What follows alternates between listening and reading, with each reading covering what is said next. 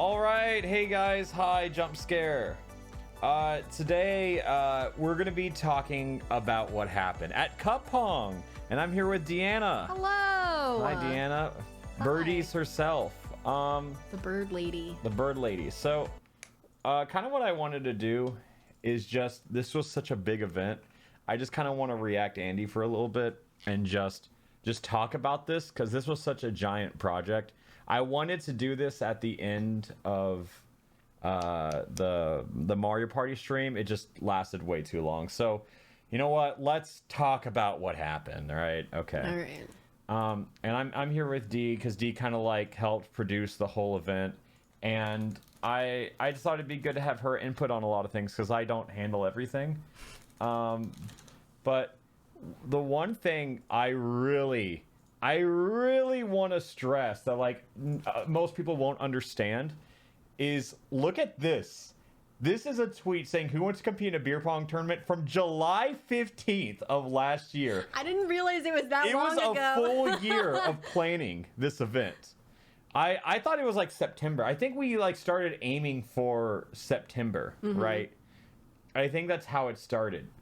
Because this was to get like soft interest in people, because you know Peach Charge was in it, Ludwig was in it, Ted was in it, and just like some other people who responded like, oh, this is showing me shit posts. But yeah, so like this tweet was a year, and what because it was planned for like, we were like, oh, this is a big video, let's aim for like August, September, you know? Yeah. And Like, originally we were like, we could just do it in the backyard. yeah, it was gonna be like 8 people in the backyard. Then it was like, oh, we could do doubles. It could be like maybe 2 teams, and now it's 16. And then you know, this is like fresh.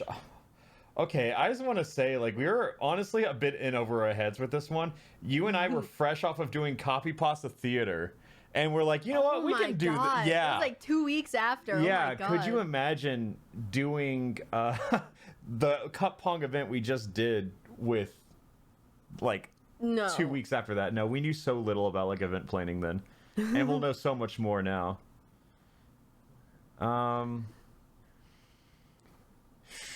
Yeah. So this event was meant to be in like September. It was meant to be in like August, September, and we started reaching out to people, and then it was like, oh, we actually had like a hard date in March. We were like, it was supposed to be in March, and then like Omicron started like spiking up, and we were like, let's delay it for St. Patrick's Day. Yeah, we wanted it to be on St. Patrick's Day, and then we wanted it to be on July 4th, but that was a Monday, so we did the July 1st. But like this event, the pre-production was hell, but the actual event itself was flawless. Yeah. I really don't have anything to like really comment on. Like this whole venue was perfect. When we toured it for the first time, we didn't like picture the wrestling ring. Like that wasn't in like a lot of the early discussions, but it was like, wasn't it just there? Like when we toured it? The ring? No, but the owner of the venue was like, oh, yeah, we just had a wrestling event, and talked about them like setting it up and how easy it was. And we were like, Yeah, it was like, whenever we discussed it, we were like, it's not required, but yeah. But it worked. Yeah. Yeah, because this table, not the table we planned, but it just looked better because it's just black. Everything was black. We sold out of this event, which was cool. Oh yeah, but then we reached out to like, well, Real Good Touring, like Aaron's like touring company. They wanted to like do obviously we were in like talks for like an alpharad tour, but I just didn't feel like I wanted to at this point, but I didn't want to leave them high and dry. So like we kind of was like, well, we want to make this a giant event, so let's do it with them. And so that's when the project became like feasible. Yeah. To me. Yeah, because as soon as we had to not do most of the planning, price of the cups, that's a good, yeah, feel free to ask any questions. We'll answer the more interesting ones. Here, let me if you go to like pleasebuyMymerch.com, we actually have like, when it loads, right, we have some of the cups that you can just buy, like a whole cup set for them. We just made too many. So like you can go ahead and get your exclusive solo cups. It's a fun little gag. If they sell, they sell. But yeah, I have no idea how much. Do you know how much the cups were? I don't off the top of my head. I can find out. Let's see. Yeah. What's your favorite part of the event personally? I think Bruno Mars, That's right? what I was gonna say. Yeah. Like, yeah, I think our boy who has been in 3 alpharad videos, one not released yet, so expect a Bruno Mars appearance soon. When did Alpha Dad join the convo? So I was at Christmas, right, with my family, and my dad was like, "Hey, what big events does alpharad have planned?" And I told him this cup pong tournament. And he was like, if you ever need someone to step in and like show them all up, let me know. And I was like, honestly, that'd be pretty funny. And then that's how my dad got in. And he killed it. He killed it. No, Absolutely killed it. My dad definitely did better than any other parent would in like a show like that. Yeah. Like I got all of my showmanship traits directly from my dad. And I think if you watch that, it shows. He was the most hype of the part of the show, yeah. How much did it cost to get the real Bruno Mars? I don't mind disclosing money values and stuff. Correct me if I'm wrong, but Bruno Mars had us pay an additional fee because the Star Spangled Banner was not in Bruno Mars's repertoire. Yep. Yeah. So I think his normal rate is $1,500 for an appearance, and he was like, "This is going to be $1,800 because I have to learn a new song." We paid $300 for him to sing the national anthem. It would have been included if we just said open with grenade or something. Treasure, like whatever. Yeah. Yeah. So, we definitely paid him a lot of money to perform 2 songs. Yeah, Deanna's also here. But Hello. yeah, we performed. The thing is, on every single shoot we do, every time we bring Bruno Mars in, he is the highest paid talent. He really is. It's hilarious.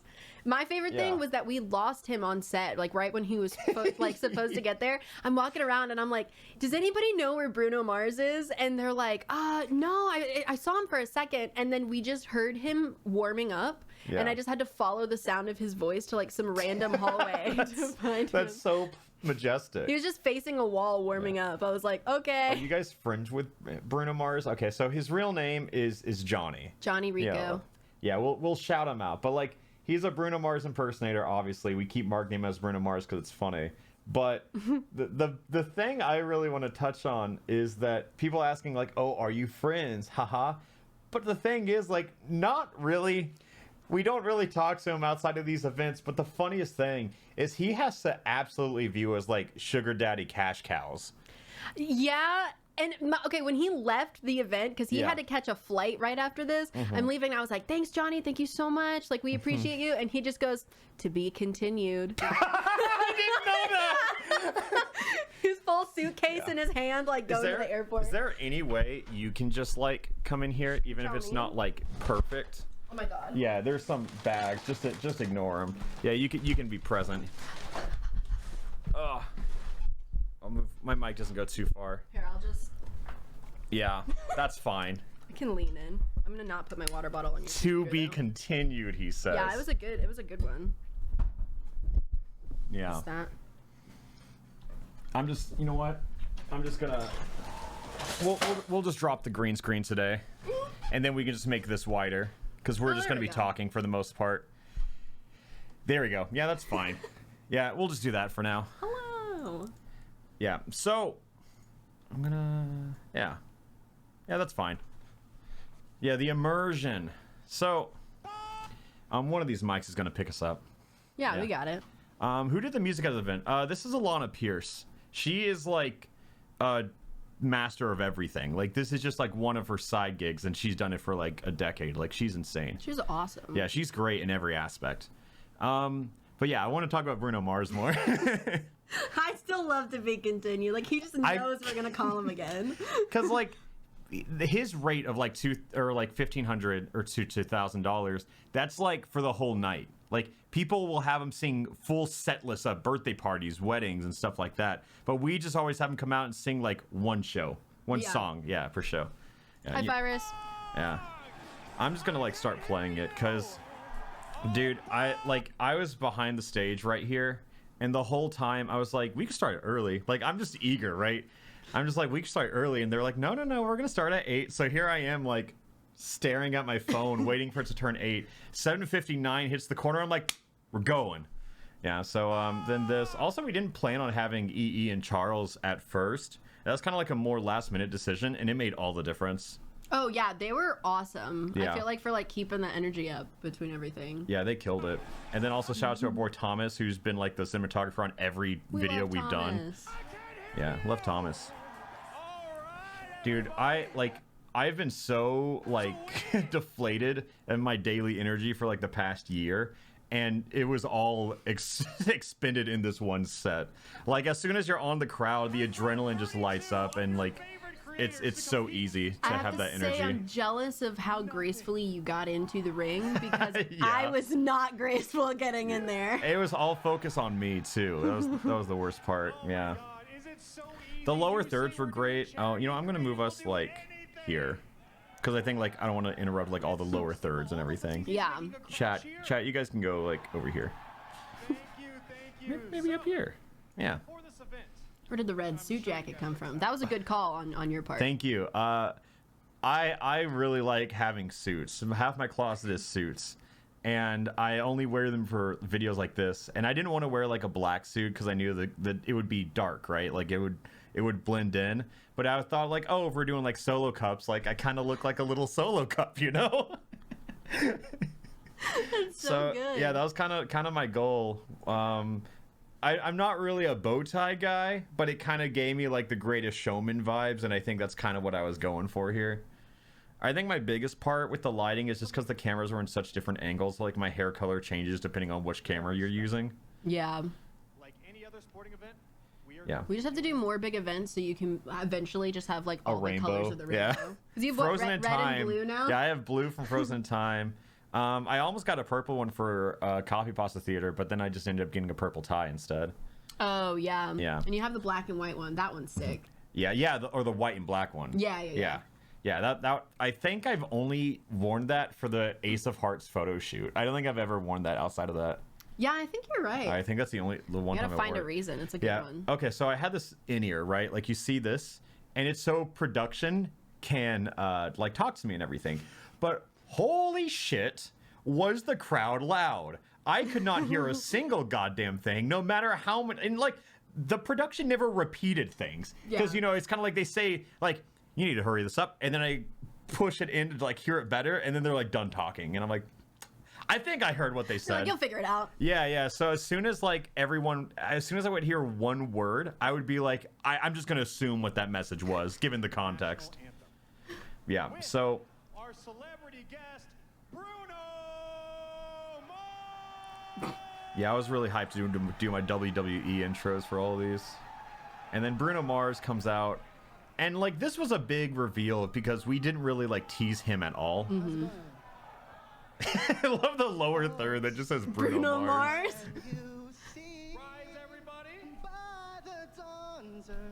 So, I was really hoping for him to be a worse singer, if I can be honest.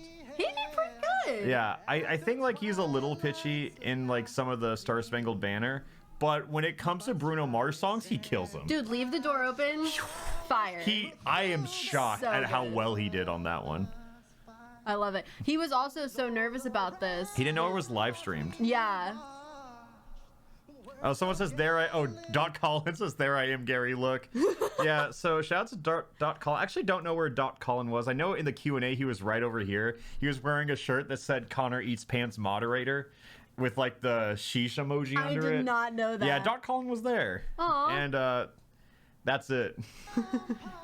Yeah. So I will also say this venue looks so much more packed than it actually was. Because we sold 300 tickets, which, like, honestly, it's not a ton for, like, because the venue wasn't massive or anything, but, like, just the ring and the people around it makes it feel packed. Yeah. Bleachers, last minute choice, really good call. Definitely, yeah. Yeah.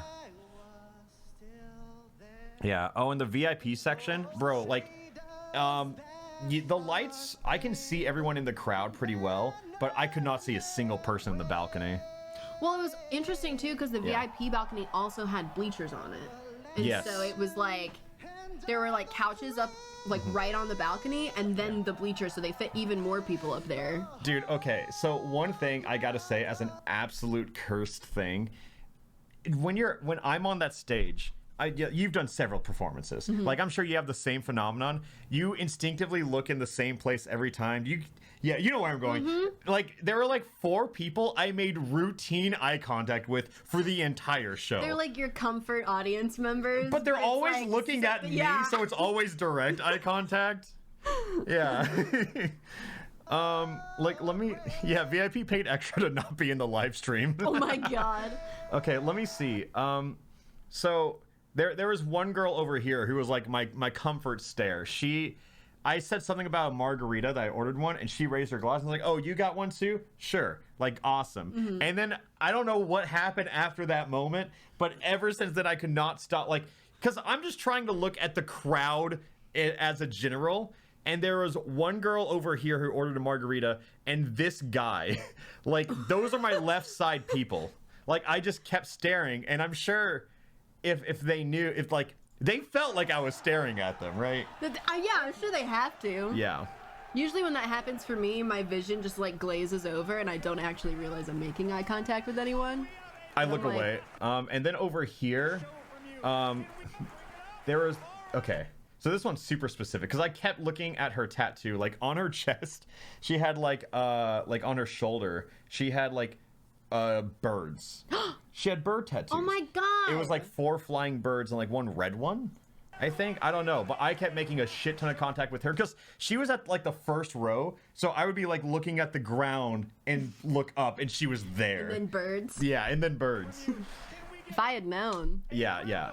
And then there was one guy who had a one-piece shirt on that same side, and I kept staring with him, and the 3DS guy. Dude, 3DS guy, yeah, that was... Yeah, Alana Pierce was right there. Shout out to her. And also, we had some great graphics for this, like just these transitions and everything. Incredible. Ted and Ethan, like, also, I invited Ethan to do this the night before. Oh, yeah. Or 2 nights before. And honestly, thank God. Yeah, Schlatt had a bit of a COVID scare, so he stayed back. Very apologetic, very nice. Behind closed doors, Schlatt is shockingly nice. Don't tell him I said that. But yeah, so we just announced the whole talent. Oh wait, no, I forgot. I started. Oh no, I think I was meant to announce the rules, and then they put that up early. I just announced the rules. It's just like I try to keep it as brief as possible because let's be honest, it doesn't really matter. We cheated anyways. Ludwig and Connor, my dad. Honestly, great picture of my dad. I remember, I think it was you or my assistant Venus. They asked like, hey, can we get a headshot of your dad or something? And I texted my dad, and it took him 3 days to respond back to me just to send me his goddamn Facebook profile picture. I could have just gotten that. I just didn't know if he wanted something more. Oh my god. No, because I remember he sent it back to me and I was like, what a good picture. Yeah. And you were like, it's just his Facebook picture. Wait. I see 7704. You said, I'm the guy, the one-piece guy with the straw hat. Did you feel like I was making eye contact with you like a little too much? Because I did. Oh I absolutely did. I'm gonna make this a little less. But yeah. Like I gotta ask, like, did you feel like I was staring at you a lot? No, not that much. Okay, well, Good. Not that much means like a few times still, but yeah. So like we just announced all the talent, which every show we ever do, we always kind of like nominate the most likely to drop out, and I'm kind of shocked no one did. Yeah, truthfully. Yeah, we had a couple like COVID related dropouts, but that's like nobody's fault. Yeah, I mean, we were prepped for a very particular person to drop last minute. Who's to say? I mean, who could it be? Yeah. But I think what really hurt us, or like just like spawned a lot of fear, was VidCon, right? Because that was like a super spreader. We had a few people who had to drop out because they got COVID at VidCon. We were scared because of like Jaden, who got COVID like 2 weeks before Cup Pong, and we were like, we'll see how that one goes. Yeah, because it was like a couple days before the thing where she was like, I'm good. Yeah. Good to go. So I'm glad that she got to make it. And yeah, and then I think Sabrina, she also had to cancel because she was on a cooking show, and she told me I didn't expect to last that long. So I think that's my favorite dropout excuse I've ever heard. I mean, Yeah. I respect it. Didn't Deanna have COVID too? Yes, I sure did. We'll see if we can spot when she gets it. Literally, oh my god. Kicked my ass. It was bad. Yeah, Jenna was also a replacement. Mm-hmm. She killed it. Yeah, there's you. Oh my gosh. Yeah, Brutally. D and V. D and V. Yeah, Christina. That's what we kept saying. Christina. Yeah. That's good. I don't know what was up with Cade, but he felt like a zombie that whole night.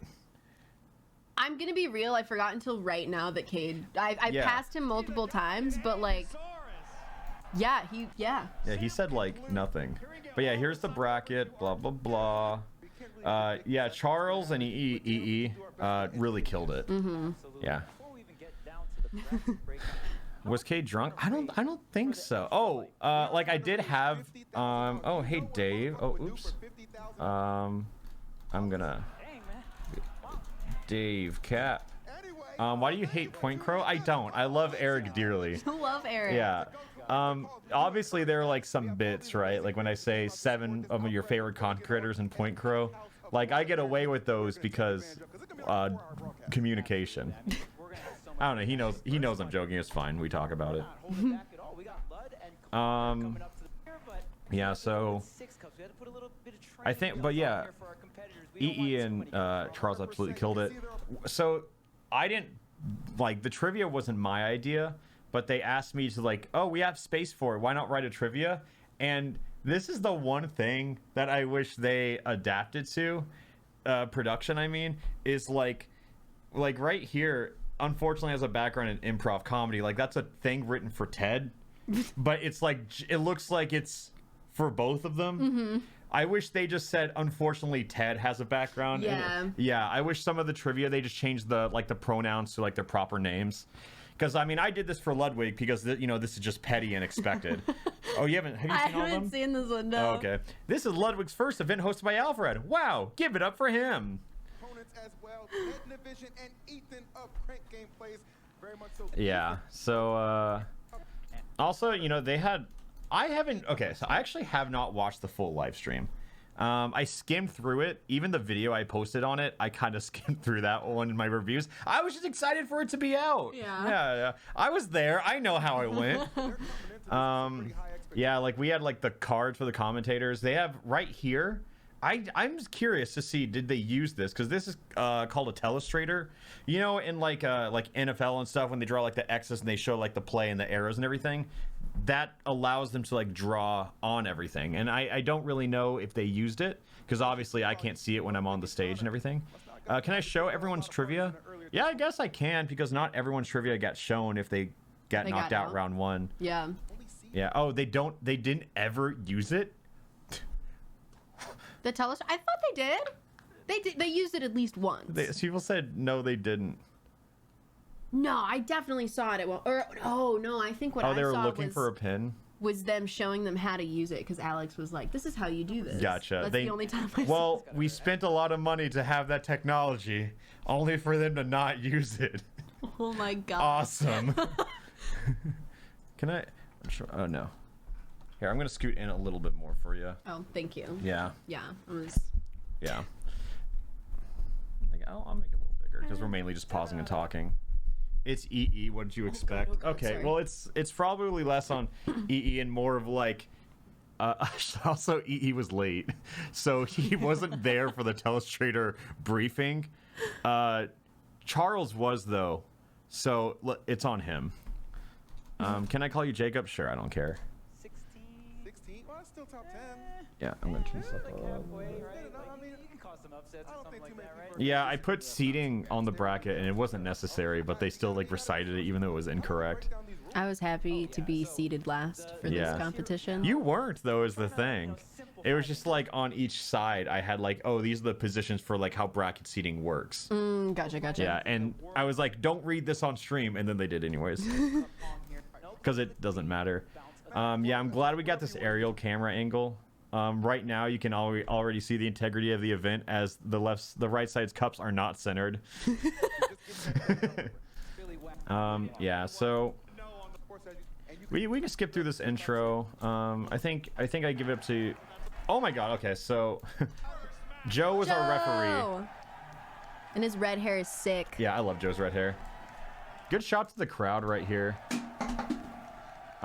We did enforce like a mask mandation. I guess people viewed it as optional, which is awesome.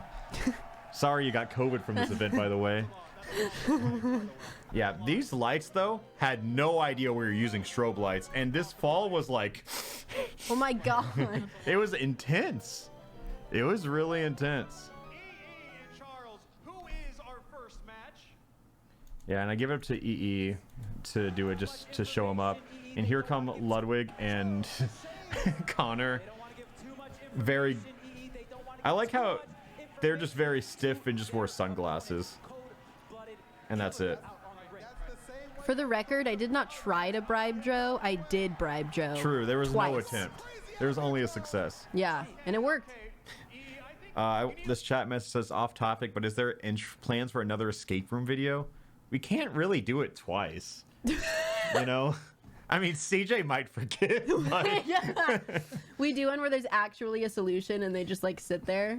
I thought about like one other escape room group because you know how we sent CJ in escape room, but then like he had to sabotage everyone and then he forgot and just genuinely attempted it. What if we put 4 people in escape room but told all of them that they're meant to sabotage? Yeah. What would happen? We should find out. Yeah. Honestly. A little more gravitas to it. Ooh. I think you have to introduce it. Say something like, Ethan. Did I even pronounce that word right? Gravitas? Yeah. Okay. That's a word like I have no idea how to spell it. I just know how to say it.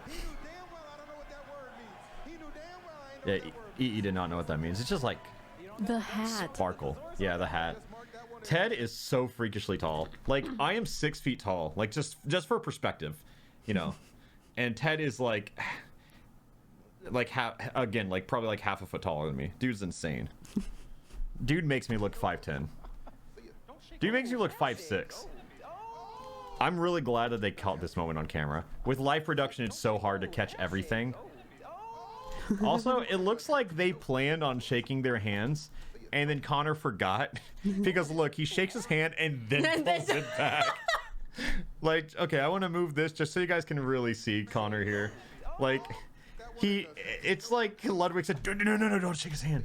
Guess what? It's so dramatic. Is that what happened? I don't know, but it's really funny. Oh my God. Yeah, and then Ludwig did nail it. Good cut to Ted's. Like, this is all live production, right? Like, really good to show, like, you know, it's basic storytelling of film, just like action and reaction. And they got it. They nailed it. Production was on it. Did he just? Didn't see that one coming. Wow, we got the PM right off the bat. Yeah. For our resident referee, can we get a hi Joe from chat for Joe? Oh, yo, hi Joe from chat. Yeah, gotta give it up to Joe. One of the best in the biz. Has been doing this for 20 years now. Wait, we have a bribe on hand? I'm surprised we got the bribes in round 1. Joe does take bribes. You know? This is his side. That was I just wanted to win my first round, so that's where all my bribes came from. Also, Ethan gave him his credit card, and then Joe almost showed the camera. Oh my God. My favorite part was Ethan coming up to me and being like, is Joe coming off stage at any point? And I was like, I don't think so. He has Why? his credit and he goes, card. can I get my credit card back? Yeah. You're going for 3. Yeah. Everyone says that, like, Ted has such an unfair advantage because, like, his angle on the cup is so different. Okay, but that's true. Oh Yeah, my I think God. it is true. Oh, wait, what happened? Oh, well, he took a credit card, so, you know, like, I mean, you did a subathon once. Can't you bribe him more? Money's tight on this card. People like that joke. I felt like it was pretty low hanging to say, like, Ludwig has money. Laugh. Oh. But people loved it. What can I say? Yeah. This one right here could be the tone setter, Chuck. Yeah, and then Joe being a ref, doing ref things. Entire tournament. You see the square there. That is Yeah, I'm gonna skip through most of the gameplay because I really just want to like talk about like the production itself. Oh yeah, I forgot. Don't remember what Ludwig did. Joe threw a flag, called a foul. I like how Joe's willing to yell at Ludwig. Yeah.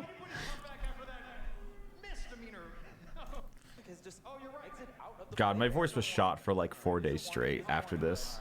You gotta take this kind of stuff seriously. How much money did Joe actually make? I told Joe he could all keep it, but he donated it to the charity anyways. He Good guy, did. Joe. But I think he kept like the Target gift card someone gave him. I'm pretty sure I PayPal'd him $20 to remove a cup, and I'm pretty Yeah. sure he sent it back to me. Aw. I was like, aw, thanks, Joe. It's so hard to get a read on Joe. Also, like, I'm glad I didn't have COVID, right? Because in this moment, Ethan says, like, I'm really glad that we got COVID tested before this event. I'm just glad. I'm glad. I'm glad for that reason. Yeah. Yeah, I would hate if it was documented of me giving Ethan COVID. All right, so one cup. So I'm glad it didn't. Can they retaliate here? Gotta be the question. You don't want to fall behind early. I like Ethan, like, I know he's holding onto the rope behind looks him, like but it he's, looks like, like he's comforting him. massaging Ted's back. You got it, big guy. You can do it. Oh my God. And that's why they won. And that's why, spoilers. Oh, sorry. Not even hitting the rim there. I mean, that's a. Yeah, and then, people love it. Okay, this is like, I do this a lot. Every live show, every live production. People love specifically this joke. Oh my God, Connor, how do you feel? Okay, all right. Here we go. You just give them a milliseconds to talk and pull it back, and people love it. Okay, getting close. I love the sitcom crowd. Oh. Yeah. When we were planning this event, Real Good Touring was like, crowds typically only like to be involved for like 90 to 120 minutes.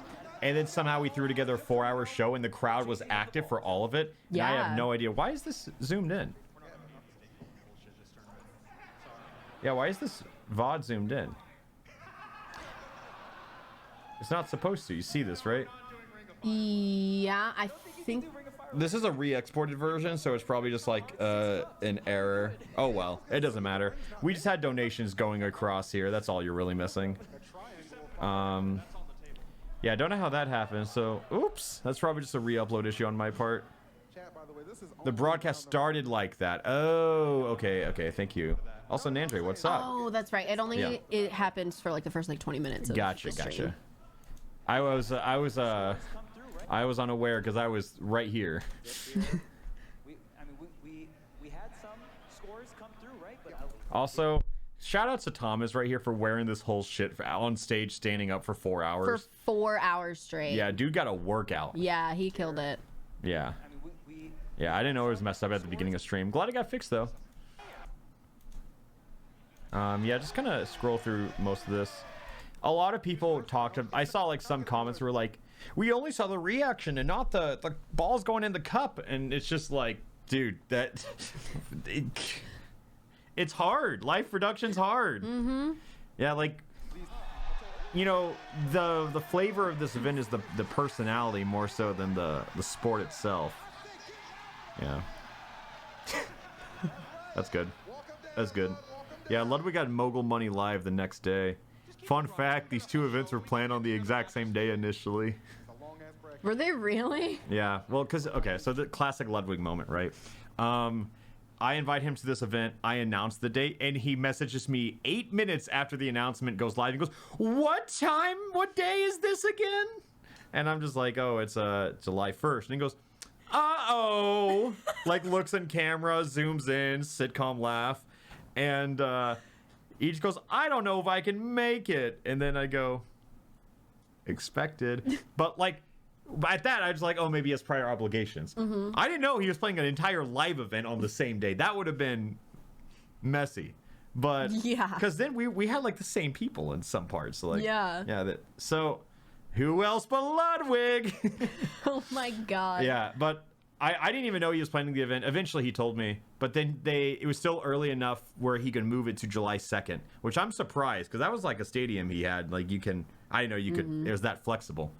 But then good friend Garrett Nieper, he messaged me like a week before and goes, hey, I don't know if Lud can make it to your event, because he's like on the production team for Mogul Money. And I was like, why? He goes, because tech rehearsals that day. And I was like, we'll see what happens then. Eventually he made it. He just went straight from the tech rehearsal to here. But it was just like, if he shows up, he shows up at this point. I'll believe it when I see it. You want to re-rack? Ludwig feels like a one-off character in the Big Bang Theory. I don't want any more elaboration on that. That's good. This is a pretty early re-rack. Do you think audience/chat was going along with the bit, or it's that easy to get them to cheer for no reason?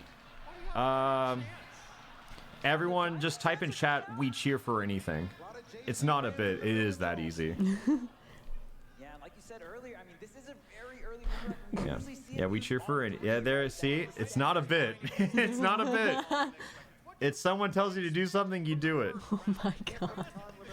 Yeah, what is, my favorite thing was, I think the biggest question asked in our weekly production meetings were always like, what if they can't get any balls in the cup?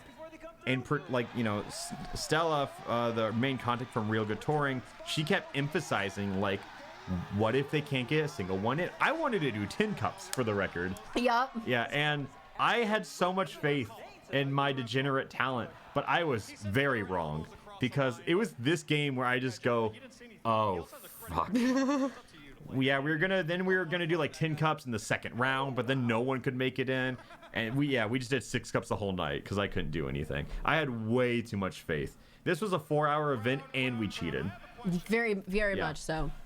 I have to say, I think I jinxed myself because I practiced before this event. Yeah. And I would practice with Point Crow a lot. Yeah. And I was like demolishing him. Like, I think he would vouch for me in that too. Like, I was doing No, I so heard you good gas yourself up. here at the house, and then I was like, I'm so worried I'm gonna choke the day of, and then I sucked. Dude, Ted has such clean shots.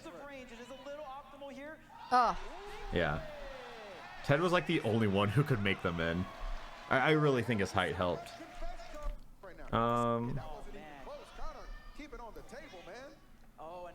Yeah, swing and a miss. And what's funny is, like, I'm sure you guys remember, like, the blitz rules, like, oh, we're gonna magically remove a cop for no reason and stuff like that. I wanna see whenever we start to do that here. Did I do it here? Yep. Okay. So that's a miss right there, and you see Joe take a cup, because if the angle shows it right before I ever remove a cup, you'll always see me go like, because the reason I'm doing that is we had a schedule, we had 10 minutes per game, and production's in my ear saying, you got 2 minutes left, you need to move this shit along. oh my god. Yeah, so it's just like every time I moved a cup, it was because production was yelling at me in my ear. They were keeping the timer. Also, I want to critique Connor's form here. He's like, he throws it like he's scared. Oh my god. Connor gets jump scared. Wait. No, I can do it. It's the flick back. It's so the flick good. back. I'm gonna keep watching this. It's like the throw is fine. It's the drawback. Cut pong jump scare. Yes. Yeah, they're doing like high school football game chants. That did not last. Then they got really personal with all the chants. I wonder, anyone who was like at this live event, how was your like throat feeling the next few days? Because I straight up was like on bed rest.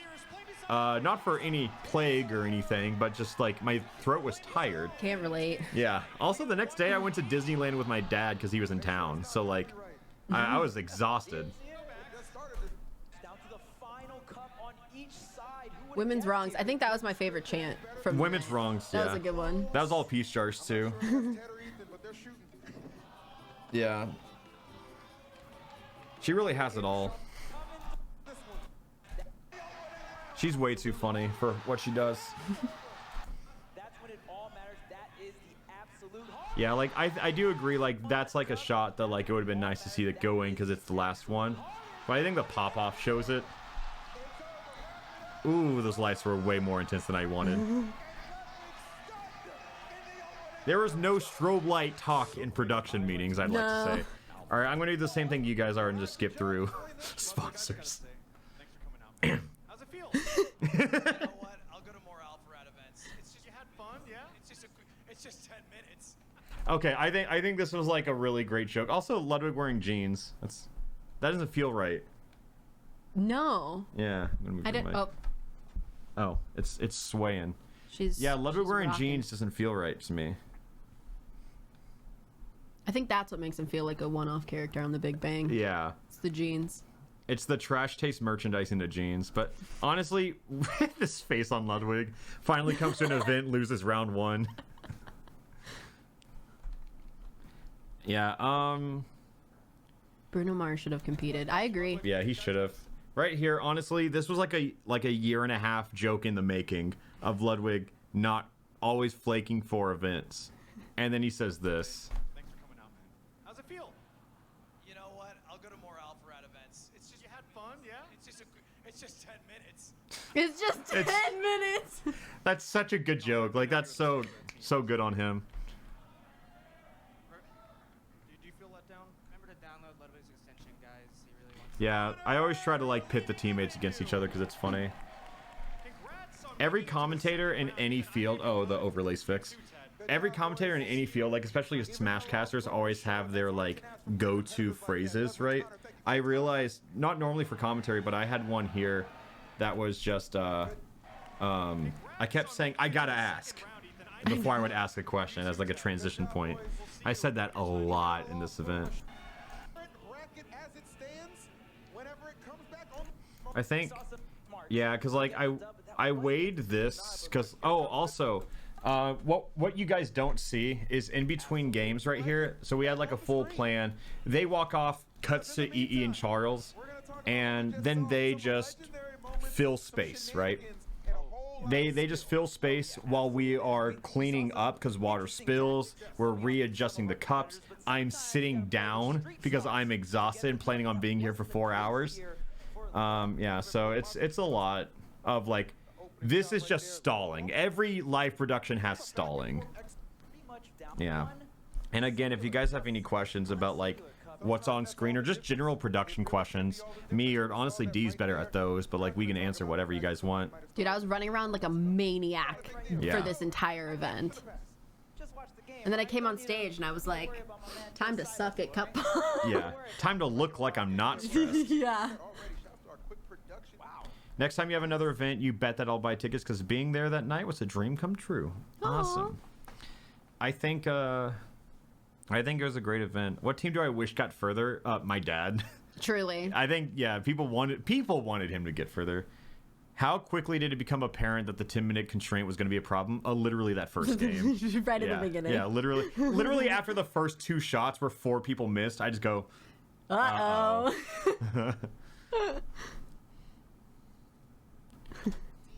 What was your biggest worry about the execution? Probably like production, because like I can't see it. I just had to hope everything was going well. Yeah. Like, okay, so here's another example, right, of like the trivia. Did Trevor have cancer? Says recently beat cancer and now wants to beat the competition. That was a clip for like my dad, right? Like my dad over here. My dad beat cancer. Trevor did not have cancer. But now it's just like, who knows? Because I thought the trivia was gonna show one person at a time, so that was a little bit of a whoopsie, and it's kind of funny, because now it's like, is Serenite or Ovally May gonna integrate Yowie into any conversation? If you know the people involved, you know who I'm talking about, but if you don't, both are probably true though. Also, no, we did not have a tech rehearsal the day before. No, I think all of our events have all been like pretty, I like it that way. I like being loosey-goosey with it. If it's a disaster, it's a disaster, but we can make it funny. We had like a short one of like 20 minutes to get the beginning of the show down, but Yeah. other than that, it was like, have fun. Yeah, our tech rehearsal was, The intro, Bruno Mars explaining the rules, when Joe comes on, when the casters start talking, what Alana does, and then we did one practice match. And then we're like, got it. Yeah, pretty much. Yeah. And like the intro, the tech rehearsal was not good either. Cause I wasn't there for that. I was doing it other wasn't. stuff. I feed off the crowd in those events. So like it's so hard to be like, are you guys ready for cup pong? And there's like just 3 empty bleachers. You know, it's hard to fake that energy when there's no one to fake it for. Yeah. Who else would you have invited if you could? Honestly, I got everyone. Like everyone I asked kind of said yes. I think I would have loved to have Schlatt there, but that's like it. He just had a COVID scare. Yeah. Didn't have COVID as far as I'm aware, so thankful for that. But you know, he didn't want to like maybe have it. Yeah. My dad comes out. Trevor. Okay, so why was my dad team with Trevor? Right? Did they know each other? No. Trevor I told him that my dad's going to enter, and I had no idea who my dad was going to team with. But if you know Trevor from anything that he's done, it just made sense to me. And you know, I was in a text group chat with my dad and Trevor as they were coordinating their outfits. I love that. Yeah, and yeah, Trevor gets in with my dad, and the whole bit was Trevor kept saying like, I wish he was my dad. Only got the handshake, man. Trevor, I gotta ask, how's it feel, team? I gotta ask right there. Oh my god, I say it. It's like I noticed it halfway through the show, and then I couldn't stop. I gotta ask. With just a legend, you heard the crowd for your teammate. No, I'm so excited. There's a lot to live up to, and I'm gonna make Dad proud. That's a great one. So, to hand it over to my dad, how do you feel about this event? I feel very excited. Camera. Let's do it for T-Tours. Let's do it for the kids, baby. That's right. My dad. Okay, so I love my dad. Like I have such a great relationship with my dad. He's so proud of me. He supports what I do. It's awesome. But like he supports it because he knows. Like he's like, if this was a thing when I was young, I would have done it. Like my dad and I are super similar in a lot of ways, and I get all my humor, charisma just directly from him. So it's like super nice for him to like get to see what I do in a place that everyone is chanting his name, right? Yeah. Yeah. No, my dad's great.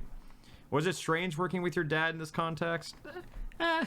Like a bit, I guess, because it was like I'm not, you know, I don't address my dad with like these questions with the stick mic and everything. Like it was more of like I hope he's comfortable with this kind of thing.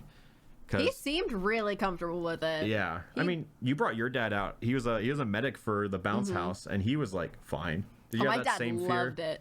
No, not really. I mean, my dad works in film anyway, Yeah, so I that's was fair. like, he's fine. Yeah, my dad does like appraisals, so Close enough. yeah. All right, take your side, because now we have your competitors coming out.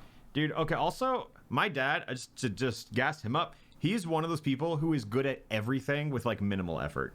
Like, he was that kid who never studied and got straight A's. You know, he's just smart enough to coast. I feel like that track. And by straight A's, I mean, like, A's and B's, right? Yeah. He seemed relaxed in the VIP. Yeah, he was just hanging up there. He said people took pictures with him and asked him for autographs, and he loved it. I love that. Yeah, my dad was a C's get degrees kind of guy. Yeah, you know, he's a professional level poker player. He was a near professional level golf player. Like, he just keeps doing shit and gets really good at it. But he's like, I make more doing what I'm doing. Yeah. High key, my dad was asking me, is like, so I mentioned like he had cancer and everything, right? After that, kind of changed his perspective. He's kind of spent his whole life grinding, making a lot of money. And after that, he was like, I don't want to like miss out on these years with my family and stuff. So he's trying to find something with like lower pay that's more fun and fulfilling for him to do. He's going to wait to get like some more like health insurance from his current job first. But he's been asking me, he's like, what do you think I could do on YouTube? He would be so good at YouTube. He pitched it to me. He really likes channels like Dude Perfect, right? Hear me out. My dad, he like sat me down like a pitch meeting and said like, hear me out, Dad Perfect. He's like, it's just me and my buddies who all peaked in college, and we just do the same things they do. Okay, but I would watch. I would watch that. Please, Yeah. Please do that. No one steal that idea. That's from my dad only. Yeah. My dad, like, he doesn't want to stream and play games and shit. He wants to like do events like this. He wants a dad perfect. Dad, perfect. That's so good. Because, you know, he has that same fear that like everyone unfamiliar with YouTube is like, will they sue us? I'm like, no. I think it's really funny that they played this song and they skipped in. Also, yeah, I like how Ovely, pretty tall, takes the jump rope. Serenide, who's like 4'10", stares at it, goes under. Yeah. That was like the most intimidating part of the whole event, was getting into the ring though. Yeah. Wait, did I say that? And the caps that say beer. Did I say it? And the caps? No, I just talked about their caps that said beer. My dad is such a backwards hat kind of guy. You know what I mean? Yeah.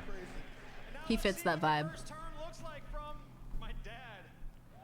They just wanted like fratty apparel, like my dad and Trevor. Also, let's talk about this one. I do wish like we got the shot on specifically this. My dad was the only person who sank the first shot in of the entire 32 people at this tournament. And like, I just want to look at Trevor's face here.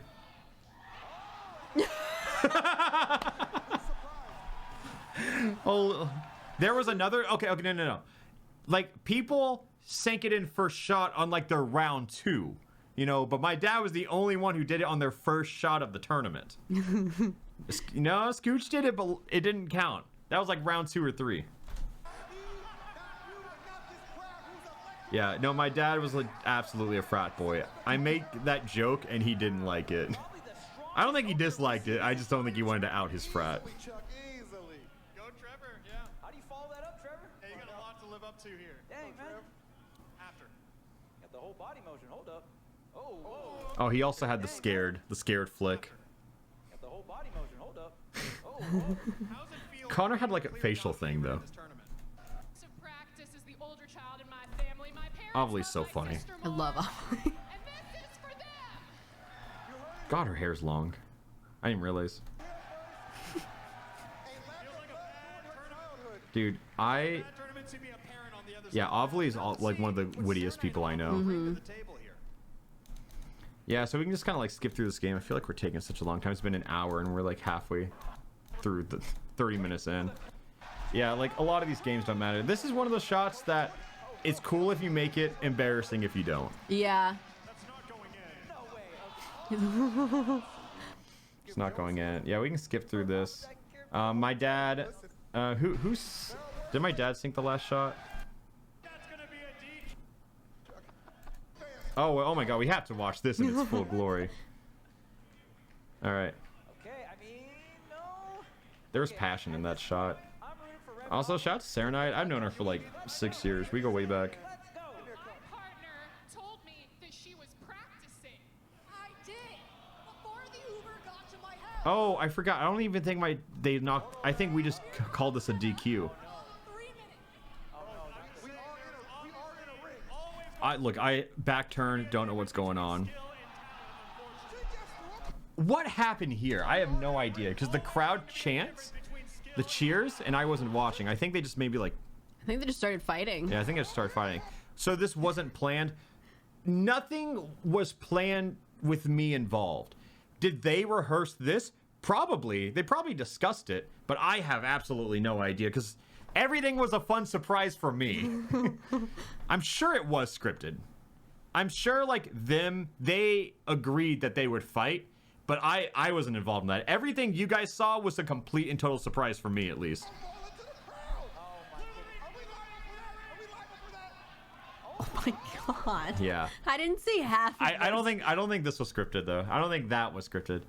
It can't be scripted. Serenite has a smile. Well, it's just like it can still be an off the cuff bit, and she can find it funny.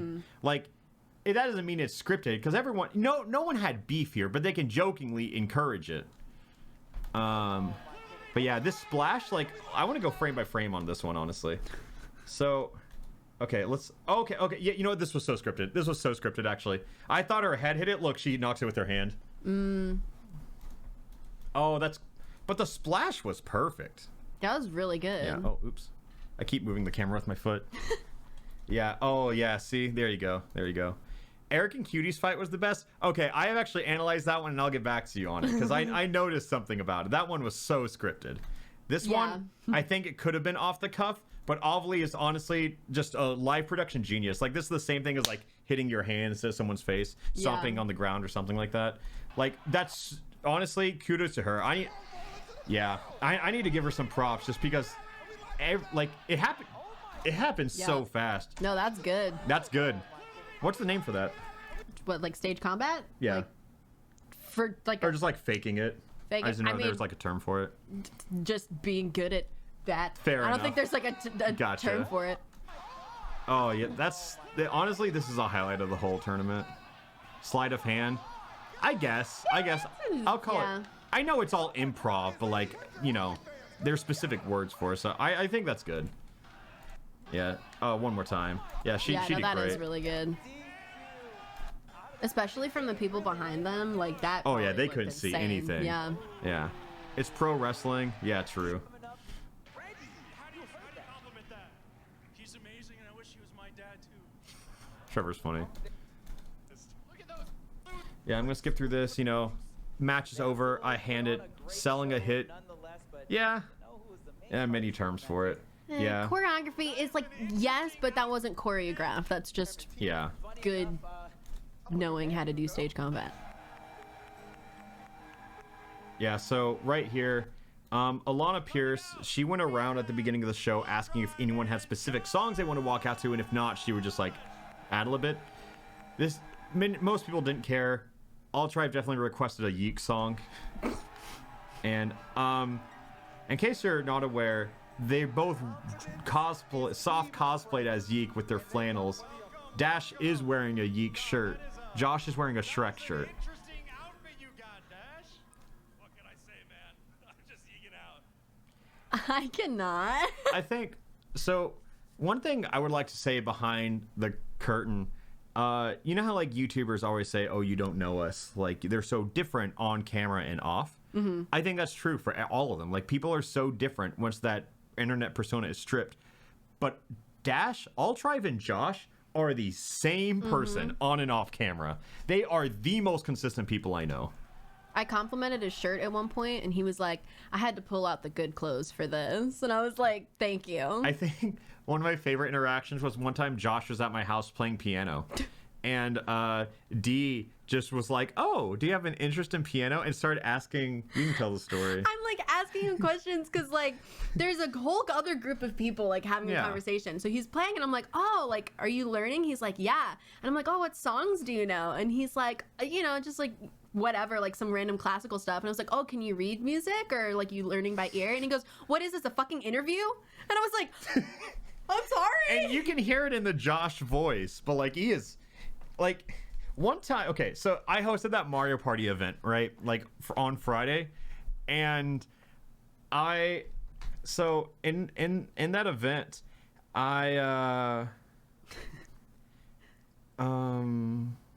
my god, what was? Oh yeah, so I was saying like, hey guys, when do you want to do this Mario Party event? It doesn't matter. Here are 3 dates to vote on, and Josh said I can do all but one, and then everyone started saying I can only do that one. So then everyone started voting for it, and Josh was like, what the fuck, stop the count. And then like I felt bad that Josh was the only person that we initially planned who couldn't make that date. So I want to be nice to Josh, right? Like, and I send him like I'm gonna crop this so I don't, because I have a Discord link above it, I don't want people to see it, but yeah, so I messaged Josh like a nice message and say, hey, sorry for the date falling on the date that you couldn't make it. And what did he do? Like, it was pretty much like, I'll definitely hit you up next time we do this, you know, like try and be like a good friend. And Josh just downvote Cannon and wait, it'll focus eventually. Wait. Okay, well, you can see it.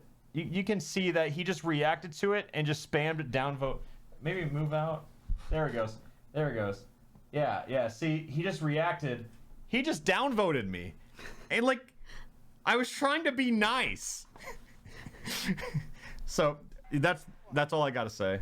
Yeah, they're the same person on and off camera. What do you, Josh? So we hosted a VIP Q&A. All right. Oh, yeah. Honestly, these two, like, stole the show. They were so fun. Oh, for the video, did you use only shots from the stream, or did you take extra footage from the cameras? I want to say that we used like 98% of what production did, but we had full access to all the cameras, and we did splice some shots from the cameras. Just like when we, sometimes you're watching and you're like, ooh, I wish they would cut to this, that we just replaced it with those appropriate shots. Peach said you didn't brief them about stuff, had me cracking up. What was there to brief them on? It's cup pong. Like, I mean, all my events are kind of like a just come show up. Okay, and the confidence coming through, riling up the crowd before the game has even started. Oh, 100%. So, you guys have 7 cups. For free? That's one's for free? No, I mean, that's good for you. Dude, I do not know how to get a read on them. I'll be so honest. It's so hard to interact with them. What were you saying? No, go ahead. It's just because, like, all of the interactions are them, like, hardcore flirting with me. But it's, like, for the bit. But I'm, like, I don't know how to respond to that. You know? That was not my interactions with them. I believe it. Well, they do it on stage, and I just don't know. I remember one time Peach and I were doing Fall Guys. We had, like, the competitive Fall Guys tournament. And then I mentioned, for a video, I want to do Squid Game. But I don't want to do, like, the Mr. Beast shit. I just want to wear a suit and slap the fuck out of people. And she said, you can do that to me any day. And I'm just like, she's the only person who can, like, stun lock me. Like, she just says the shit, and I don't know how to respond to it. Are you good with that? Yeah, what was your interaction with them? Because I didn't really, this is my first time meeting them at this event. And so we were talking, and the only thing I really knew about Peach Jars was the sexy Thanos shoot that she did with Sophia, who's our makeup artist. And I went up to her and I was like, I loved sexy Thanos. And she was like, you have good taste. What's that, the Thanosy? Yeah, the Thanosy. And we just ended up talking about that for a while. And that was pretty much my only interaction. Just for the people who are saying, what are you talking about? Let me find this. Here you go. To meet with us, professionally applied. There you go. Yeah, there's Sophia. There's Sophia. Yeah, this is a Drumsy video. Trying to find like a good shot. Oh, there's Jenna too. Yeah, here you go. This is what she's referring to. Awesome.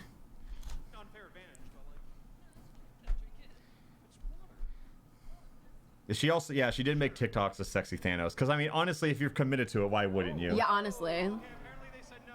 So just go, then 2 people go. Also, Jenna is, like, insane in a fun way. Because I remember, like, right here, that makes sense. 2 completely different forces on both sides. Yeah. I think right here, or is it before? I just skipped past it. Jenna asked if she could, like, drink the water, and I said yes. And then everyone, like, all production started, like, screaming in my ear. Joe came, like, look, watch her go for it. And then you hear production in my ear, and everyone freaked out because we had like PAs on the side doing this. No. Yeah. Yeah. So she wanted to drink it, didn't get to. Yeah, that was Can you knock them out of the tournament for me? Yeah. I like working with Peach Jars because I think her and I definitely have like really good synergy. We riff off each other well. But yeah, she can definitely stun and lock me, and I don't know how to respond. Yeah, so I think for the most part we can skim through this because I think like this game was pretty anticlimactic until Peach Jar said women's wrongs. They couldn't drink the water because the ping pong balls were touching the floor and then going back in the water. Yeah. That's That's why. Yeah, it's just it's if you really think about it, they were just trying to protect her. Yeah. And was it this? I feel like she said it on the this side. Maybe it was in the next round. I don't remember. Anyways, Peach Stars at the end of one tournament said like, I'm doing this for women's rights and women's wrongs. And I think that was the highlight of the show. One of them. I keep saying that. Good show. Had a lot of highlights. Likes birds. Christina loves birds. I wish I saw this slide so I could have just put like Deanna likes birds. True. I thought it was funny to have everyone's trivia be really complicated and like wordy, and then yours was just likes birds. I got recognized for birdies. Yeah, when I was running around, someone said it's Bird Lady, and I was like, that is the best compliment. I was like, thank you. For those of you who don't know, we're gonna plug birdies. Deanna loves birds. I do. And she just talks about birds. And here's Joe. Hi, Joe. Yeah, Deanna, if you've ever wondered, have you seen a toucan sleeping? Have you? I have.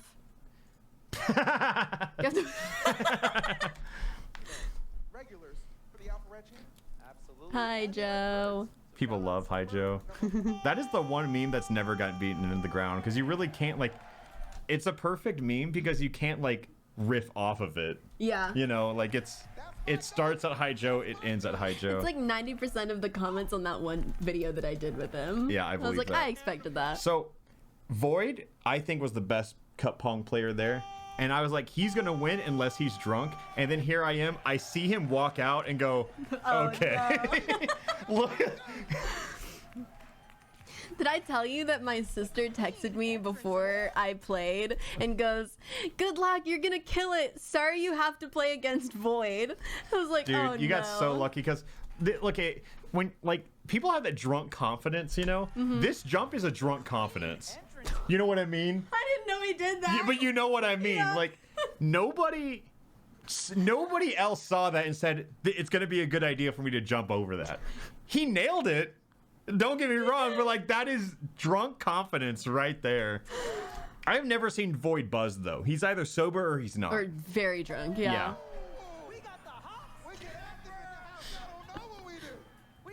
Also, Void goes to the wrong side despite me pointing at it. Oh my god. Also, I was so obsessed with Jasmine's outfit. Yeah, no, she's incredible.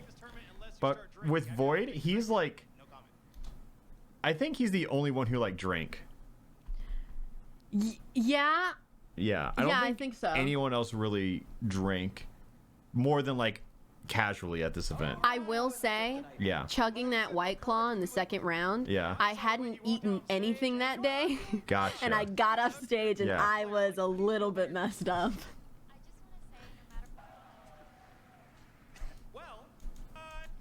Yeah, here's you. That's me. How long? When did you and Christina coordinate your outfits? About a week before. Also, I'm sorry. I'm gonna watch you get in here again. But they are ferocious. It is not majestic, if I can be honest. It's not. I was like, ow. I'm not gonna play. I'm gonna play it one more time actually. It's the face that you make right here. It's like the stumble. Oh my god. Like the cat treats in my hand. Yeah, which just unexplained because you were gonna bribe Joe for precious Marina to give her some cat treats. And I did. I also brought him a Coke bottle, but it was glass and it shattered. Oh. Yeah, I couldn't give it to him. It was really sad. Yeah, Joe, he's a fiend for those glass Cokes. Like, dude, Void, his mannerisms are not sober. What is that? Look at you. What the heck was that? What is that? Because, okay, so reading his mouth, he goes, he shoots it, he goes, oh, shit. What the heck was that? What is he doing? I don't know. The finger waggle, no, literally. I like it though. Oh, they're cheering for alpharad. Oh, I guess we didn't focus on the chants during the Ludwig one. because I remember people were saying, "Let's go Ludwig," and then it proved how disloyal the crowd was. I'm not gonna go back because we need to finish this. But then Ted took the mic and immediately made them go chant Ludwig, wets the bed, and it's just, I don't know why that was his go-to insult. And it worked though. Everyone chanted it, yeah.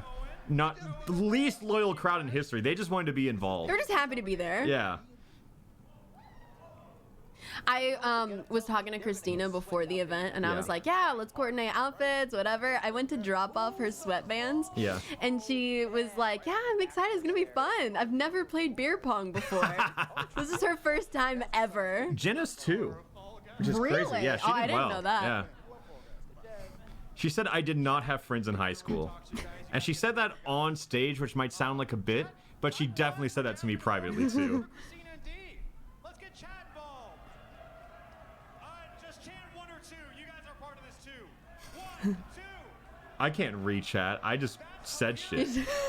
Yeah. That one too, don't worry. God, Charles and Phil did such a good job at, like, as soon as I stopped talking, they would fill the space. And then as soon as I would start talking again, they would let me have the stage. Like, you have to, like, that's like an ego thing too, you know, to be like good at that. Like, cause like you could, if it was like a problem, like I could start to look dickish for like talking over them. But like as the host, like they had to like be able to give it up and like let me talk, which honestly, like that's not a skill a lot of people have. Like No, I'm very, definitely, yeah, very appreciative of that. very lucky to have gotten them. Yeah. Yeah. Oh, Joe just gave you another ball. Oh yeah, because like that was when I gave him cat treats. Wait, is that 3 balls on this side? Someone said, oh, that Void throw. Oh, let me go back. Let me see Void's throw. I wasn't watching.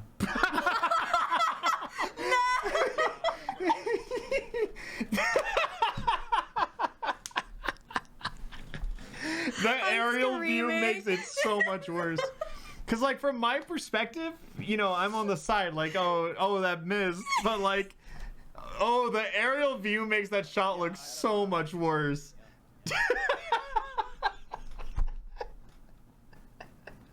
My dude was gone. Oh my god. Oh, one more time. Look, I just want to see like his lineup. Like, he's not even really lined up to throw it. It's right here. It's dangerous. Oh my god. My man's. Oh, there goes the cover. Give me that. I love Void so much. I like that at this point only one cup has actually been sunk because you guys just took one away for us. Is this when you started chugging? No, this was No, the I next checked round. the second round, yeah. I'm talking about. I like your rainbow sweatbands, even though it's July. Thank you. Very okay, bold. Can I tell you about the dream that I had the night before cup pong? Yes. Okay, so I already had this outfit planned out, right? Uh-huh. I have a dream. I'm like, production's going great, like whatever. I go out to play, and you ask me a question. You're like, you know, Deanna, Pride Month is over. Like, what are you doing? And in my dream, I said, Pride Month may be finished, but we are only just beginning. And I was hoping you would ask me that, because it's the stupidest thing I could have said. You could have prepped me. I would have asked it. But I dreamed that. I was like, oh my god. You could have just asked. I guess, yeah. But now you all know. Gotcha. It would have been funny if this also look at elbows. I know. Joe said something to us about it. She was leaning in. She was. I'm also bribing him right there. Yeah. You see, I saw. Look at those roommates. We're getting some comps here on some. We have some negotiation. Yeah, it was $5 for him to take a cup away, so I paid him $20. I just want to say, like what a cutaway right here. You just see us, and then.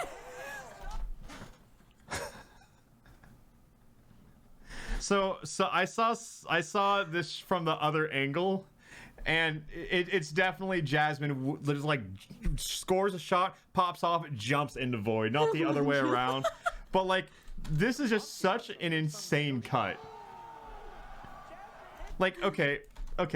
So you see her hand. You see Jasmine's hand right here. You see it score, and then you see her get yoinked. That's so good. Void having the time of his life. Yeah. In the midst of that defense chant, I definitely did hear the. D's nuts chants. Awesome. Jasmine tweeted it if you want to find it. And I just want to go through the VOD. A lot of pressure here and another bounce attempt. I know she. Shots to Thomas. Yet again. Honestly. Oh man, I even at this point, this is what, an hour in. Yeah. He had to be dying. Like, I get exhausted standing. Like, I was exhausted sitting up here with a damp suit. Yeah. And yeah. Those things, I mean, that rig probably weighed like, I don't know, 30, 40 pounds maybe. Yeah, that's about what I was gonna say. I mean, the camera itself is like pretty heavy. Yeah. Yeah. That's I mean, insane. 30, 40 is like generous too. It could be heavier. Oh man, I couldn't have done it. No. I remember there's this one, because like the whole like Frozen in Time visual album, Thomas was like the cinematographer for that. So he had like the same, kind of like a similar-ish thing, and that was about like November-ish. Oh yeah, that filming rig that. I think was even bigger than the one that he had on for this. It was. Also, here's the wig. Oh my! Yeah. Oh god! The wig I had in it. Oh, move out of the way. Oh my god! Because I thought it was so funny because people saw that trailer and was like, "Wow, they've been working on this for a while," and I'm like, "It's a fucking wig." It's like a jump scare. You for absolute me, fools! like... Yeah, it was. Here's me and Thomas in front of the Full House. There it is. And it was the start of November. When we were in the house. Yeah, when we. Right. And very end of October. Oh, yeah, you're right. Oh, I found it. Yeah. Here's me.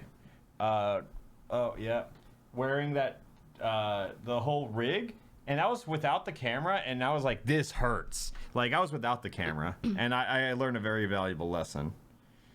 Yeah, honestly, and just because I'm here, we got some nice shots from the Monophobia shoot. These are nice. Oh yeah, that one was fun. That was my favorite one visually, and the whole visual album. She is determined. Yeah. Anyways, yeah, long story short, I think we flip a coin here, right? Because Yeah, you guys we are do. down to one cup. Here's your coin. We flipped a coin. All right. So, Void, since you did get your last cup first, we're gonna allow you to pick heads or tails. What are you? Are you a Sober Void would have guessed right, is all I'm saying. Yeah. tails kind of guy? But I think, also, I was about to say it, at the start of Void's thing, right here, I literally said, annoyingly good at everything until he gets drunk. Oh my god. Just read like a book. Anyways, you win the coin flip. We move on. We do. And then who comes out next? Oh, we start plugging for charity. Raised 13,000. Raised a little over 30,000 total at the end of the stream, which is awesome. Okay, and now Oh yeah. yeah, Cutie and Shay coming out. Yeah. Are those Doritos? We have those? Production? looks like it's ranch. So after staring Just chilling. World champion. Also, I make this joke on stage, but I told Eric, it's like, out of every time I've ever seen you in person, 80% of those times you've been wearing this shirt. He wears True. that shirt like 4 Vouch? times a week. Yeah. Hard vouch. It's such a plain shirt too. It is. Yeah. He just likes it. I mean, I have my shirts I wear a lot, but I just really want to Eric acknowledge owns that like one. 4 shirts total. Yeah. I couldn't even. I got neck. Yeah. Now, Alex, question: are you a compulsive liar as well? Everything he said was Good for me. Good for me. Well, That was you heard funny. it here first. Ask. Love Alex. Love Eric. Both great people. relaxed, we're having a snack. For a good time. You know, here they just talk about just another day at work, not even stressing over it. Eric. Yeah, I think it helps because like Eric and Cutie, or like Point Crow and Cutie Cinderella, are like very close friends. So like, I think that's why the dynamic works as well as it does. Yeah. Yeah. Honestly. Said he's wearing that shirt right now. Wait, he's streaming?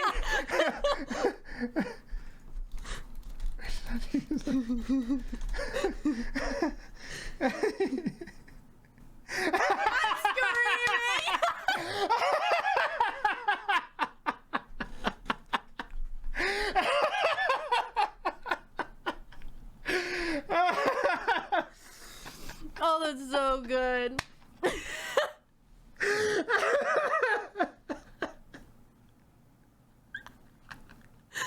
Oh my god.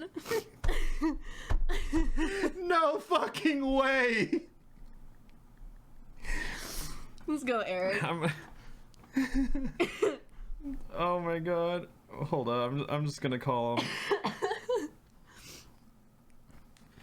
I don't know if he'll answer because he's on stream.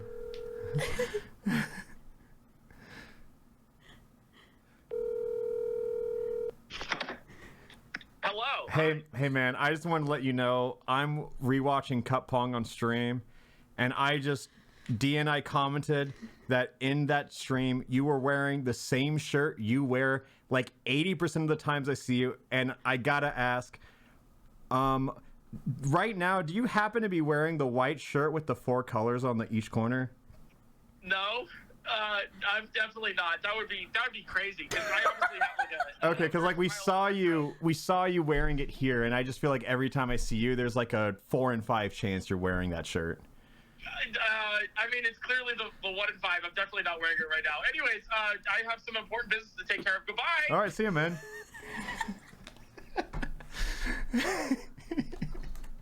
I'm screaming. Is it gonna change?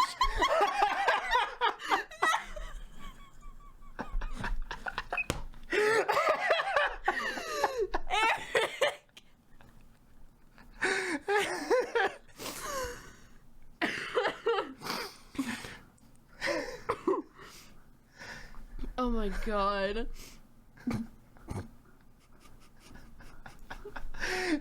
He does wear that shirt a lot, to be fair.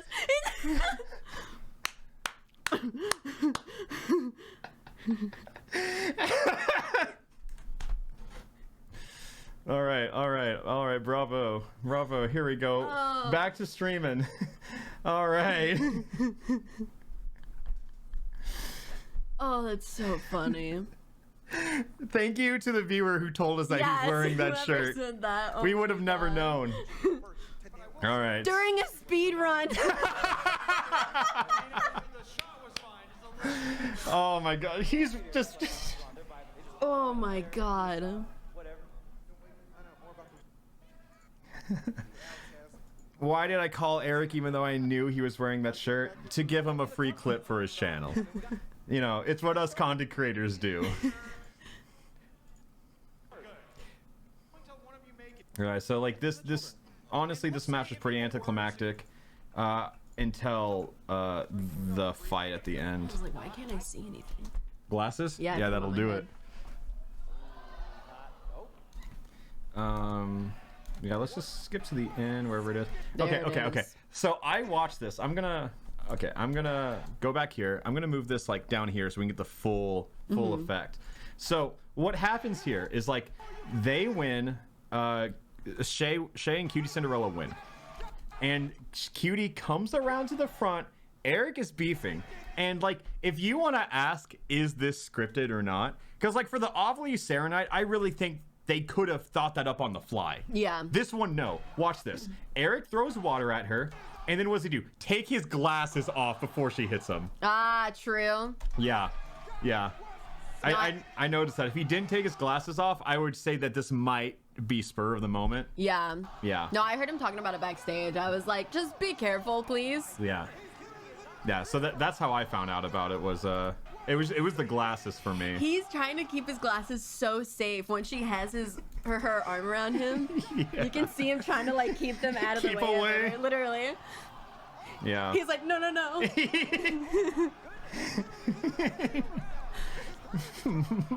I did a cartoon fight.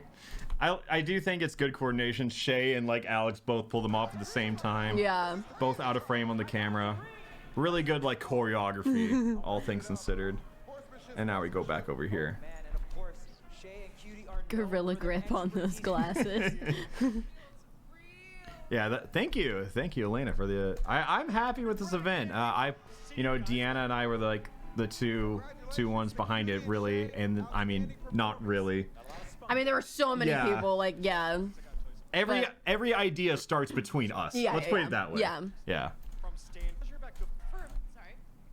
Oh, good number. She's all the Yeah, okay, so now, we do the same thing I mentioned earlier. We stall, we play some replays, we don't use the telestrator.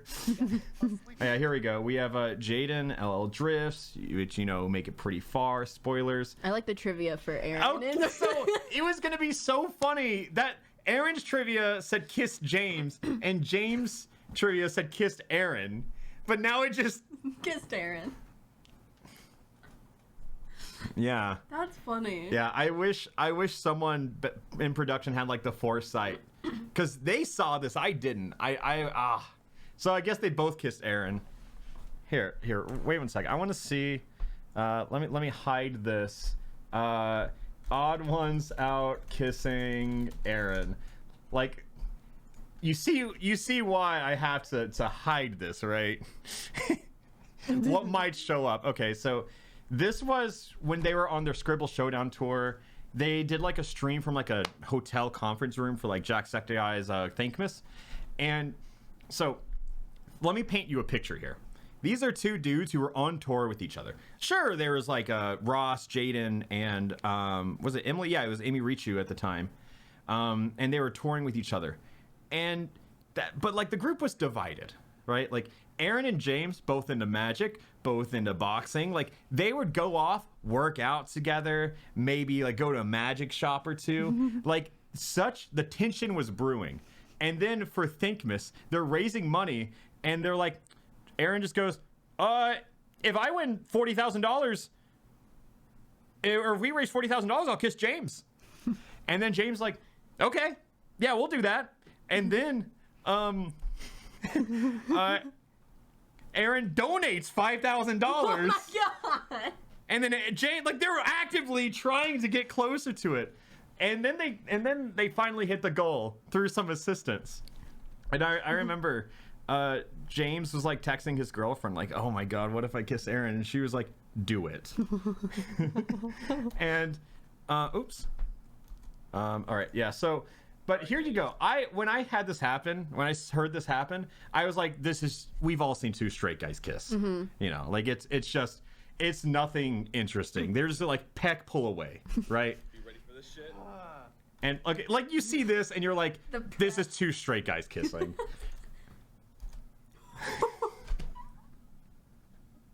But like it's the arms. It's James that happens. Look. It's but there's so much more to focus on here. Like Ross, kind of unaware what's happening, comes closer, comes in. But my favorite part is right in this corner, Jaden's face. Are you ready for this shit? She's in the corner, but wait. Like no matter who you're looking at in this is a hilarious clip. So yeah, that's what that piece of trivia is from. Yeah, there was an embrace. Ross wanted one too. He was coming over quick. Everyone's reaction is so good in that. Yeah. Yeah, I didn't really mention it on the stage because I wanted to give her like her due as a creator and everything. But also Aaron was wearing that same shirt in that video. Really? Yeah. To be fair, that's just him being a good husband. That's a shirt that Susie made. Oh yeah. We love that. And of course they're playing Sonic music. Yeah. Waves at me. That's so awkward. What is the I love it. I love that for some reason. Points, thumbs up. It's the wave. It's so fast. Hi, you're good. It's sign language. You don't get it. Is he reacting to his own content? Yes, I am. Because like these productions have so much that happen behind the scenes that you don't get to know just from people who are making the emoji line of it.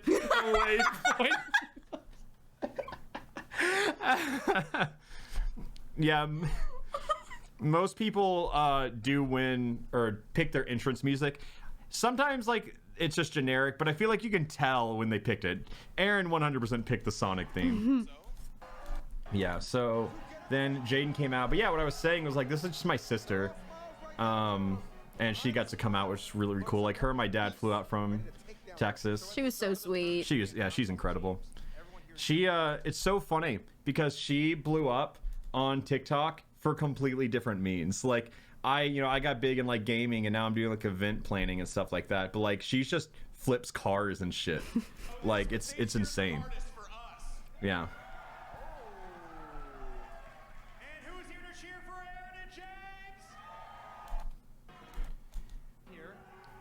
Yeah, all the teams. What's funny is like all the teams are randomized for the most part. I started when we had to like start bringing in alternates. We had to like start like kind of making some people feel more comfortable and whatnot. But Aaron and James were a randomized pair. I just want to say that. Yeah. Yeah, I think that's the funniest thing. Yeah, James did not believe me when I said he was Aaron. He sent me the Sure Jan meme. Yeah, so this match. Probably like the people chanting for alpharad, probably like the biggest like star-studded group we have in like one match. And they just like kind of play cup pong. Where's Aaron chugging a beer? That happens. Also, like in some of these shots, like you can tell like after Creator Clash, like James definitely still working out and everything. James used to be like scrawny. I love how different everybody's form was for this, though. Like, yeah. That's the one thing I've paid Vod attention shoots from to. like up here and like flicks his wrist down. I don't know how he does that. Yeah. Yeah, James looks good. And yeah, Aaron, our sponsors specifically did ask us not to do specifically this, but here we are. To chug things? To have beer cans on stream. But I was like, maybe they won't see this one thing. Aaron did chug that though. Like, he killed that. Yeah. Let's go. James falls in defeat. This is such a pride match between Jaden and James. Because for Jaden, I don't think she really cares if she wins or not. Yeah. But James does. James is one of those people where he will remind her if she lost.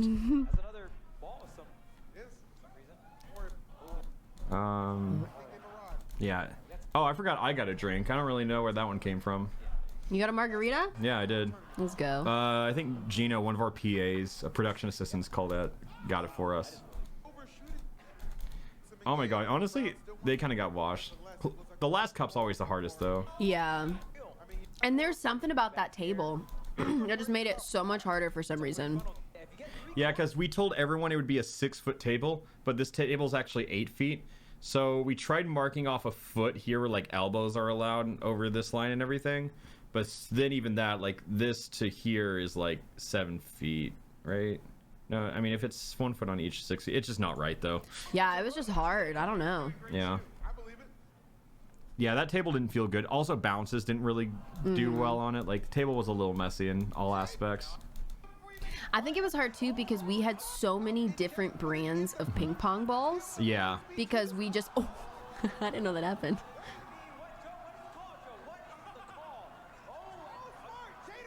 I don't even... Oh, yeah, this just happened.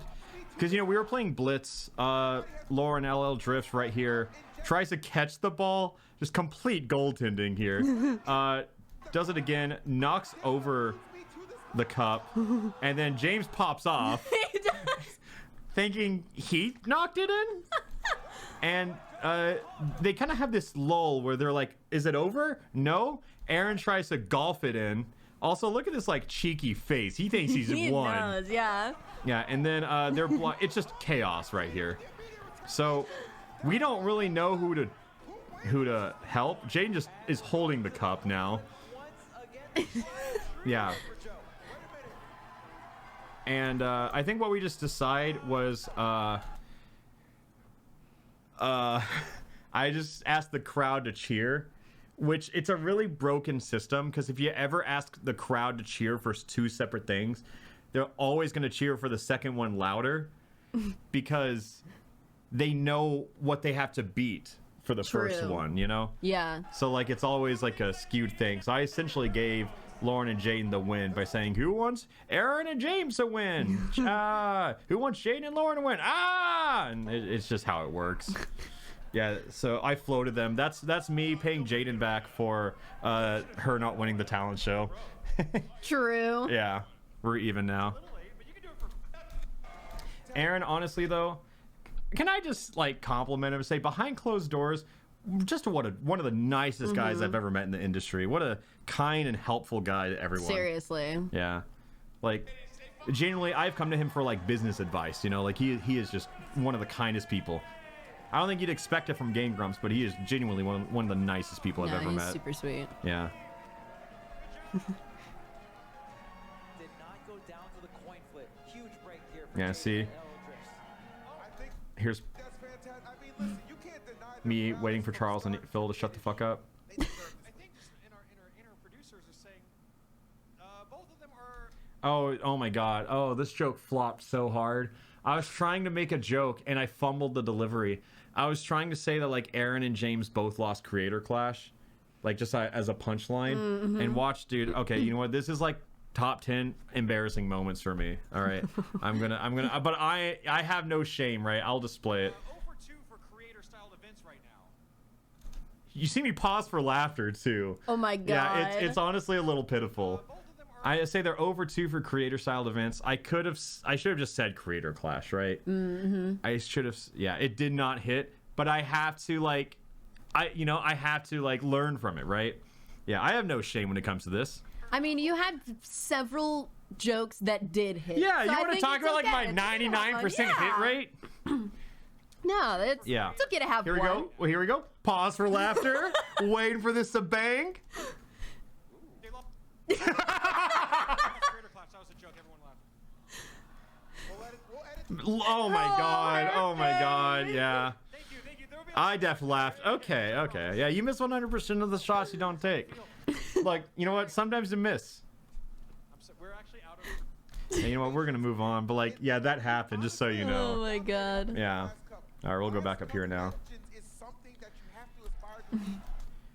At least one of your jokes hit. Don't feel bad. That's true. Yeah. Like, okay, here's the thing. How I feel about jokes like that. The joke wasn't bad. The delivery was. You know, like it just wasn't an easily digestible joke. So it's just like, you just got to ask yourself, how do I make it hit next time? The content wasn't bad. It's the delivery. So it's like YouTube videos, right? Like the content doesn't matter. It's all about the title thumbnail. It's about how you dress it up. Someone said you landed more jokes than Point Crow did, Cubs. Very true. Yeah. Well, actually, I missed more jokes than Point Crow landed cups at 1. That's true. God, I cannot believe he was wearing that shirt. That is so funny. Like, look at this. Tiny little Adriana has been drinking since 11 a.m. Drumsy is not almost caught up on One Piece. No, he's not. Yeah. You're trucking, though. You're getting along in it. No spoilers, but you're trucking. I'm almost there. Yeah, you're getting there. Not almost there, but you know. Yeah. Yeah. Ross now is caught up on One Piece, He though. is. Yeah, so good for him. So this is honestly, I think, a really funny moment. I say, hey, my throat's a little... Wait, someone says, I can't imagine Adriana drinking. I can. Yeah, I can. Adriana drunk is the funniest thing. She's just like a little bubbly, happy ray of sunshine, which is normal, but she's just letting you know. Like she's trying to convince you that she's happy. I don't know if I've ever actually seen her drink I have. before. I've only seen it at like conventions and karaoke. That makes sense. Yeah. Was she drunk in the not alpharad video in the studio? No. No, yeah, no. I think it's, to me, it's just like, I don't know. People, I think a lot of people who haven't been drunk definitely just think everyone's drunk or high in content. Yeah. Yeah. Like, I remember, like, when I was in, like 16, I'd be like, yeah, Game Grumps is two guys who get really drunk and record just because they're funny. You know, I don't know. People are just dumb when they don't have experience drinking or stuff like that. We have the match coming up, and I have been announcing every single one. Yeah, I asked the crowd to, I was like, hey, my throat's getting hurt a little bit from announcing it. Can you guys announce it? And they just say...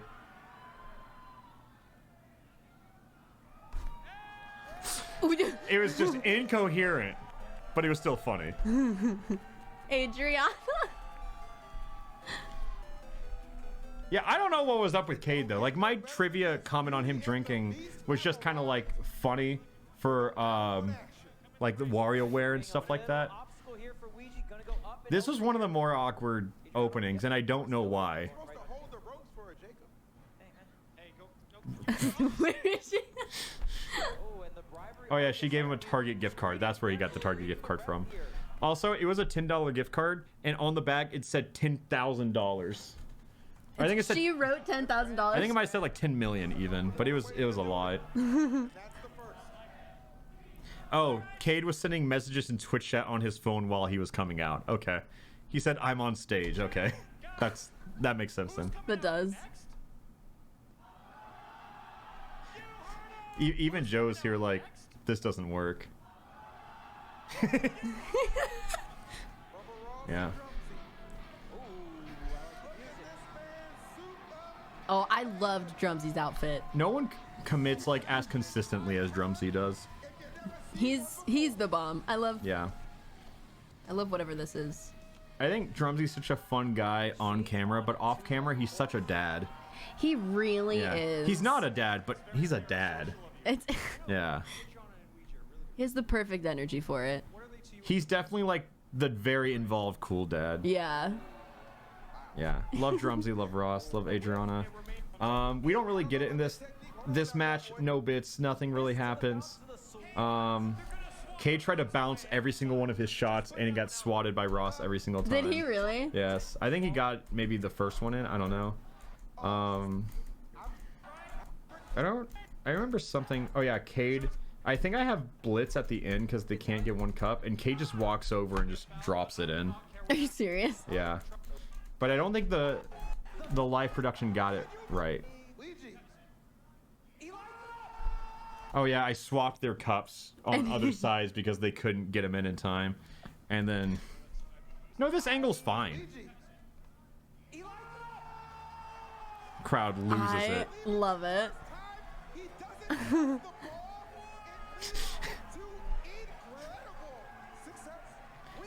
The production of this event was so good. Just the stream, the overlay, and everything. Yeah, I have to say, like, seeing it finally happen and watching the stream back in the green room felt so surreal because it had just been in talks for so long.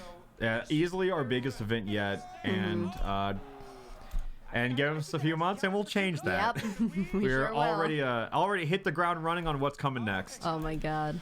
Yeah, because we always try to like have like sprinkle like these small bite-sized events in, and then we try and plan these big ones in the background.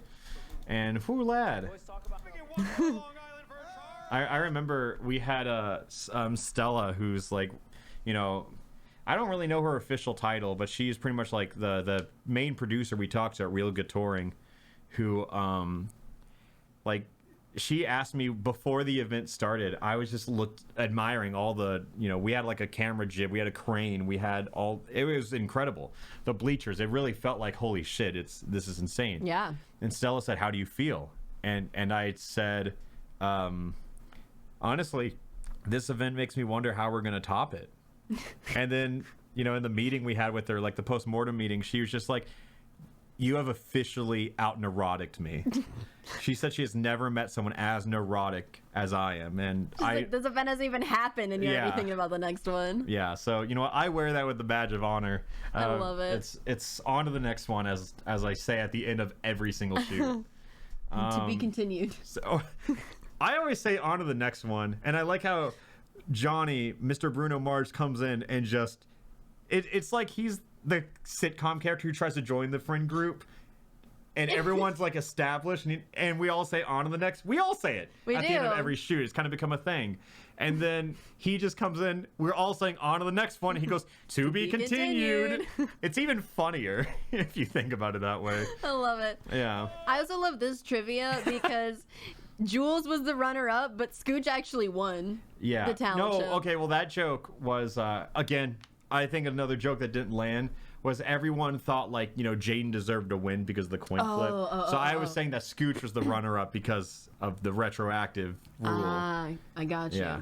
Did you want to show the Joe smack? Oh, I do. What set was that in? Was that? Can you timestamp me the Joe smack? With his glasses? Yeah, I smacked the fuck out of Joe. I didn't see that until the next day when people clipped it. I was like, oh my god. Yeah. Joe tweeted it, and I responded, and he said, "Glad we rehearsed that bit. 3 cups on Cade's side." Okay. Thank you, Dave. Okay. I'm gonna. Oh. 3 cups on Cade. Oh, okay, I get it. You're using the GIF. Oh, here it is. It's right here. So it's this angle. I'm so glad they had the aerial angle for Literally. This too. So it's coming. Here we fucking go, Chance. Kate tries to bounce yet again. Show me the aerial angle. Oh, I think it's here. Maybe? Okay, yeah. So I say the ball went in. It didn't really. Joe comes in to grab it. I'm turning, talking to the crowd or Adriana. Look at it from my eyes, right? So I see Joe out of like my peripheral vision. Like I know he's here, right? Okay, wait. Let's move down here. I know Joe out of the corner of my eye, and then look, I'm even looking like he is in my direct vision here. And then I look at the cups. Joe starts walking as I start facing this way, a little out of my vision, and then I look here, and Joe comes in. Like you see how it happens. And then here's the main culprit right here. His face. Okay, but like, can we talk about the professionalism from Joe? Watch his cup arm as he gets hit in the face. Does not falter. That's a good ref right there. Yeah, so just to see it in all of its glory. I love Joe so much. Yeah.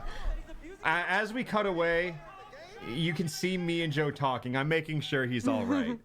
Look, I'm crazy and deranged on camera, but off when the camera's not rolling, I try to be a good friend.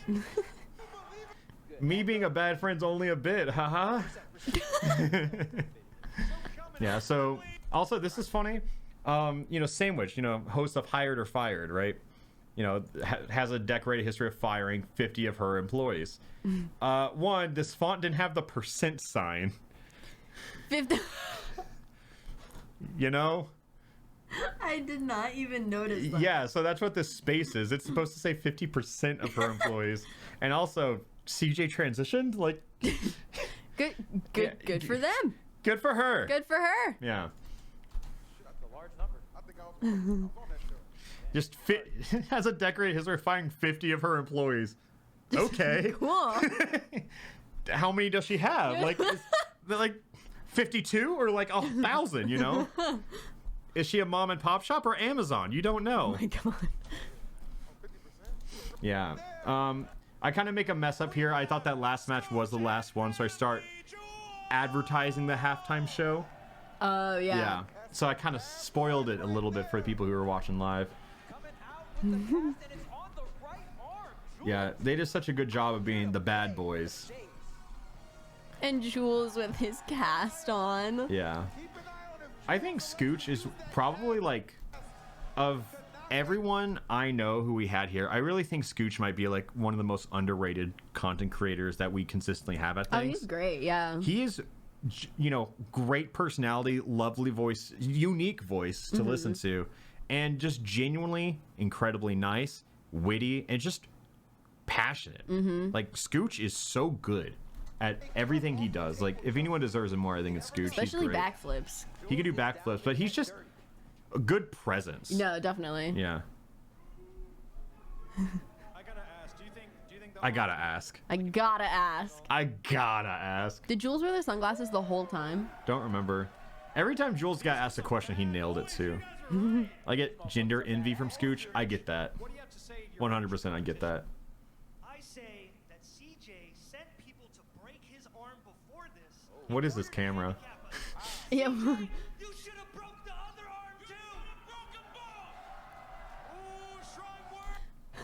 Yeah, and then Sandwich comes out. CJ is like... he's a big man in a little man's body. You know what I mean? Yeah. Like, look at the audacity from what look at the walk, the swagger. Hands. Like, Sandwich comes out like it's graduation day, you know? Literally. And then CJ is walking.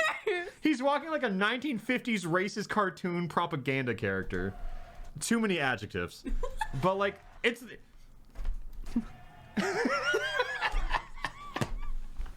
That's what I mean by CJ. CJ is a big man in a little man's body. It's just so much confidence coming from like... Oh my god. Youngest brother vibes is also very much what I get from him. Yeah, I love it. it's not the... It's the... like... I don't... Oh, oops. Oh my god, it's... It's so good. He's doing the pro wrestling shtick, but I think it's just... The pro wrestling shtick is funny on a very scrawny white boy. It is, and also Sam, just literally, like, the juxtaposition of them is so good. It's like she knows what he's doing and she is embarrassed by it. I love CJ so much. He is like the apple of my eye. I love that dude. Sam just really, senior graduation day. I don't know what that was. He was scared in there. I gotta ask someone who can like read lips to analyze this conversation, because I'd love to know what he says here.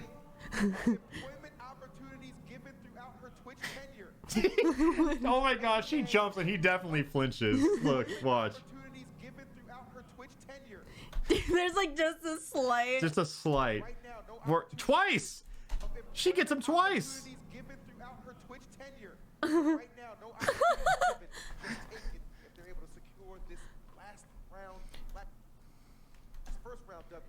I feel like Sam's also like one of those people. So, like as I was saying for Scooch, a lot of good ideas, big personality.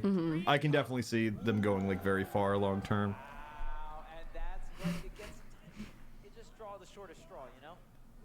I don't remember why they started with 3 cups, but I think the answer is because it was funny and we were behind on schedule. Oh my god, yeah. Okay, so I'll say it. CJ and Sam got robbed because they were the last match of round 1 and we were behind on schedule. So I go, 3 cups suddenly! Whoa! Yeah, dude. It's like that one meme that says like Little Caesars is... Little Caesars is really good when you don't have a bitch in your ear complaining. That's me in production. My god. It's so hard. So many people got screwed because of production rules. Because I saw someone being like, if they have 3 cups and one person has 2 cups, it's not fair to remove 1 cup because that's 33% versus 50%. And I'm like, we don't fucking care. You're like, take the cups away. Yeah, we have a show, we have a schedule, and we're behind. We did finish on time, though. We did. 10 minutes early. Yeah. Which, at this point, it didn't look like it. Because we thought this would be the halfway point. Mm-hmm. And it kind of is. Yeah, it's like this was supposed to be 2 hours, and we're 2 hour 10 right now, and the match isn't over. Yeah, and then halftime show. Yeah. So it really seems like the second half just went along faster, which is kind of what I predicted. Yeah, it makes sense. Because every team who made it in the second round has at least proved that they can make it in cups. Mm-hmm. Yeah. She says big dog to the big dogs, and I'm just like, I'm sure that's a joke with your chat. I don't get it, but I'm gonna move on. He said, cool. Yeah. It is a joke now. Got it. Wait, was that really not a joke prior to this? I just assumed that was a very established thing. She choked on her words? Oh my god.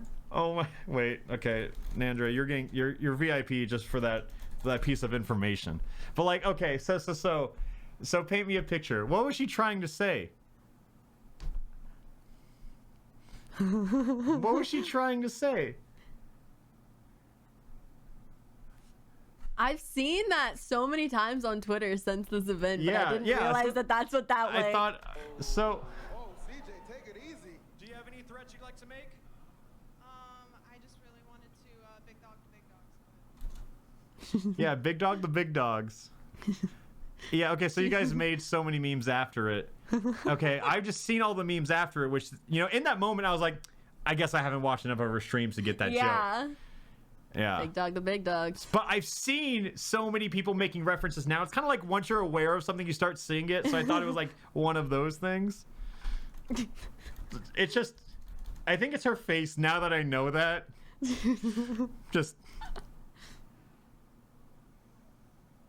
She holds the composure together. She really does.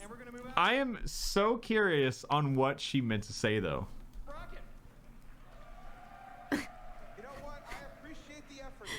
I just say, yeah.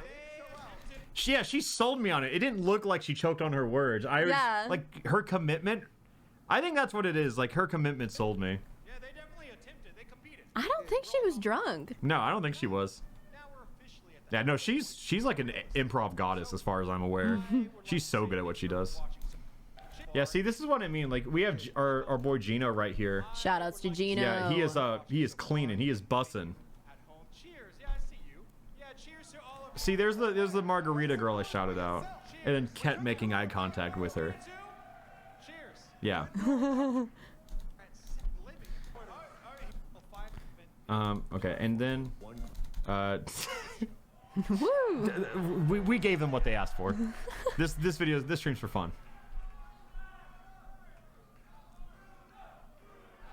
People chanting. They know he's coming out. I'm sitting on stage. Joe leaves to give stage to the big champ. To the big dog, you could say. To the big dog. Okay. I think this halftime show, this was my favorite part of the whole performance because it looked beautiful. Yeah. It looked, the cinematography was great, but also, I want to turn this up real quick, Russ.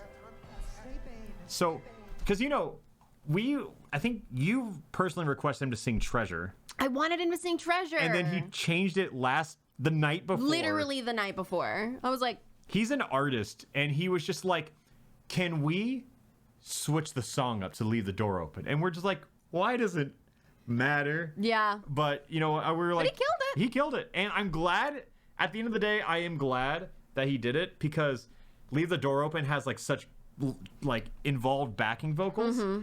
And the crowd, I didn't expect them to sing it, but they really? Yeah. I would have been singing along. But like here, listen to the crowd here. Yeah. It takes. That's amazing. You have not seen this? No. Okay, so I was running around. That's fair. It took them one like right here. It took one "What You Doing" until they were like, "Where you at?" Yes.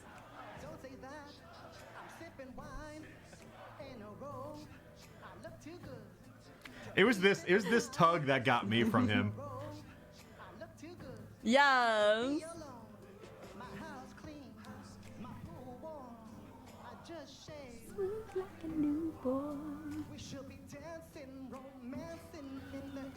Yeah, the crowd nailed it. He sounds good in the chorus too. He does.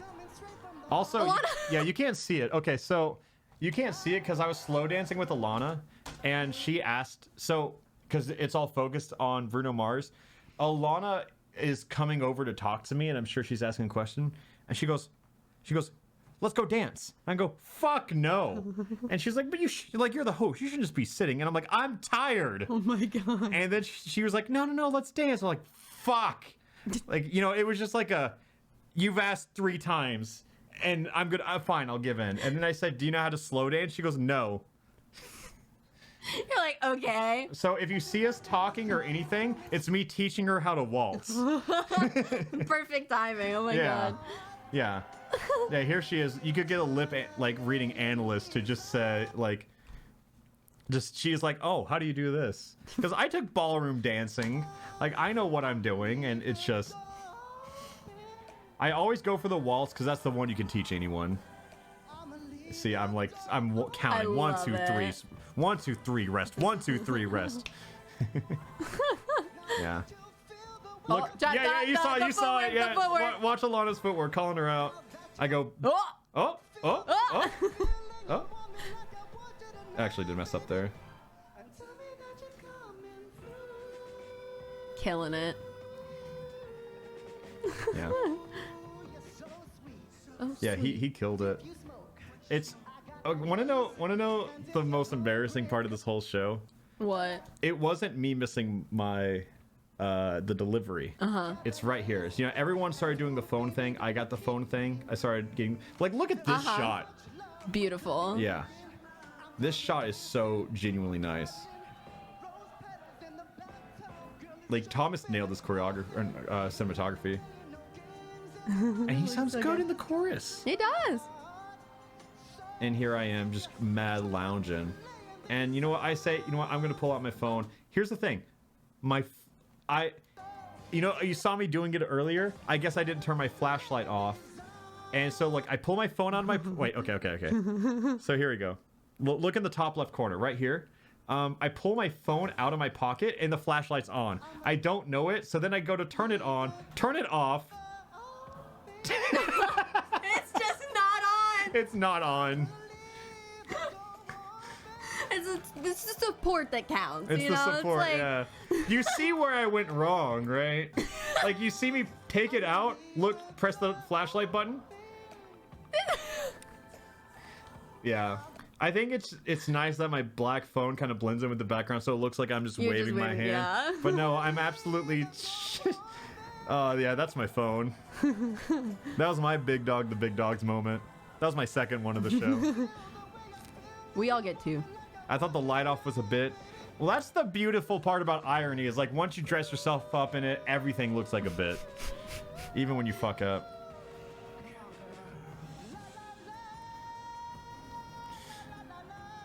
Yeah, God, love. Like, oh, I hate that they close up on me here. Oh, you can see it here. No. Ah.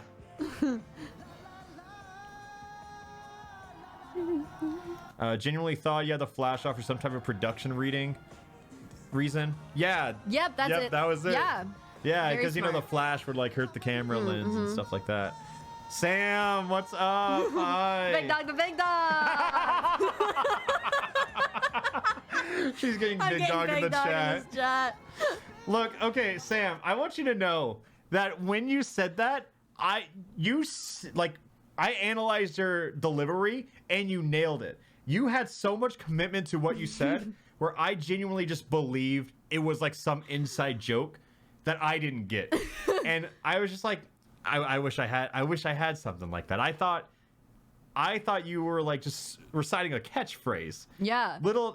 And then like I learned that you just fucked up, but what saves it is that I can't tell from rewatching it. You're stone faced with your delivery. Like, it's honestly, that's a more important improv skill than being correct. Just when I fucked up? What? You fucked up? I thought people told me that... Someone said you choked over your words. We were like wondering what you meant to say. Yeah. But was that Andre just... told me that... I meant what I said. Yes! Exactly. Woo! Yeah, there we go. Yeah, that's how you big dog the big dogs. No, we didn't get... I think we're all big dogs. Don't worry, guys. Oh, I loved his shoes. Yeah. I wanted a selfie. It took him a second. Honestly, like... I took like a few. But like, here, let me go to like my Twitter real quick. Let me scroll down. Also, I think this is funny that it's a real panel from Death Note. Oh my god. And this is an iconic photo from every shoot. There's always a shoot of me crash, or like a picture of me crashing at the end of every shoot. Yeah. And yeah, honestly, really good picture. Like, look, I'm happy with it. We'll go back up here now. Yeah, I want to frame that.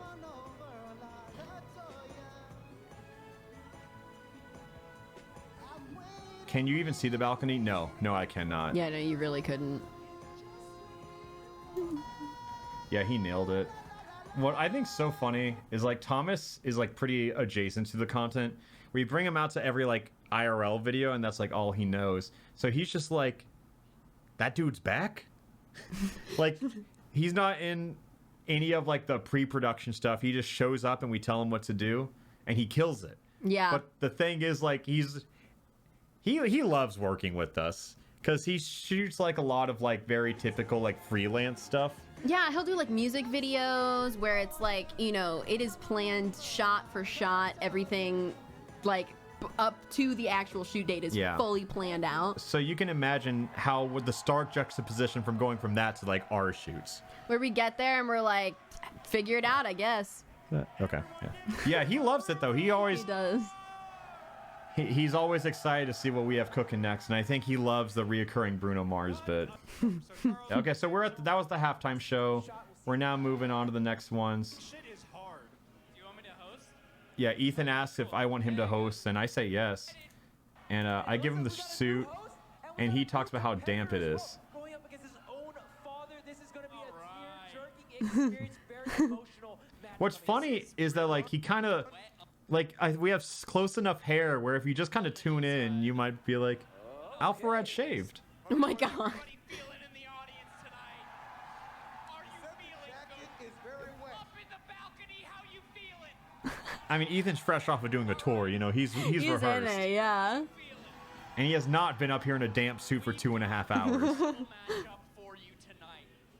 We've got Alpha Dad and Modern. Yeah. Yeah, I took it back from him. He was too good at it.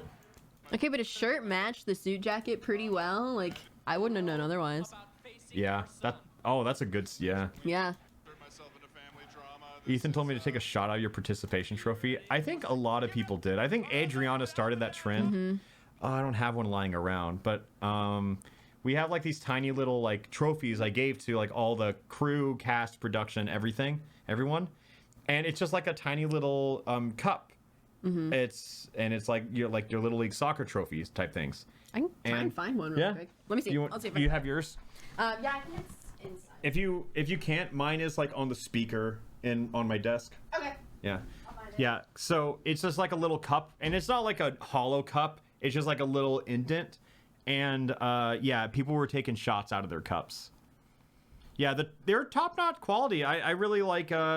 You know, all these people came out to help support the event with their likeness and presence. So, it cost like $1,000 to buy 50 trophies, which was kind of a lot.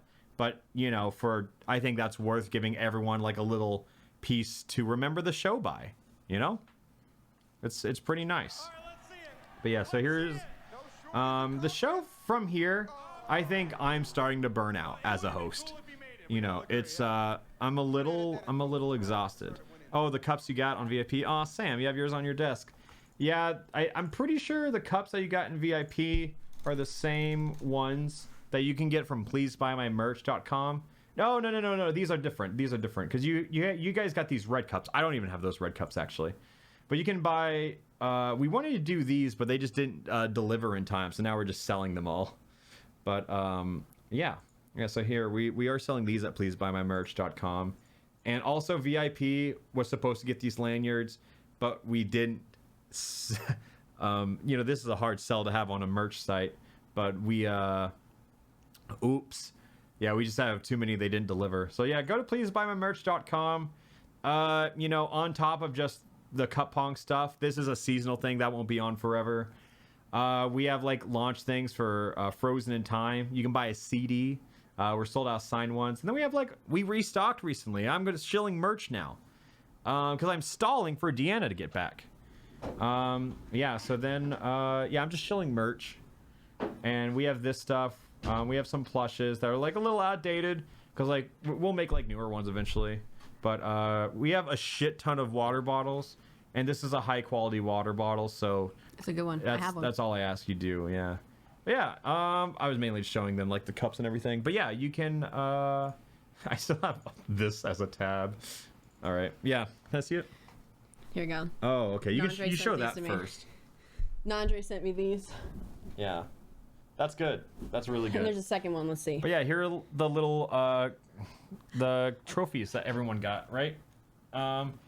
So the champions got, it's the exact same cup, it just says like champion like at the bottom of it. But yeah, everyone got these little things. And you can see like you know, like if I put my thumb in, right? Like that's how deep it goes. So it's probably just like you could fit like maybe 2 or 3 shots in here. But yeah, Adriana got pretty turned backstage because she kept taking shots out of this. Yeah. And she came up with it and she thought it was really funny. And then she kept asking other people to take a shot with her. And that's how you get drunk. It works. Absolutely. Yeah, it's a pretty good shot size. First cup legend. It really is, actually. We have a battle on our hands in round number 2. It's taken us a while to get here, but it was definitely worth the wait. Oh yeah, how far into the video are we right now? Because this is the beginning of halfway. Oh, Yeah. okay, okay. Yeah, so like the second half is definitely way shorter than the first half. Been there, play dirty out in these streets. Yeah, I think we can skip through it for the most part because I think like we're seeing people we've already seen. You know, like a lot of the things we're going to talk about, specific people, has been said. Yeah. My dad took great pride in knowing that he only lost the first place, so you know that's fine to him. Spoilers. Yeah, Alpha Dad lost and the crowd was devastated, but my dad, I want. I can't wait. I'll start practicing. Something like this. What is it? What is it? People love you. Yeah, I thought again. This is like my dad, just you know, bringing home the delivery. I come up to him and tell him that the people love him. Dad, the people love you. I love the people. Yes. He says he loves the people, and the crowd erupts. We'll be back next time we do something. Yeah. He was so good. Honor, but I'm a loser tonight, and it sucks. I don't want to be a loser. Trevor's upset that he's a loser. The real payment was the friends we made along the way. Yeah, I don't really remember. It was tough coming. Honestly, having to ask like 32 questions. I guess more than that because people had multiple rounds. It was hard coming up with unique questions off the spot. I feel like I should have like drafted some Prepared. questions. Yeah. So I think next time if I do something like this and I have to ask questions, like I try to like, you know, improv it, just pick something that happened, something relative to like the last game. But some of the questions just weren't as interesting as others. Yeah, Like- I'm sure also you've been up there for like 3 hours at this point. Yeah. You're tired. My and, brain like, is working yeah. less. Ted did such a good job of establishing that lead and holding on to that lead for the whole Yeah, I think going forward it's pretty like by the books. This is people started cheering for the women's wrongs in this match. Yeah, you guys come back out. Haymakers all over the stage, Charles. This is going to be Like I think I will say I don't know how you feel. Every time like Jenna or Peach is on stage, I'm terrified of what EE is about to say. So we've seen both these teams before. Yeah. Yeah. I feel like whenever, yeah, that's very accurate. Yeah, I think because I'm trying to think of like one thing. Win, be honest. I don't remember what he said, but there was definitely some out of pocket shit. I feel like that's just their energy. Like they just mesh well together. Like Yeah, women and EE. yeah. Still not in the first turn. And some, I'm just, Yeah, we were not good. We were not good at this game. Yeah, he said, "Is this Twitch or OnlyFans?" I think he said that when Ovely and Serenide were fighting. That tracks. Yeah. Oh yeah, when Cutie was beating up Point Crow, he said, "He's living my dream." He did say that too. Oh my god. Yeah. So he definitely did say some out of pocket shit. I respect this balance attempt from you right here. Thank you. You know, Peach and Jenna are like talking to me. I tried. she goes- It was really hard to bounce on that table, though. I'm usually was. not terrible at bouncing. Yeah, EE was on it that night. Oh my gosh. Also, I just want to say a little small shout out to E. Something funny he did. He was on stream talking about Scooch, and he said He's like, Scooch is a great guy. Oh my God. The things I could say about him. He's nice guy, and God, his girlfriend has a fat ass. And that was it. His two favorite traits about Scooch are that he's nice and his girlfriend has a fat ass. I respect it. I get it. It's just funny that 50% of those things are about Are him. not, yeah.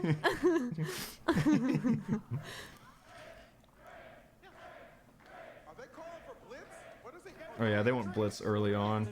Yeah, the crew the audience definitely did not know that blitz was a production decision to move the game along. Yeah. Oh, and then I got alcohol. Oh yeah, you did get alcohol. I think it was either entering or leaving this round that I was even less graceful than the first time I came on. Oh, I'll look it up.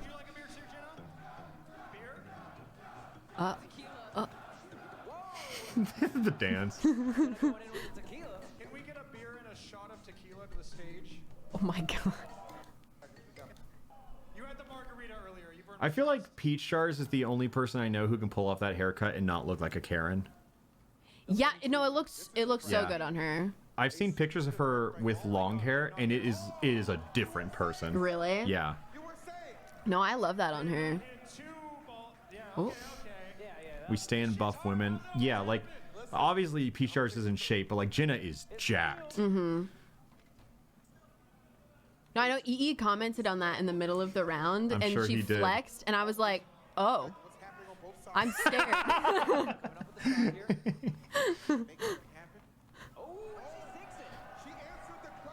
No, like, yeah. Buff woman gotta be one of my favorite gingers. On God. I'm wearing the rainbow sweatbands for a reason. See? Yeah, That's what I'm there. talking Yeah, about. no, I remember that. I like, oh my God, Jenna. Yeah. That's insane. Yeah, it is.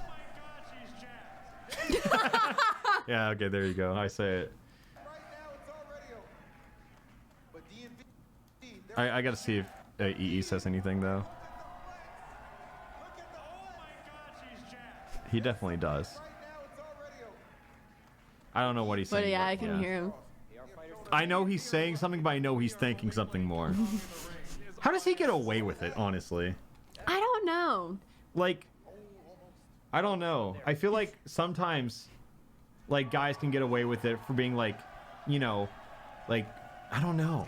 I think it's because he says it and moves on. Like, you don't have You're time right. to, like, process what he just said. It doesn't feel threatening Yeah. when he doesn't. He moves on. Yeah, he does. Yeah. You don't even know what the fuck a shuppet is. That's true. Yeah. Eventually, Women's Wrongs comes in here. I think that was. Yeah, I don't know if that was this game or last game, but she did. No, that was this one. Oh, okay, you were there for it. Because I started chanting it too.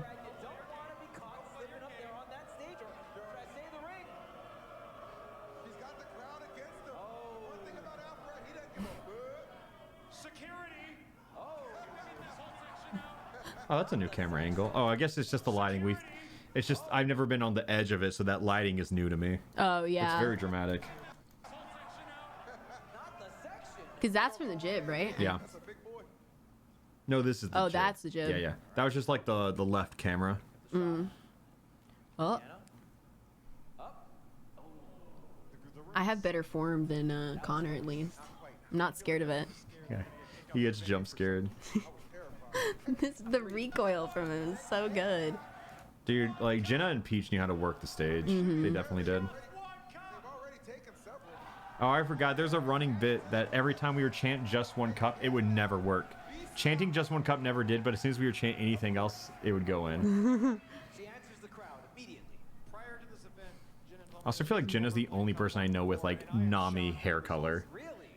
Like True. she rocks it and it makes her stand out as like a influencer creator Yeah. so much more. It really is the Nami hair. Yeah. I still have to do that. I'm going to do that cosplay. Mm-hmm. Are you gonna commit to the hair? We'll see. I'll get a wig. Yeah, there's women's rights. Women's rights. It was one of them that started Women's Wrongs, I think. It was too. Peach. It was it? Yeah. That makes sense. I'm gonna give Colin VIP. He hasn't earned mod yet, He has to relinquish his Connor Eats Pants mod shirt before I give him mod here. Then I'll give him a new mod shirt. I like the flipping off into hug. Yeah, Women's Wrongs was somewhere in there. Oh yeah, she slammed that shit too. This one was funny. Do not mansplain cars. Yeah, it's do not mansplain. You can mansplain cars to Jaden, that's fine, but like not to LL Dress is what I was saying. But then this one is a little petty. Didn't invite alpharad to the streamer awards. Fun fact about Cutie Cinderella. I just thought it's like the same energy that I gave Ludwig too, you know, so Yeah. it's fine. They can take it. Yeah, they can take it. I thought I pressed like a hotkey because I thought I just stopped streaming by pressing the spacebar. Okay, no, we're good. Yeah, Shay and Cutie come back out. Honestly, like, there are more men in this tournament than women, but the women really showed up. Yeah, everybody Yeah. killed it. Absolutely. You should have just broken in the streamer awards. Oh, we should have done that. Yeah. I got invited from like as a +1 for someone, but I was just like, I was busy that night. What is it? Was it the streamer awards? Wasn't it? When was the streamer awards? Because I think that was no. Oh, I was thinking of the game awards because I was gonna go to the game awards, but it was the same night as Frozen in Time. Oh. Yeah. I don't remember when the streamer awards were, but there was something I was busy That was for. only a couple months ago, I think. Yeah, it's pretty recent. Have we seen EE say pay to say it did? I think I was way earlier because like I said, let me show you how easy it is to make a shot, and I miss it, but the camera cuts away straight to me. I was like, it went in, and EE goes, and I'm paid to say it did. Yeah, it was good. Cutie always hustling for the ball there.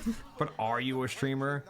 No, I mean no, but it's still like it was like more like a creator event, right? But oh yeah, the boots are off. Also, Cutie, doesn't she have a deal with Steve Madden? That's insane. Does she? That's Yeah. awesome. I don't know if it's like an active partnership or it's like a one-time thing, but I did see her promote Steve Madden, and I was like, holy shit, that's Let's a go. big brand. Yeah, seriously. Yeah. Someone says, are you a streamer while I'm streaming?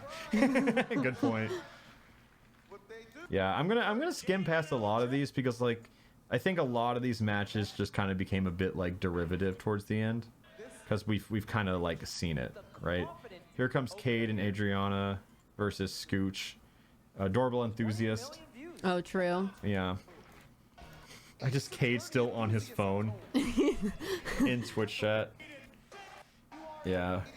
And you know, for those who don't know, Jules and Adriana are dating, and they definitely do talk shit to each other here. I don't remember what they say, but it was funny. I love cup pong. Cade said like nothing in this tournament. The arc. Not a bounce. Not a bounce though. To comment on Adriana's tights real quick, Yeah. because she made sure everybody saw them and asked their opinions on them. What was it? I can't see it. They just look black from here. They have like a flower design on them, and she was like, I bought these 14 minutes ago and then put them on in the car. Oh, nice. was very Where proud. did she get them from? Like CVS? I think like a Target, yeah. Here's the backflip. Yeah. Oh, yeah. Adriana said she was going to break his other arm. That's what it was. Oh my god. Also, this is the worst time to do a cut. Oh, because Thomas. that was I will say I think that was the worst cut of the whole show. Because like we asked him to do a backflip, he's getting in position, cuts to Thomas's back. You kind of see it. I didn't even realize that got cut. Yeah. Yeah. I'm sure we fixed that in the video. I'm sure that was like one of the like 2% where we like used a different shot. Yeah. I don't think CVS and Target are equivalent. Bro, CVS in California is different than the CVS you think of. I love our local CVS. Yeah. You can Like, get everything there. CVS is where not Adriana, Deanna and I go to pick up booze. Yeah. like full on liquor Yeah. is just out there. Like CVS back home when I lived in Oklahoma was definitely just like I buy like over the counter medicine. yeah, like there. Advil or something. Yeah. CVS in California is different. They sell clothes at our CVS. Yeah, they It's pretty do. fun. Yeah, they share. You can buy like, like solo cups. You can buy like, You know, they have the whole like the frozen section for like pizzas and like Hot Pockets and pizza rolls. It's not like grocery shopping, but it's like very specific thing. Are there 2-story CVS in California? Not the one near us, but there are. There are, yeah. I think I've seen those more so in like New York. Yeah. But like they have 2-story Targets here. Yeah, they do. They have like 3-story Targets here. Yeah. Do they sell Pokemon cards? I don't think so. I don't know. CVS, it's more like a drugstore. It's like what it's supposed to be. Doc Collin, you're blown away at the CVS in LA. Yeah, it's crazy what CVS is out here. Yeah, it's like a Target minus the electronics. Oh, hi, Joe. Yeah. Joe's in chat. Hi, Joe. I like first-time chatters coming in to say hi, Joe. That's what they break their silence for. Yeah, so like here, yeah, we just kind of like see it going. Most of these turned into Blitz, but I was stubborn. I was like, I'm not doing Blitz for the last game. And you know, here is That didn't sound good. Every dollar donated saves a kid's life. oh yeah, this was really funny. Me shilling charity. I said something a little wrong. Oops. Life. Thank you so much. Every dollar donated potentially saves a kid.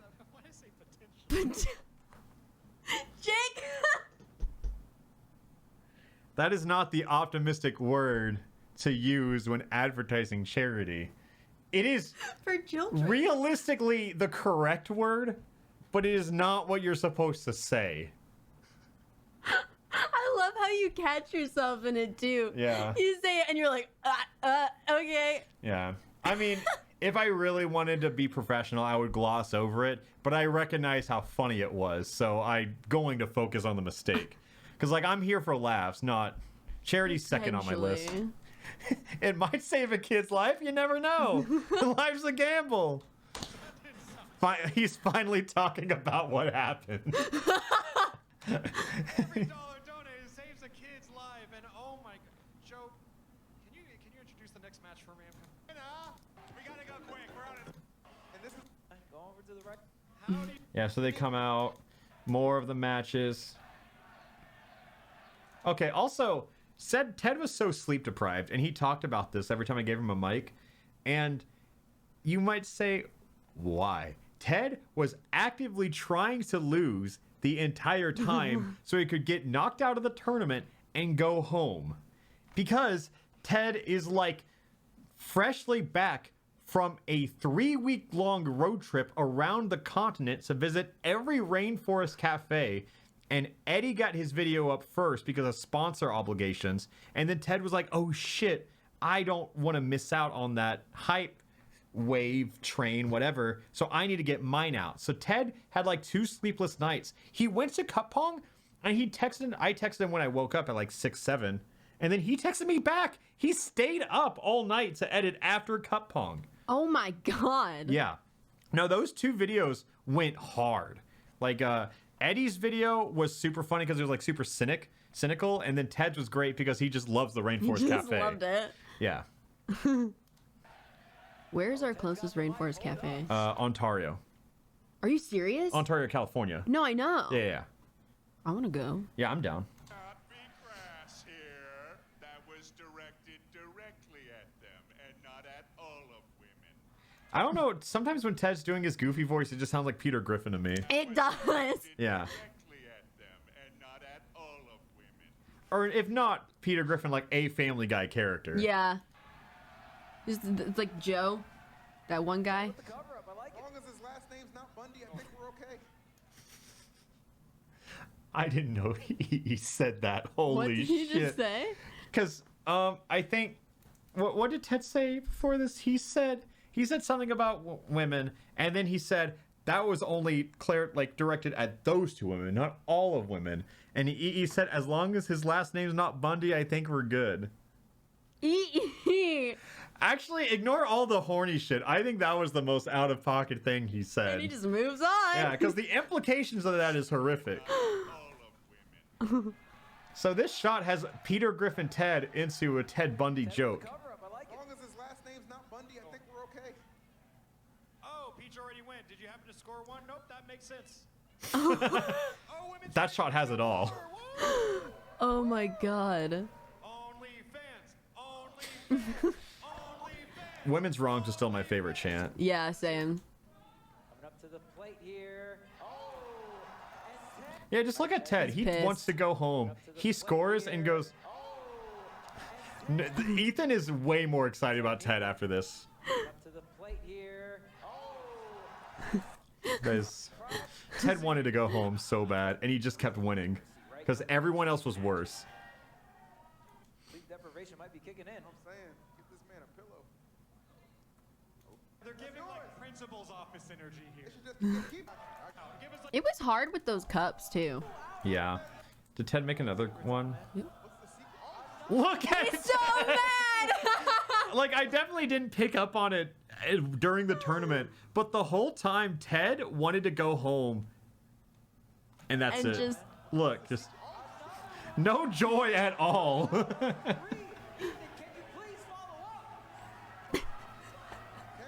He constantly makes them. I just think it's funny that he refused to throw. Yeah. Did he make another? Oh, that was awesome. Ted throws a ball, spins, Peach blows it into another one. And look at him, just 3 shots in a row laughing about it. Ethan is so happy, and Ted, It's so much funnier with that content. I know. It's like, oh my god. he keeps... He's just not happy. He wanted to go home so bad. 6-2 comeback. Singular cup. Jenna sinks one. What does he say? Sleep deprivation, but how do you feel? I have no idea what's going on. What a Chad. This... What a Chad. I just think the funniest part is spoilers, but Ted wins. Like, this is just a fever dream for him. First qualified team to the finals. Does Ted make the last shot on this too? I gotta see. Try not to skip too far in advance. Just wait till you start having a seizure with the strobe lights, and then we'll know.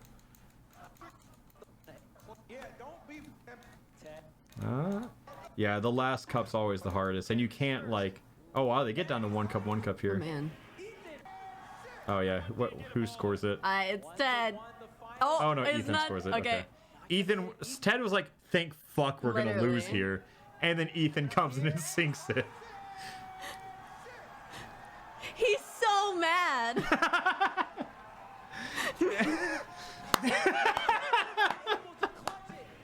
Because at this point, it's like 11 p.m. No, literally. Yeah. Ted is. I just think the juxtaposition of like, look at Ted versus Ethan.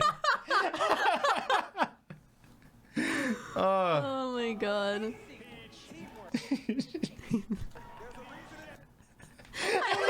I like that Ted goes to just shake Ethan's hand.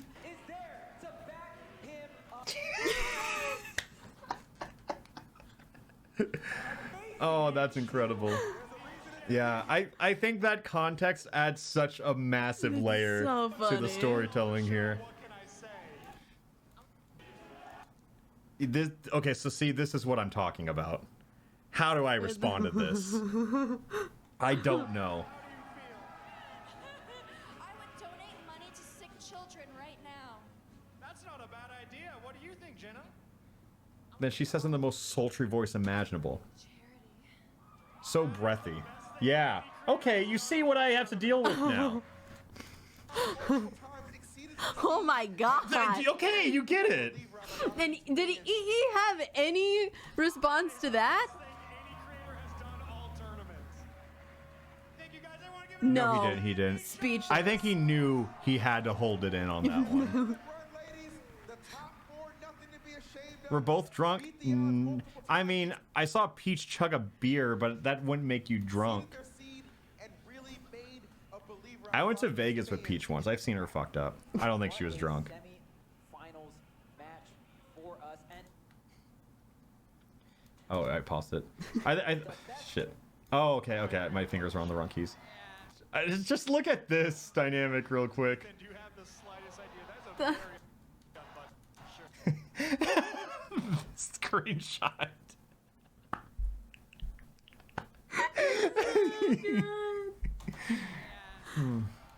Oh my god. Oh, that's so good. Just at any given moment.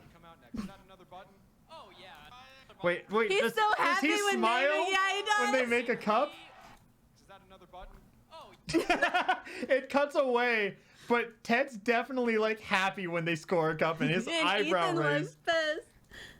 Look, those eyebrow raises like 3 frames. Look, watch. Here we go. 3, 2, 1. Oh my god. It's so funny that Ted was like, oh, fuck yeah, we might lose.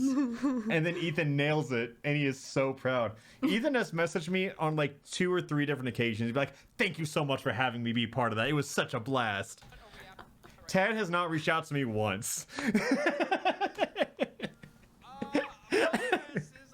Oh my god. Yeah, here we have Kevin and Gino, our Kevin cleanup and crew. Gino. Also, let's talk 3DS about guy. Yeah, the 3DS guy. I saw on like he commented, he was holding this for the whole show. Then I guess like on the 3DS you can make like a 3D visualization of the footage. I saw him tweet or comment or something that he like tried to email the footage to like my business email. I don't have access to that email, but I'll definitely ask my team to forward it to me. But I wanna see that because I can't imagine the footage looks very good. Yeah, I'll try and find the email later. If it's funny enough, I'll pull it up on stream eventually. Ted is never going to one of your events. Actually, yeah, I think that's true. Cause he won? Yeah, here we go. Here's semifinals. I don't think anything really happened in this one. I think this was pretty easy. Just simple. It went to the last cup.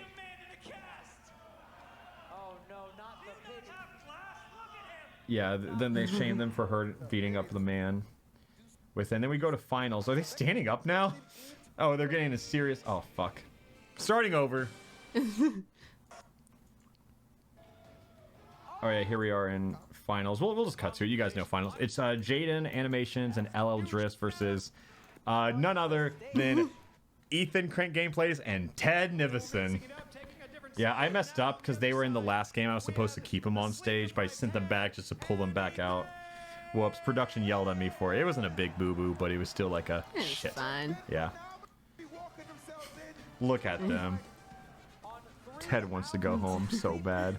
This shot, of course, Ted, just the all-star of this entire show, but his partner in crime, Ethan, closing it out when Ted... It's so funny when you know the context. It really is. He has been opening up well, but Ethan has shown a prowess to be able to close alpharad. Take it away. LL Drifts. Lauren, I gotta say, you didn't think...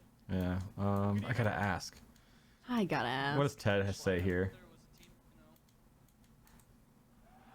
What did I ask him?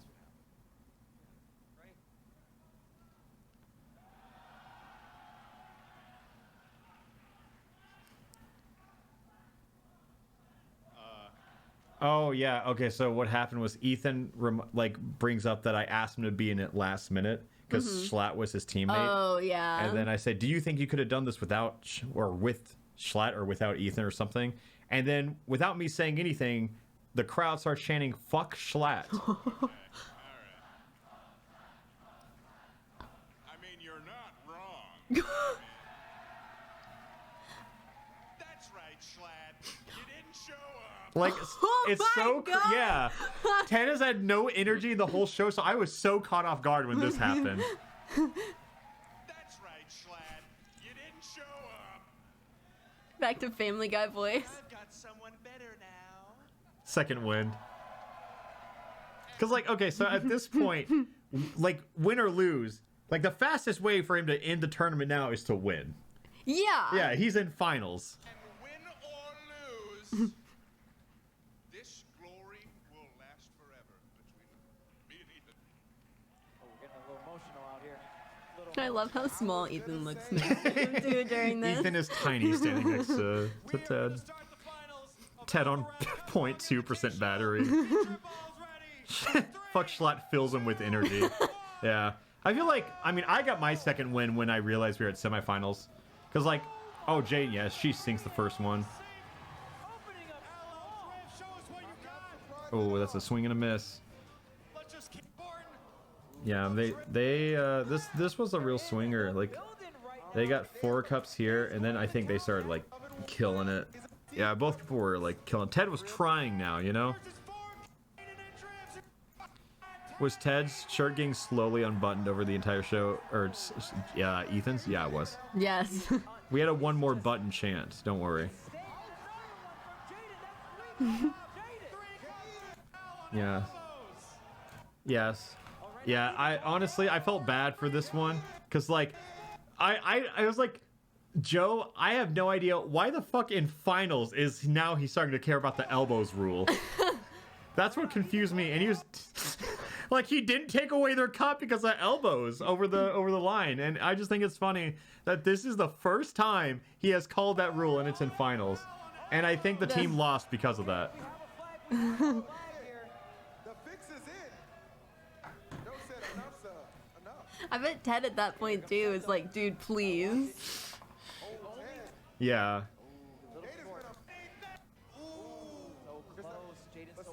Did I almost fall? Was that what that was? It looked like I almost like lost my balance there. She's looking. She's aiming. Oh, she got the... Yeah, I think like this keeps happening to Jaden in these events. I think she keeps getting a little unlucky because one, I didn't give a fuck about that elbow rule. Like I think we should play it out because then there's this other shot up here. Remember how like I slapped the fuck out of Joe because like I couldn't see him? Something similar happens here. Oh, Ethan's shirt's fully unbuttoned now. Well, let me see where it is. Is it? Okay, so here we go. So Jaden is like blindfolding herself and shooting, right? And here you have me. My vision covers like right here to like right here. So I can't see that she's blindfolding herself. And like I know Jaden pretty well.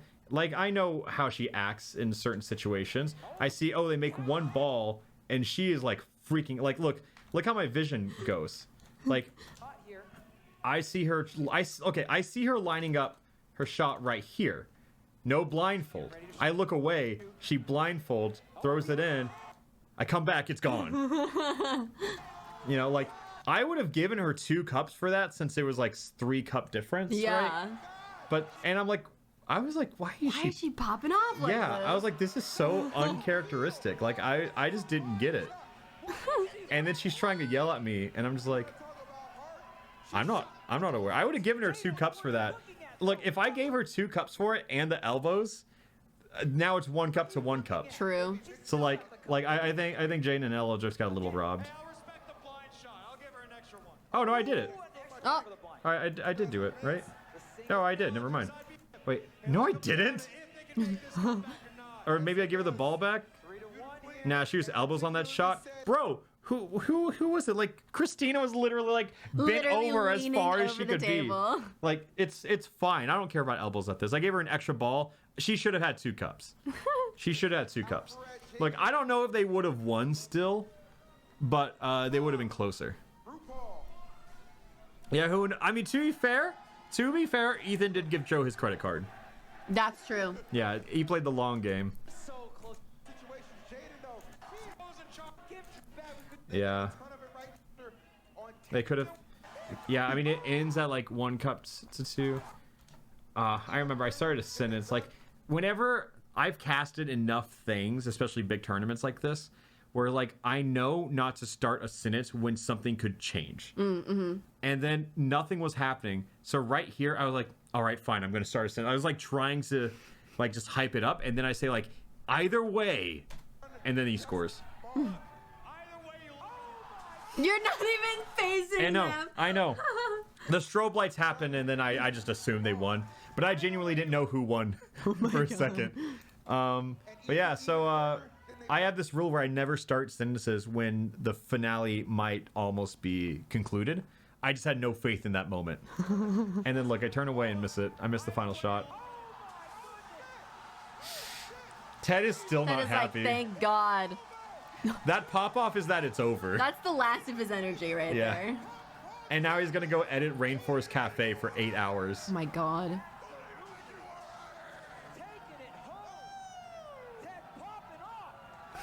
Oh my God, all the energy built up for this one moment. Jesus Christ. Yeah, I had no idea my dad was coming out with the trophies. That was a surprise. Oh, at this point, we're freaking out trying to figure out how much had been donated so I can write the check. Yeah, you were off. Like a maniac. Oh my God. Yeah, so I did an offline donation for 5,000. You did? Yeah, and it wasn't on. Like I mentioned it, but I did it afterwards, so it was actually 30,000. We just had to wait for the stream thing to come back, and we just wrote that number because we Gotcha. didn't know how much it was. Yeah, they got these trophies, and they just want to go home. Ethan just talking about it's like, I'm so proud of Ted, could have done it without him. And then what is... Do you think Shot could have done it? Fuck no. Probably not. Damn, no Just not a great answer to go off of. Congratulations again. Thank you so much. And we have one last thing to give you guys. Because we have raised money for charity this. Again, I'm like, oh my God, oh my God, oh my God. I mean, I was just like asking questions because I was like, it should be here by now. It should be here. Yeah. Ted takes the mic and screams, "Who do you think I am?" after he wins. Who do you think you are? Oh, I am. Yeah, that's what he said. Crank Gameplays, that's me. Hey man, congrats on winning. We're Hello. D and I just decided to like go through and talk about all the production of everything. And did you know how bad Ted wanted to lose this? Were you aware? Because he told me he kept wanting to lose, and you guys made it to finals. Were you aware of that? Oh, you were very aware. Okay. That's kind of what I would expect. Ted's not really like the silent person. Yeah, so I think here, wait, let's go back to the game of like you and Jenna, or Jenna and Peach versus you guys. I want you to see some of Ted's facial reactions They're so here. good. Oh, let's go earlier in the game. Yeah, you would score and you'd pop off. Little Ethan is so happy here, and Ted is just like, fuck, dude. Damn. Like, here, it's back to the start of this. Like, Ted's facial reactions throughout all of it is so funny. Like, I think, yeah, right here. Look, Ted scores. Yeah. He should be happy, and that's his reaction. You have to find the one when Peach makes it. Yeah. That's like on their second cup. Yeah, here we go. Yeah, this is one of my favorites. Ted throws it. Deadpans. He tries to like The Office look into the camera and everything too. Oh, I'll get to the handshake hug clip too. Yeah. Oh yeah. Ethan, this is like primetime comedy to watch the juxtaposition of your guys' reactions. This is a good one too. Ted throws it. His face deadpan. Peach blows it. Goes into the other cup. You pop off. It's just all the still images of you. You're airborne at this point. You're like an inch or two off the ground. Ted is just... Oh, it's so funny. And they start to make a comeback here. Who gets in here?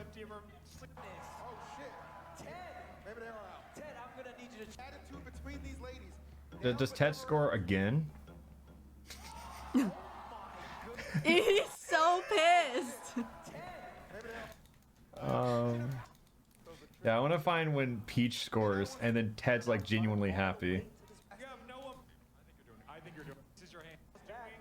was like later. I think it was here. I'm gonna skim through a little more. Women's wrongs. Oh, I think right here. I think she scores. Yeah, Ted's like eyebrow raises, like he's just happy that they score on him.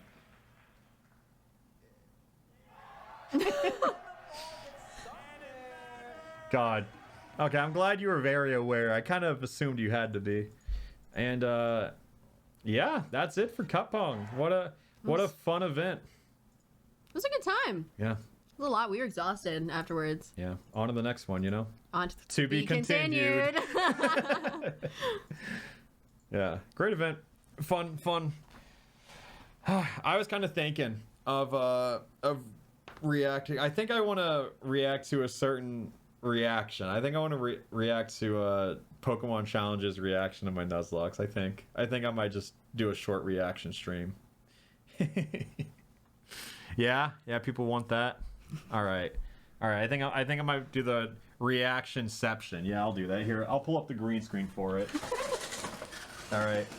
Well, thank you, Deanna. Bye. Everyone say hi, D. Go subscribe to Birdies. Yeah, come learn about birds. All right, I'm gonna move this chair. Turn off that mic. Bye, D. Bye.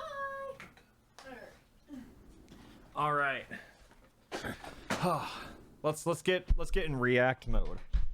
True react mode. Cause I see now you can the green screen and now you can see like the curtain. This is what the camera like raw looks like.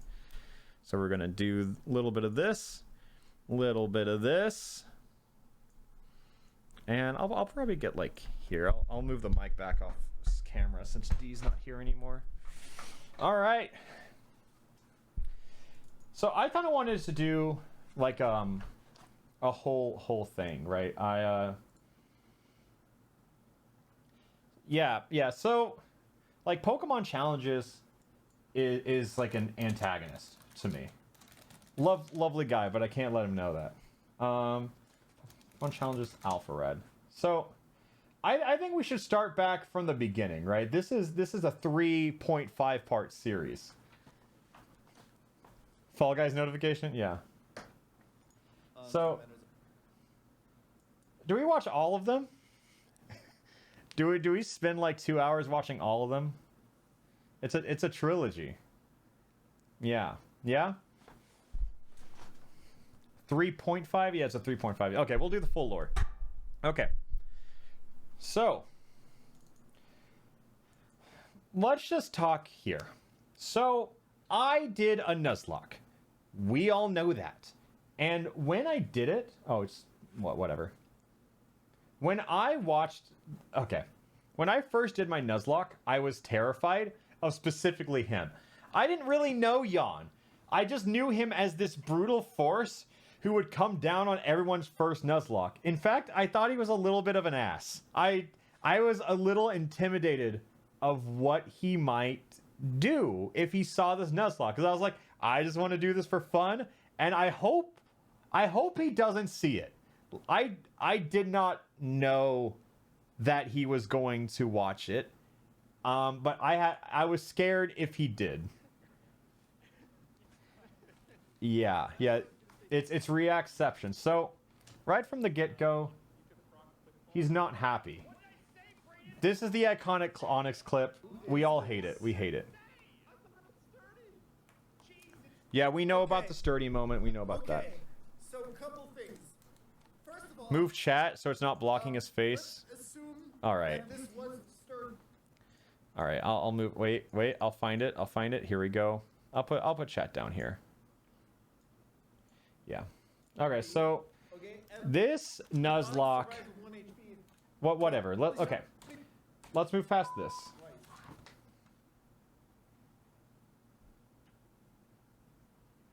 Okay, so let's analyze this intro, let's start. This is a long journey. Pokemon Challenges first reacted to my Nuzlocke. I didn't follow me on Twitter, wasn't subscribed to me, hasn't said a word to me. He just saw subscribers next to my name and said I can react to that and I can just break it apart. And boy, did he. Like, I played like a little VGC, so I had all this VGC knowledge, but it's so shocking how that does not prepare you for Nuzlocks. Like, VGC, competitive Pokemon, and Nuzlocking are two completely separate skill sets. Turn it up? Okay, I'll turn it up a little bit. Let's going on YouTube. I'm gonna turn it down on my side though. I suck at YouTube intros. True. So I'm just kind of gonna run with this. Yeah, see, it's a talent, you know. Like we all have our skills. I can make good videos. He can make good Nuzlocks. Pokemon Hold on. Amateur hour. I'm Bro, I'm a minute 23 into this video and I'm not hooked. I'm probably the best Nuzlocker in the world, and today we're going to be reacting. There's like an echo. Okay, it's because I'm not wearing my headphones. I didn't want to. I'm lazy. Fine, I'll remove the echo. There you go. Oh, Rats, you never made your parody. Yeah, you should. You should make your parody. Alpharad. There we go. How I survived my first Pokemon Nuzlocke. Yeah, it's just, I don't know. We have like 3,000 or 4,000 hours of Pokemon Nuzlocking. Every video, he has to like sprinkle the same accolades that he does. And I feel like, I'm just surprised he can't do it faster. These videos are not meant to dunk on people or to show you guys how bad they are and how good our actor on this channel do not. These videos are not meant to dunk on people or to show you guys how bad they are and how good I am. They're meant to... Chat, gotta ask, who believes that? Is there anyone who believes that one? That is the same disclaimer as South Park, saying any similar names are completely coincidental. Yeah, okay. You can't hear it? What? Case studies. You can barely hear him? Oh, I'll turn it up a lot more then. You guys to improve your...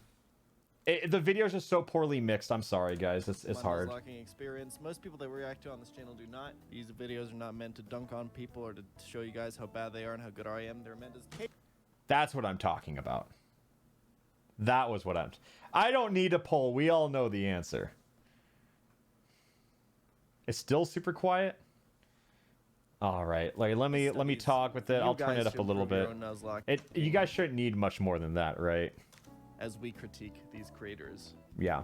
Okay. They're also meant to grow my channel because reaction videos do really well. I appreciate the self-awareness though. Like, right, okay, fair enough. Like, have I watched any of this guy's? This is what I'm talking about. This is what I'm talking about. Like, I think there's a courtesy when you're shamelessly ripping someone's content. Come on. Right? Right? You know? Not even subbed. Not even subbed. I'm sure he is now, but you guys got to make up for it, right? Not even subbed. Videos. I mean, I guess we have like... Are you subbed to him?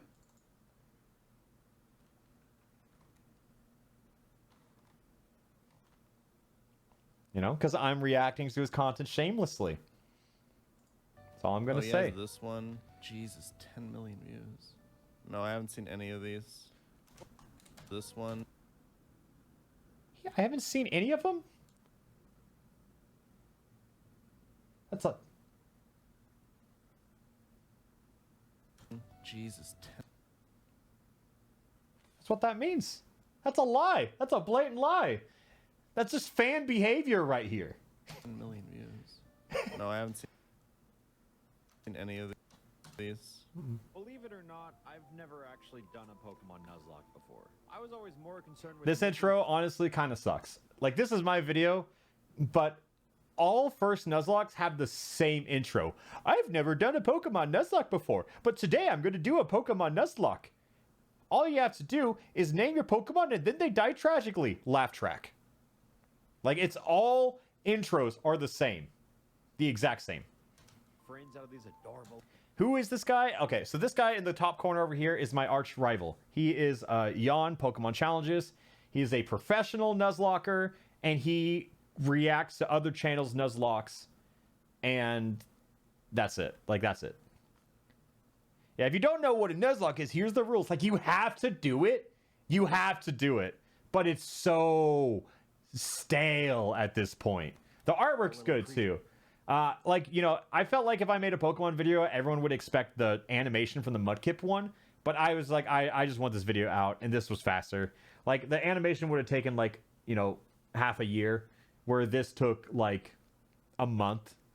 from one artist, which is good. Bobber, shouts to Bobber. See, there's the joke. Everyone dies. Jan's just nodding his head because there's nothing else to comment on yet. To make the game playably hard, I would say, if Yeah. you know you're an adult with gaming experience, but that's another way to put it for sure. So, I think, okay, this one, I think that critique is so whack. I think, okay, I've watched a lot of reactions to my Nuzlocks, and every time I make like a joke like that, the tryhards are always like, pause. So, actually, yeah, it's just playably hard. Like, it does add difficulty, but I'm a comedy channel. God damn it. Rules are simple. You can only catch the first Pokemon you encounter in each area. Yeah, I got to make this as fast as you can. Everyone knows the rules already, but you have to say it just in case. Additional rules I've added, but the Okay, permanently, yep, nicknaming them all. Okay, true. Can only catch first Pokemon per route. Okay, battle. If you don't He's know just reacting to the this. difference, if you play on set, after Don't care. If you kill an enemy to switch. Also, I want to say shout out to the guy whose first time chatter was just spamming ASCII art of Fall Guy with tits. Mad respect for that one. It completely puts momentum in your favor of the game at all times. I agree. Battle mode is for pussies. Let's move on. A Pokemon again, you skip it, and you an emotional attachment to them all. So when Butterfree dies, you just murdered Jeremy, and that. I just think it's funny that it was his first message, and that's what he had. He broke his silence to say that, and I respect it. If your entire team wipes out, that's it. The run just dies like Jeremy's family. So, with everything in place, I thought that joke was funny. I think the best part is like when people are like Nuzlocke or reacting to it for like the Nuzlocking purposes, you just spit jokes and it's their dead face. It makes you feel like you're not funny. Oh. Okay. You know what? Message received. Finally time to embark on our journey. I thought it was a good joke. Video, please subscribe because it helps out a lot. Thank you. Wow, thanks for the call to action. Hey, if you like my videos, only like... No fucking way. Okay, hold up. I did a call to action, and there's no fucking way this dude did one when he is not... Oh my god. Where is it? Where is it? It's like... Right. So, I actually wonder, have I watched... No way! He used my call to action when he's not a bonerant to my channel. Oh my god. It's a tragedy. The Nuzlocke dude dies. Shameless. Subscribe to your to do your first Nuzlocke on. They're pretty easy, pretty straightforward. They have a pretty good encounter variety. This is just everyone nerd knows shit. Them. Everyone like... Yeah, it's Gen 1. It's easy. That's why I did it. Moving on. All right, let's talk about starter choice because we always do. Bulbasaur is a good choice. All right, all I need to know. Moving on. Overall, was fun. Squirtle, pretty useful. Okay, so I'm gonna critique his. You know, he said in his third reaction to mine that I'm so good at writing scripts. I'm so good at presentation, hitting emotional beats. You want to know the secret, Jan? It's a little saying I learned in film school called "say it, show it." That will upgrade all of the quality of your content. Like right here, such an abundance of water types, a lot of them that are better than Squirtle. I usually this is like 20 seconds of just essentially a black screen.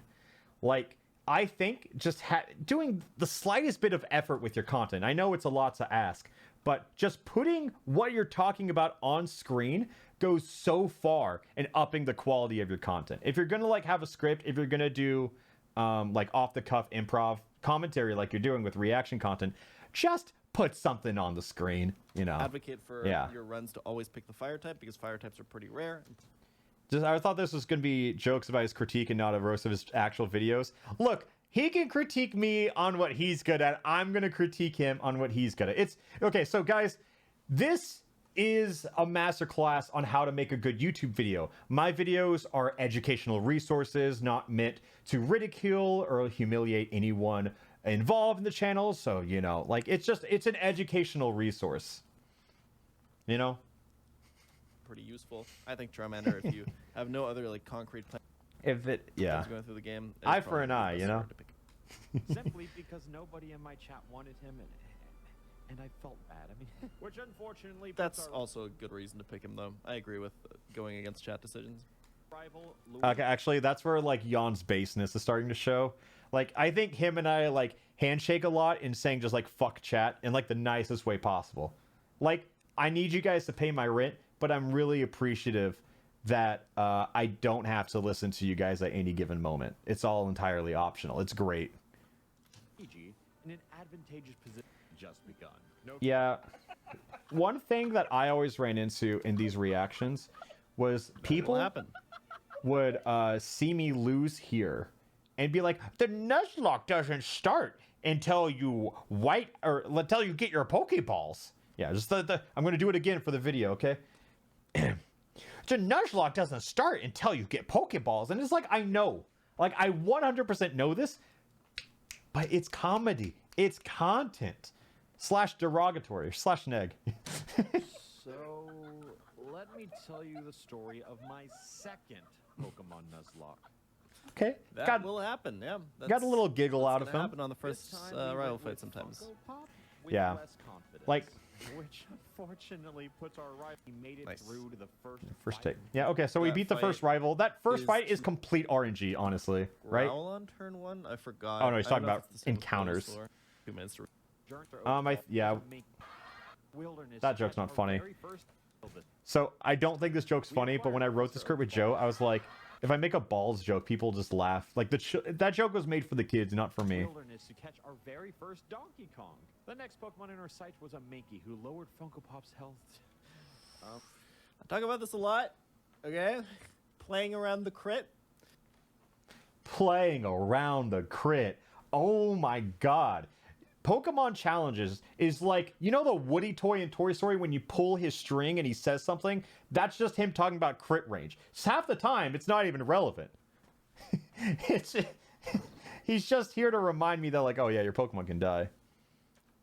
I can't hear you talking in the video. It's because his video's poorly mixed. It's not my fault. It's like, if you, like, the video is so much lower than his, so if I turn it up, then his voice is going to be super loud. So... I can't really turn it up much. You guys just have to like kind of believe. Damaged there. He see, because now his voice is like super loud. Probably knew how much damage that Mankey was doing, so he knew that when he was at 4 Bro, HP. I'm alive. I'm alive and fine. HP, right? Oh, I meant his voice. Oh, gotcha. Really? Oh well, I'll play it here. The next Pokemon. Oh, the previous volume was perfect. Yeah. Okay. Oh, 7 HP, so he probably knows that he's dealing 5. I caught it. Whatever. It was like, for me, I was like, this is so early in the game. If I lose my starter, I'll start another run. Bit of a risky ball. It's been 5 minutes. I can reset if I want to. Going to look like, and I will not apologize for it. So after, I mean, based for sure. It's better content to play that way. We're here to learn. We're not here to learn. We're here to get views. Just saying. Here to judge. So, not a critique versus him, just for you to learn from his mistakes. That's the heart of the channel, and it's so disingenuous. He doesn't mean that. He knows what he's doing. New friend named Wii Sports and trekking through the forest of useless Pokemon, we were ready to tackle our very first gym. Beedrill is actually not useless in this game at all. I guess we can talk about the encounters. What's so fucking funny is he says this exact same thing in my most recent Nuzlocke. He just wants to gas up his boy Beedrill. And it's like, that's fine. I think he got a Rattata, which is pretty damn strong, especially with Guts. You can like pre-poison. I don't use Guts in this run, but I do in later runs. When you get Facade in this game. Mankey's pretty damn strong, especially once you get like past Surge and you evolve it in Primeape. Pretty damn good Pokemon. And then Beedrill is actually... Do you genuinely not like Jan? Oh, I love the dude. Like, he's great. Him and I think it's just a really good back and forth we have. Like, I posted my Nuzlocke insulting him and sent him a 1 of 10 because the video performed well and the handshake emoji, and he responded with his reaction to it, a 1 of 10 with the handshake emoji. Like, we're in cahoots with each other, don't get me wrong. We're both profiting off of the rivalry, if you will. Pretty nice early game. You take the time to grind it up before the gym, get it to level 10, you know, get your Beedrill. Oh, it obviously doesn't beat Brock or anything, but I mean, you have your Bulbasaur for that. But for like stuff like Misty's Starmie or like just a bunch of like random fights, Beedrill's pretty good actually. I know, Beedrill's great, awesome. Which we were already underleveled. I was underleveled for. Is not great. And here's the thing. Jan was right. Like, I should have leveled my Pokemon. Back then, I didn't take the rare candy pill. And now I'll cheat in the runs, and I'll be up to level cap every single time. I think that is the one big criticism. I mean, like, when you're under-leveled, it's hard to give criticism beyond you should have been higher leveled. But despite that, he finds a way to do it anyways. The YouTube video sounded like jokes, but right now it really sounds like you hate his entire existence. No, it's not. It's a content Ouroboros, which also I have this tattoo, which is kind of cool. Same thing. But yeah, grinding on stream is boring. Yeah, and I didn't think like chat would have been kosher with me just like hacking rare candies in, but apparently that's just what I got to do going forward. Yeah. That's what makes it exciting. On the next route, I was presented with a Just a nod. I commented on making good content, and he just nods his head. Because we can see, I think he's underrating the other encounters here. Rattata also evolves really early. And I 100% was. Because, like, again, I come from VGC. I didn't know, like, Raticate is a good mon. I didn't know Beedrill was a good mon at this time. I had a lot to learn when it comes to Nuzlocking. It's one of the best Pokemon he has right now, and he probably should be leveling it more. Yeah, I agree. The team's looking fine, though. I wonder if you yeah, can it's actually fine. catch this. Another Pokemon. I don't catch this because Jome calls me a pussy. That's what happens. And you can just throw low. Chris screaming, though. Pussy? Okay, that got a laugh, though. Yeah, that happens. To be expected. To be expected. Kids, let this be a lesson in toxic masculinity. It's better to be called a pussy than a serial murderer. True. Facts, yeah. I agree with me on that one. This is my first stream of yours. Well, this is like the most like shameless React Andy stream of mine. I'm literally not even reacting to other people's content. Actually, that makes it a little less shameless, actually. I'm taking my content back, you know? Actually, this is a base stream. Welcome here. Encounters in all of Nuzlocke ever. What do you say? Oh, also Magikarp, by the way, one of the best encounters in all of True. Nuzlocke Facts. ever. Yeah, we're just gonna move on. Gyarados has. Oh, we don't care. Say it, show it, baby. This is a blank screen as far as I'm concerned. Incidentally, weak to Funko Pops, as most humans. Where Ivysaur. I think this is like my favorite panel. All of like the manga thing. You're just reacting to your own content for 4 hours. Yeah, So, it's great. Luckily, Funko Pop solo this one as he sleeps and sweeps. That's where Ivysaur shines in this game. Wow. Yep. This is easy. Oh, he paused at the same time I paused. But yeah, I foreshadowed that it's easy because you know I'm gonna lose. But the other thing was like, I really knew nothing about Nuzlocke. You know, at this time I really did not know what I was supposed to do. I made a lot of careless mistakes. And at this part specifically, like just writing the script just reeks of like Nuzlocking ignorance. Because even, you know, the script was clearly written when the whole video was over. But even then it's just like, this team's fine, you know? Like, it's easy and I'm underleveled, you know? Yeah. I don't know about having the Oddish on this team. It's not really good at this point. Gloom isn't very good either. Yeah, you really need to level that Rattata though at this point. There is absolutely no way that it could be humbled by this. Yeah, I think this foreshadowing is honestly like, I think I've gotten a lot better at writing scripts because the foreshadowing is like a little like tongue-in-cheek, you know? And I think it's a little too blatant. Like, it's funny, but I like when scripts have, like, people watch the video and come back to and be like, oh my god, he said this and then that happened. And it's like more subtle. Like, One Piece has definitely like given me like the foreshadow pill, right? Like, I try to foreshadow every script. This is just too blatant. It's too blatant to be cool, you know? Yeah. I don't like it when people foreshadow by saying foreshadowing. I'll do it for, like, irony purposes. If it's, like, in a... Like, I say, oh, this is so easy. I'll flash foreshadowing and then cut to the not winning. I think it's funny when you do that. How often do people watch your content twice? More than you'd expect. Yeah, I saw like there's like stats in YouTube, like 30 to 40% people like rewatch your content, and I think that's like a lot. But yeah, it also spoils the moment. I think showing foreshadowing for something that's obvious isn't that bad. I think it's funny when it's immediately resolved. I did that in like the Pokemon Unite a lot. Like, I would show foreshadowing and then cut to the losing screen. I think it's funny when you do that because then, like, the payoff is immediately. But, yeah, I think I think there's like it's a thin line, right? Game. We might as well head straight towards the third gym, you know? And on that path, we found the daycare. Dude, I think this is so funny. I was so scared to grind rare candies where I just like ran back and forth for like 20 minutes at the daycare. I could have just hacked in rare candies. It would have been so easier. Oh, get it, guys? SS Ride-On, because Ride-On learns surf and also something my dick. Okay. For the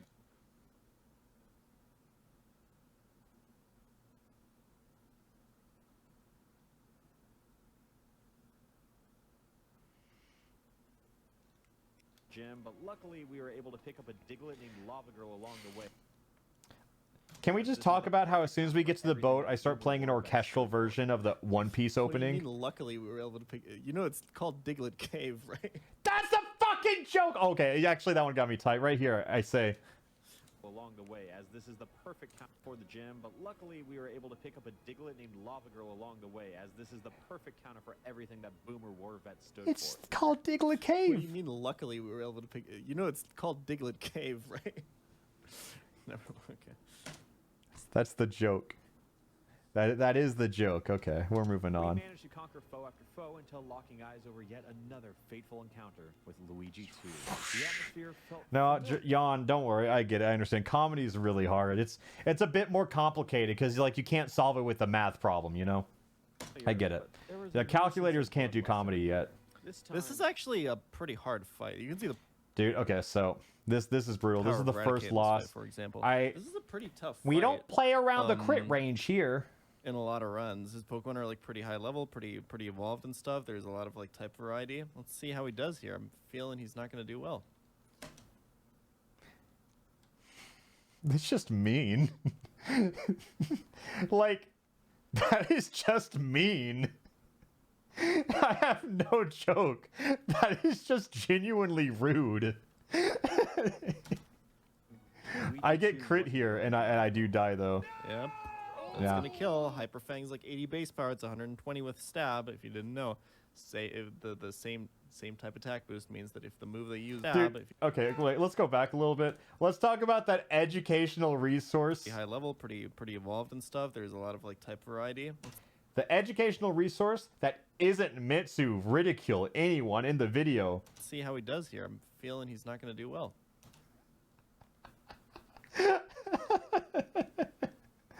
Holy shit. It's just like I understand a lot of the criticism, but that one is just genuinely mean-spirited. Jan was even more ruthless, and Miskiff and XQC reactions. I did watch those.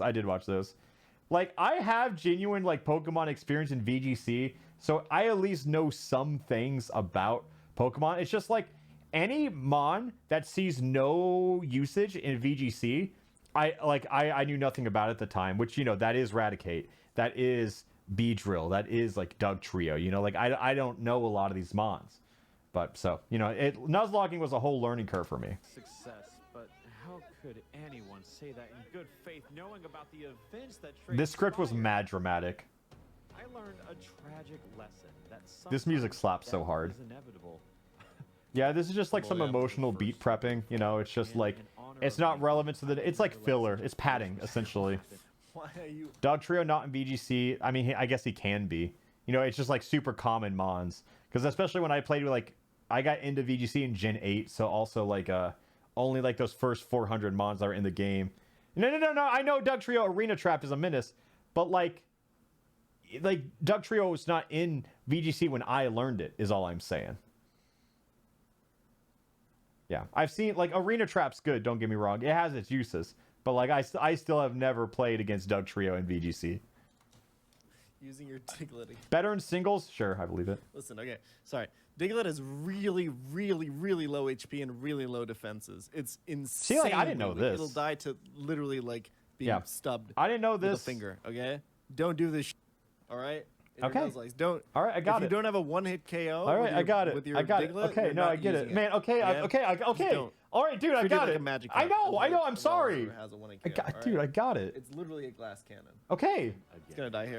Okay, I'm sorry.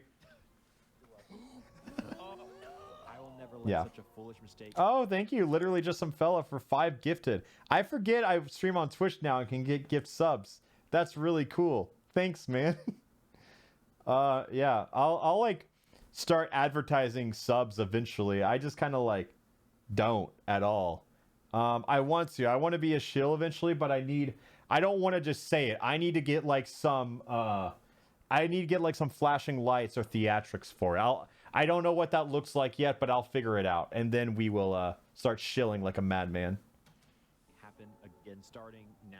Lieutenant Surge lost 2 Pokemon right at the start. Yeah. Ooh, Dig Raticate, that's right. Yeah, Dig Raticate's really good for specifically this. I mean, Hyperfang could honestly do the job, but I do have a giant misplay here. Right here, I don't think the footage shows it because I did stream this. I could have swapped Raticate out, but at the time I was just like, who cares if Raticate dies? Like I just didn't care. I didn't realize Raticate was as good as he was. So, like, that's a misplay that I don't even think he calls out. Yeah, that's fine. I just let him. I willingly let him die in that Nuzlocke because I thought he has outlived his usefulness, and I was just wrong, flat out wrong. Wait, why does he have 4 Mons on his team? Why didn't he bring more? One of them is Gyarados. Normally, I advocate for bringing Gyarados to your electric gyms because it's a pivot. So what does that mean, right? So Okay, he's about to spend 3 minutes explaining something he can explain in 10 seconds. So we're just gonna like fast forward past this. Oh no, we're gonna pivot past it.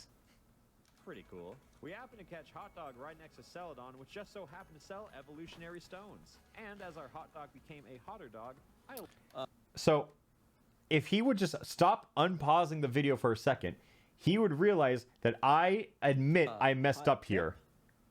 probably want to evolve this as late as possible. Because I know. Arcanine, when you evolve, it stops learning Just moves. watch Growl the will video. Keep learning moves. I don't know how. I addressed this. I guess you just teach. I this promise. Fire Blast from the department store. Uh-huh. I mean, if that's good enough for you, hell yeah. But I Just think unpause the video. Give me a second. You gotta delay this evolution, Please? like for a pretty long time. You have Ivysaur. You have Pidgeotto. Someone says you're being a bit mean. It's an educational resource. Don't worry about it. It's definitely it's fine. It's fine. Even Gyarados can be okay in the grass. Look, if Jan is gonna dish it, he has to deal it. He has to dish. You know what I mean. I'm trying to call him a bitch is what I'm trying to say. I mean, you don't need to press this evolution right now. Oh, you can get a flamethrower level 34 apparently. Or you can get it from gambling, I guess. That's true, yeah. Tool, but signature moves like Flamethrower were now off the table. So Oh? online, this Oh? is like a great tool, Wait, here we go. Unpause the video. a single move through leveling. Just a nod, just a respectful nod. Signature moves like Flamethrower were now No off the faith. table. Absolutely So I no went online faith. to see if I could find a TM for this move anywhere, and it was only available in the Celadon game corner for $4. Yeah, so I just gamble because it's This is funny. true for like platinum versus seeker within like I just coins. like There's a gambling. trade that gives a I knew I could have probably done something else, but I thought it was just really funny to gamble because it just felt really in my character. I've at least revealed myself as Perseverance or adaptive, Oh. which are and also as Chat, is this gonna be like /pause or /neg? Like, what do you think he's about to say? It feels like he's about to add an adjective to the list I've just supplied, and I don't feel like it's gonna be nice. We'll see. We'll see. perseverant? Is that a word? Patient? 3 hours of grinding. Most people don't do that. Good job. /pause. Who could have seen it coming? Yeah, that wasn't derogatory. Yeah, I'm caught off guard too. I didn't remember that. That was pause. Persistent. That's what I was looking for. But it feels like /s. You know what I'm saying? make the worst Which is honestly a Nuzlocker's highest virtue. Honestly, here's my outtake. You don't need to be smart to win Nuzlocks. You just got to be really patient, and you got to be able to read all the information that's available to you. Okay, that's the Yeah. only thing required. making decisions. So before he went into the fourth gym, Yeah, I fair had a enough. moment to reflect and recognize that flying types are super effective against grass types because at this point you can never be too sure. After collecting the damn fourth gym badge, we headed towards the downfall of Twitch Plays Pokemon. This weird spin-off plot point is really just here to introduce I need to start. Wait, this is such an uncomfortable way. I guess like if you have your arm here, you know, I guess this is just how he sits, yeah. Giovanni, the baddest bad guy in the game, who doesn't really know how to play the game. On to the next plot point! I found it very ironic that within the Pokemon Tower you find Luigi 2 mourning the death of his beloved Raticate as if that little bastard didn't deserve to rot in hell. One battle later and we... I want to say that's my favorite joke in this video. Not, it's, you know, look at his face. He did not think that's his favorite joke in the video, but it is mine. All right, I'm going to do Gamer Stare now. ran into a wild Ghastly, who I admittedly nicknamed In Poor Taste.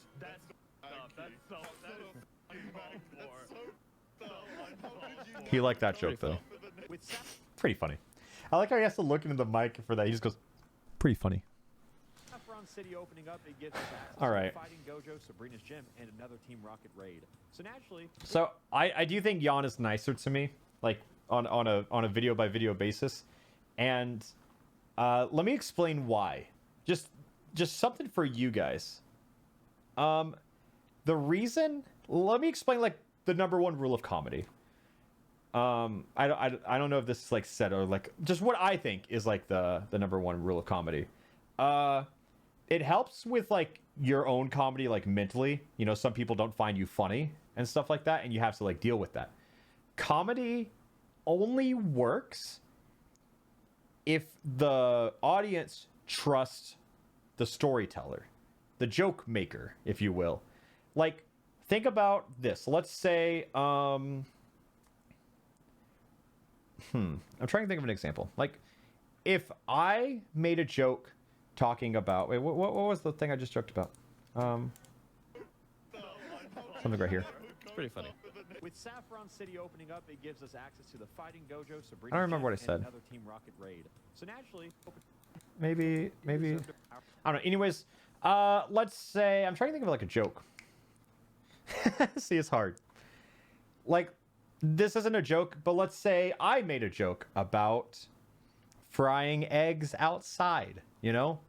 Like, oh, it's so hot outside, it's not a funny joke, but that's not my point. But the thing is, like, if I were to say that, you guys would know I'm kidding, you know? You know, for comedy, yeah. Yeah, write that one down. Yeah, it's so hot you can fry an egg outside. But if I say that joke, you guys, my established audience, know I'm joking. I'm not doing that. But let's say you make a tweet about it on Twitter and it bangs. That joke is gonna bang, right? Yeah. So, and then it goes outside the tweet's intended demographic, and that's when you start getting quote retweets of like you know what? I can give a more specific example here.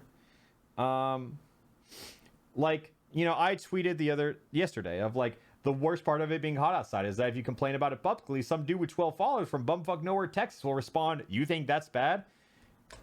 It's a joke. But then when that leaves its target demographic, then you start getting people to quote retweet saying like, this dude never been to Texas. This dude never been to Oklahoma. You know, 2 places I grew up. But it's just that it keeps growing. It's because the people outside my intended demographic don't trust me. You know? It's because people only laugh at jokes if they trust the person telling it. Punchlines don't land if they don't trust you. Burger King tweeting out women belong in the kitchen and then having it be like a branding decision doesn't work because their audience doesn't trust brands to be politically aligned with feminism. You know? Like that's how it, yeah. Me tweeting out Netflix is gonna kill 455 innocent people. Me tweeting, they died to, you know, that tweet. You know, like that's the secret of comedy, is that if you can even like gaslight yourself into feeling better about your own jokes, that if people don't find you funny, you can just say they don't know me, they don't trust me. It's now something like, I think it helps my mentality a bit if like people want to talk about, like, they have different brands of comedy, they don't find me funny. It's just like, oh, if they don't trust me, they're not going to find me funny. I don't know. You know what I mean? That's just something I'm very passionate about, and I tell everybody that because I think it's a really cool thing. That comedy only works if the people trust you. So, there you go. Moving on. Luigi 2 mourning the death of his beloved Raticate as if that little bastard didn't You need deserve to rot in context? hell. One bad No, you really don't need context for comedy.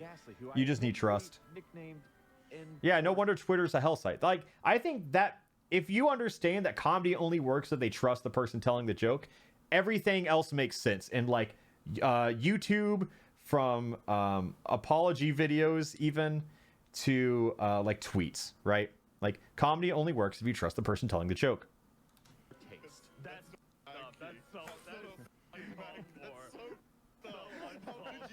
It's pretty funny.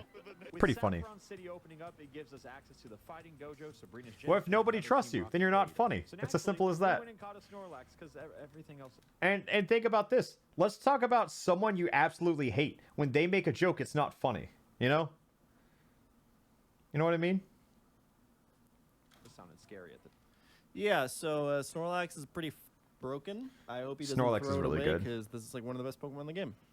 What do you do if you're starting out and don't have established trust with your audience? I don't know. It's hard. Like, you really just have to establish yourself. Like, you have to make those jokes and hope people get it. Like, it sucks to say it like that, but it's that simple. Like, a lot of people will miss your comedy because if you don't have an intended demographic, you're kind of shooting for the fences, and you're going to run into all people from all types, walks of life who just don't get it. Can you establish trust? Sentence one, you know? I don't completely understand what that means, but can you, like, in one sentence? I think, like, what Jan does is good, because, like, he intros a video and gives his accolades, so you know to trust him with Nuzlocking stuff. Like, he establishes himself like that, but it's harder to do that in comedy, because there's no, like, comedy is so subjective. Like, he has an accolades, right? But yeah, it's really just like you have to. I start my videos with more. I try to write like generic comedy in the intro, and then I started like shifting into more targeted comedy later in videos because like I want to hook people with like easy to understand jokes. So I guess that's really what I do is you start just with comedy. Like you just start showing people that you can make them laugh with a very simple joke, and then they trust you as someone who's not super serious but just wants to make light of the situation. And then everything you do after that, they understand. Catching Yoshi opened up the path Yeah. that head southbound towards Fuchsia Town, but on the way there, Funko Pop became even funkier. That was a Fortnite joke. That was an Among Us joke. Some bangers here. And ready to attend. So he chose to evolve his Eevee into Jolteon, which I think, given the other options in this game, is probably good. Water types, as I said, are abundant. Electric types are pretty rare. Yeah, and I Jolteon's feel a pretty like- good electric types really fast. Even if you only have Shockwave as your electric type move, still pretty good. Koga's Gym. Meh. I don't think I should have evolved it. I don't think I needed it. Is he dead to crit there? I don't think 30 I'm dead to crit there. Just Hypno just versus watch the video and 34 then you can see. Let the Arcanine. damage. Come on. Oh No my god. shot. Yeah. See, that didn't kill the crit. Just wait a little bit. Patience is a Nuzlocker's best tool. You know, that's what the greats say. Am I right? I mean, now he is, but he's not going to play around it. 41 Dude, there is no faith. 1 times 2 oftentimes There is is more absolutely than no faith here at all. But also flamethrower. Yeah, More it damage deals than more Bite damage here because Bite is by 60 base its power physical times 2 is special split. 120. I know. Flamethrower is 95. Leave the gym. Yeah. Yeah, we're. So yeah, again, here's another sequence. Using it. Yeah, this rival fight is hard. He didn't show it at all. Yeah, I kind of wiped it, which is unfortunate because I didn't do that on my second Nuzlocke. That's actually makes me a little sad. Grunts, we make it to the end of this labyrinth only to be met with Giovanni again. We open the battle with none other than our golden child, Spy Kids 3. Dude, okay, actually, I'll say I got outplayed by the AI here. This visual is, I love this one. This is gorgeous. For a champion, but as his You should play around the crit. Same energy as, there's a snake in my boot. It's just the same thing. You should play around crit range. He's just a fucking stuffed animal, man. Yeah, paralyzed, Yeah. hanging on that Rhyhorn, having a Venusaur in the back. Yeah, I do agree. This was a pretty big blunder. I just thought I could kill the Rhyhorn one hit, Make you slower, and I was there's a wrong. chance to get killed by Rock Blast. People are gonna say, "Hey, he got unlucky because he got hit by like 5 Rock Blasts there, or 3. Is 3 enough to kill him here? Maybe." I think he got the read. Rhyhorn's pretty If high I died to timing, 5, I would just say I was unlucky. He does have the read on that one. Yeah, see, it only hit 2 times. That's 2 is fine. Jan, say the people who already watched the video. Good one, guys. Not Spike, it's 3! Death never gets I think it's so funny because if you're making a Pokemon video and you want people to feel sad, you just play this song. This bloody cycle will never cease Wait. to continue. Lapras can attempt to Says fill that the song? Gyarados-sized hole in my heart, but nobody can replace what Spike is 3 means to me. Upon entering What song is this? I Pokemon, completely we forget. carry a slightly different Because this energy, isn't one that has Don't been Ever clouded by Forget, memory right? and burdened by memories. Everything in his power to not get swept by the new Yeah, it part is. of our team, but not even being over-leveled. Yeah, it is, right? Is wheezing to be exempt from a dying breath. With another gym badge acquired, the next stop for our That's not emotions. Yeah, that's Don't Ever Forget. Yeah. other than the illustrious. Yeah, okay. Yeah, I knew I played it for Sabrina. I just didn't know I started it that early. Yeah. If you're making a Pokemon video and you ever want people to feel sad, just play Don't Ever Forget. Like, it's a genuine cheat code. It is just a sad song. It's beautiful. And if you know, you know. If you know, you're crying, you know. The song's perfect for that. Sabrina of Saffron City. And So, there's a lot of Pokemon that can solo this gym, I think. But Hear me out. How many clips of him? I need the compilation. Like, let's say he's watching a video. How many clips go just like this? So, I feel like 60% maybe. there's a lot of Pokemon that can solo this gym, I think. But if you don't have the right composition, she can. Yeah. She can be tough. Let's see what happens. I'll let the gameplay speak for itself. Oh, hold up. This is scary. That's a lot of damage. Yeah, I will say this is probably the least gamer moment of my entire career. Like, this whole sequence right here. Everyone focuses on the Onyx clip, and I'm really happy because if that Onyx clip didn't happen, everyone would focus on this Alakazam fight. I played this absolutely horrendously, like genuinely, like it was awful.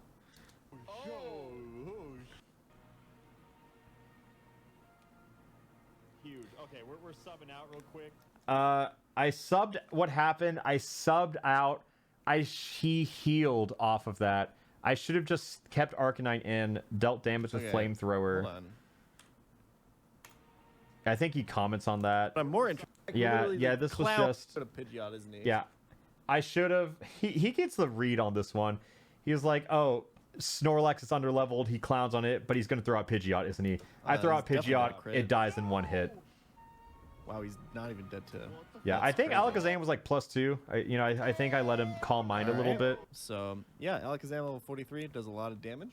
10 levels Mhm. ahead of his Snorlax too. Not really sure if he can get out of this, even with Lax. I guess. Yeah, I do kind of cheat. I try to get out of it with Snorlax. I know that he's like a special defense tank. I use definitely Yawn, and then he wakes up super fast, which is just unfortunate. What happens here?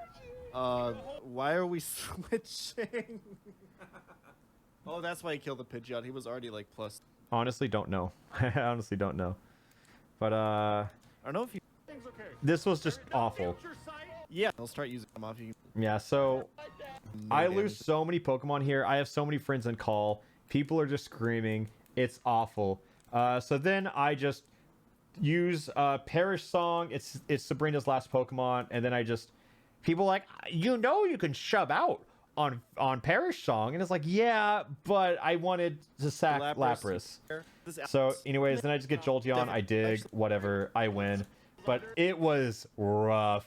This is not a good fight. It's honestly worse than the Onyx, but no one talks about it because the Onyx one was funnier. Yeah, the play here was Perish Song with Lapras earlier. Yeah, like honestly, I could have used Lapras Perish Song, sacked Lapras, and then just not lost anything, you know. Oh, but if Onyx had the Quick Claw, yeah. So, and then after that loss, 40 whole days later, The reason I took 40 whole days was because I just was like, fuck it, dude. Sabrina deflated me. I don't want to do this Nuzlocke anymore. You know what? I'm done. Like, I'm tired. I don't want to play this game anymore. And then eventually I was like, it's a fun video. Wouldn't it be a good story from coming back from nothing into winning? And then I was like, I don't want to stream it though, because then that's scary. So yeah. And what's okay, so this is a really fun thing. No one's gonna comment on the video. The first half at the SSN, I used I used We Are opening from One Piece, and then for the second half, after 40 days, like a time skip, I used the instrumental for We Are, which is the first One Piece opening after the time skip. You know, it's like, I thought that was cool, but no one's gonna notice that. You know, like, videos are full of things no one is gonna notice. I know that I can't put any of the blame on the game or my team, for it is my solemn duty as a trainer. Yeah, it's a real dress narrative here. Very based. Thank you, Jan. Over these past 40 days. My job is to finish what I've started and lead the remainder of my team to victory, as it's what they would have wanted. Accountability. So I collected a new team. True. Ooh, this is a good ass team. That's what I'm talking about. Yeah. Dodrio, Slash pause. Yeah, Cloister's pretty good. Hypno, not bad, not bad. You got your Hitmonlee. That's a pretty good Pokemon. Pick the right one too. This is a good ass team. He's got this, boys. We pulled up on the Pokemon Mansion. Yeah, the 40 days, it wasn't like an exaggerated bit thing or sarcasm. I just didn't want to do it. Yeah. To catch a coughing named Coughing, and that was it. Then Blaine said the funny thing before hitting 15 fire blasts in a row. Yeah, that was unlucky. So that yeah, one was straight up Cloister's unlucky. special defense is ass, and so is its HP. Probably shouldn't be using it here. Yeah. I don't know stats of Pokemon I've never played with a VGC, so I look at stats now, but like back then I definitely did not know that. I think Transformer dies because Captain Kidd tells me it kills, and I said no, it doesn't. Jolteon dies, it's your fault. So that's the first Brayden death. That's yeah. Wait, did I let that... And I like how he says wait after he dies. I think he had Discord delay or something because he goes. Did I think that's so funny. Jolteon die? YouTube better be a larger mistake than Wait, what does he say base for? If I'm going to make a mistake, it better be my own mistake, and it definitely better be a larger mistake than I trusted one of my dearest friends. Yeah, that is This base for wasn't me. too hard I to agree. jam, but I really just monologue post time skip about how these two Pokemon were leading my team, only to let one die as a prank. What is wrong with me? You would think at this point that I'm done taking completely worthless. I don't know where I got this piano music from, but it kind of slaps.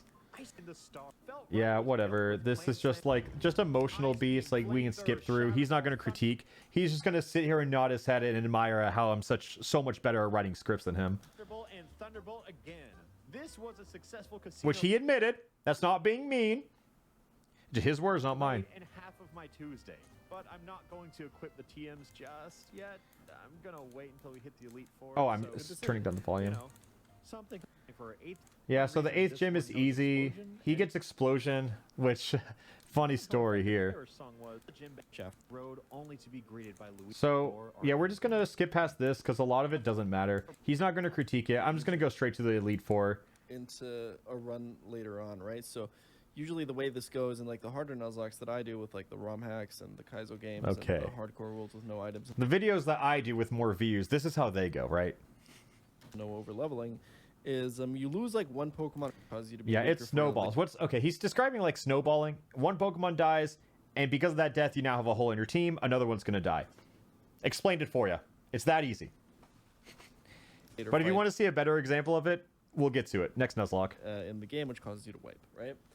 So one mistake in your Nuzlocke can snowball. Yeah. We get it. We get it. Friends through grinding. With this new catch, we replaced Master Ball for. When we reach the oh my god, I forgot we used a Master Ball on the Onyx. If only he knew how important he was.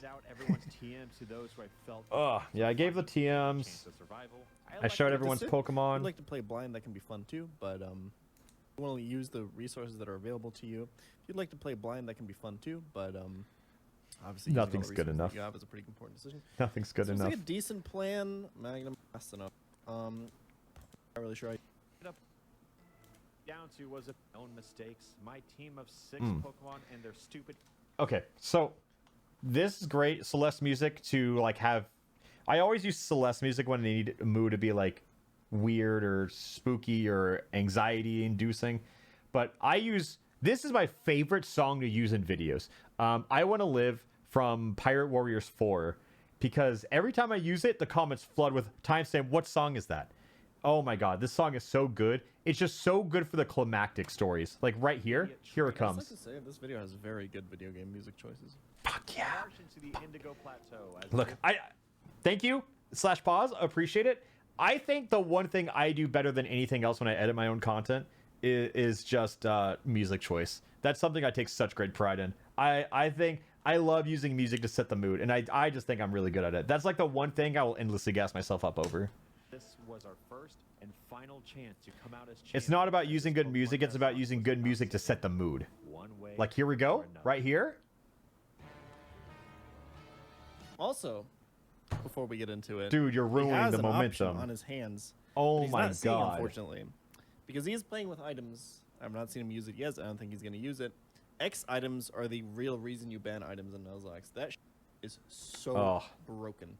To comment on that, I was aware of X items. I use them a lot in like my solo mudkit runs and everything. But I kind of told myself like I'll use healing items, but I didn't want to use like battle items. I thought they were too broken, so I didn't do that. You just set up your Pokemon with a bunch of defenses with a bunch of attacks. Yeah, that's why I don't like it. And then you leave. Trainer. Dude, he's really blue balls the biggest moment of the video. It's that song. Oh, the horns! This song's so good. Yeah, like how I said, don't ever forget. Use I Want to Live whenever you want a climactic moment. It's so strong. It's such a good building intro. Oh, it's so good. Why did he bring Onyx? Didn't he have something else? No clue, honestly. I don't even know what I had. What did he box for this Onyx? Onyx is a terrible Pokemon. It literally has less attack than Oddish. It's just funny because he doesn't know how right he is yet. he can't see into the future entirely. It's so bad. He had Dodrio and he brought Onyx. Yeah, because I mean that's just a mistake. It's a good sack, I guess. Could have also gotten a fossil if you were really concerned with Charizard. You could have gotten like your Kabutops or your Omastar or whichever fossil you picked up. Aerodactyl could have been an option. But this is the lamest piece of shit I've ever seen. I just kept getting frozen, kept getting put to sleep, Look, I do admit that Onyx was the weakest link in the team, but my god, do I I'm happy it happened because a whole I don't think the rivalry would have happened without that Oddish. Then being told to deal with it. Despite switching multiple times, I had a relatively here loud it comes. voice in my ear to switch out to Onyx. I insisted Look, that Onyx is Jan and I and Captain Kid have both used this clip in our videos so many times, but after the trilogy of Nuzlocke has been completed, I'm done using it. I am not using this Oddish clip, or I am not using the Onyx clip in any videos Earthquake doesn't after even kill this. Jinx. First of all, again, did you choose Charizard? It's time for Mewtwo. Dude, okay, I think this is what makes it. Look at Jan's reaction. This is 100% the wrong play every day of the week, and my dude is a flabbergasted. Who is this? What did I say? I thought it was sturdy. Jesus. Okay. Okay. So, couple things. What is it, First Jan? of all, what is it? Let's assume that this was sturdy. Okay, we'll assume and that it's sturdy. Onyx survives with 1 HP. Okay, Jinx yeah. is just What if he faster survived with 1 and sturdy? instantly kills you again. Okay, but what if Jinx could miss? Second of all, Oh, no, okay, you're right. Yeah, sorry. Work that way in Gen 3. Oh, and you're right. For Yeah, another this is generation, Gen it 3. only starts Okay, working you're that way right. in Gen 5. Okay. In Gen 3, it Okay. only blocks 1 at KO moves. Okay, I'm sorry. I don't even, I shouldn't have done that. You're right.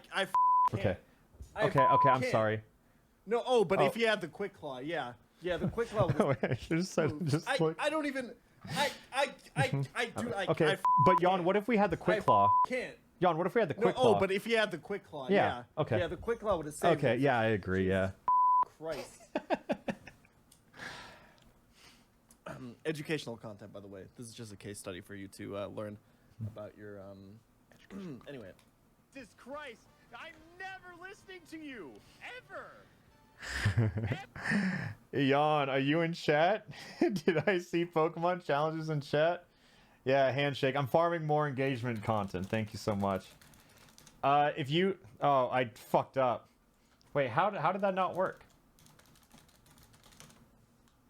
I don't know. Oh well.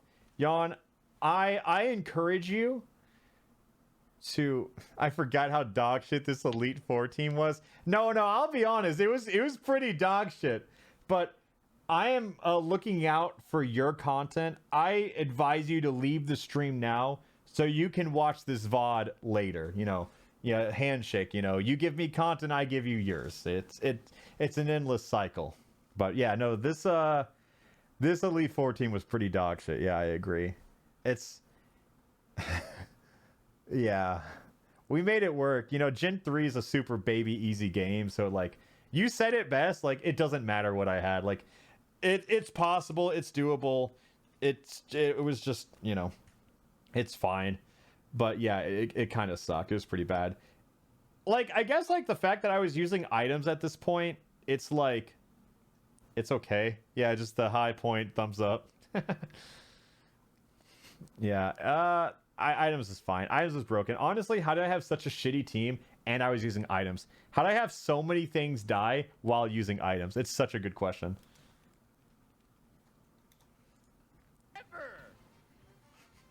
I was so mean to Brayden.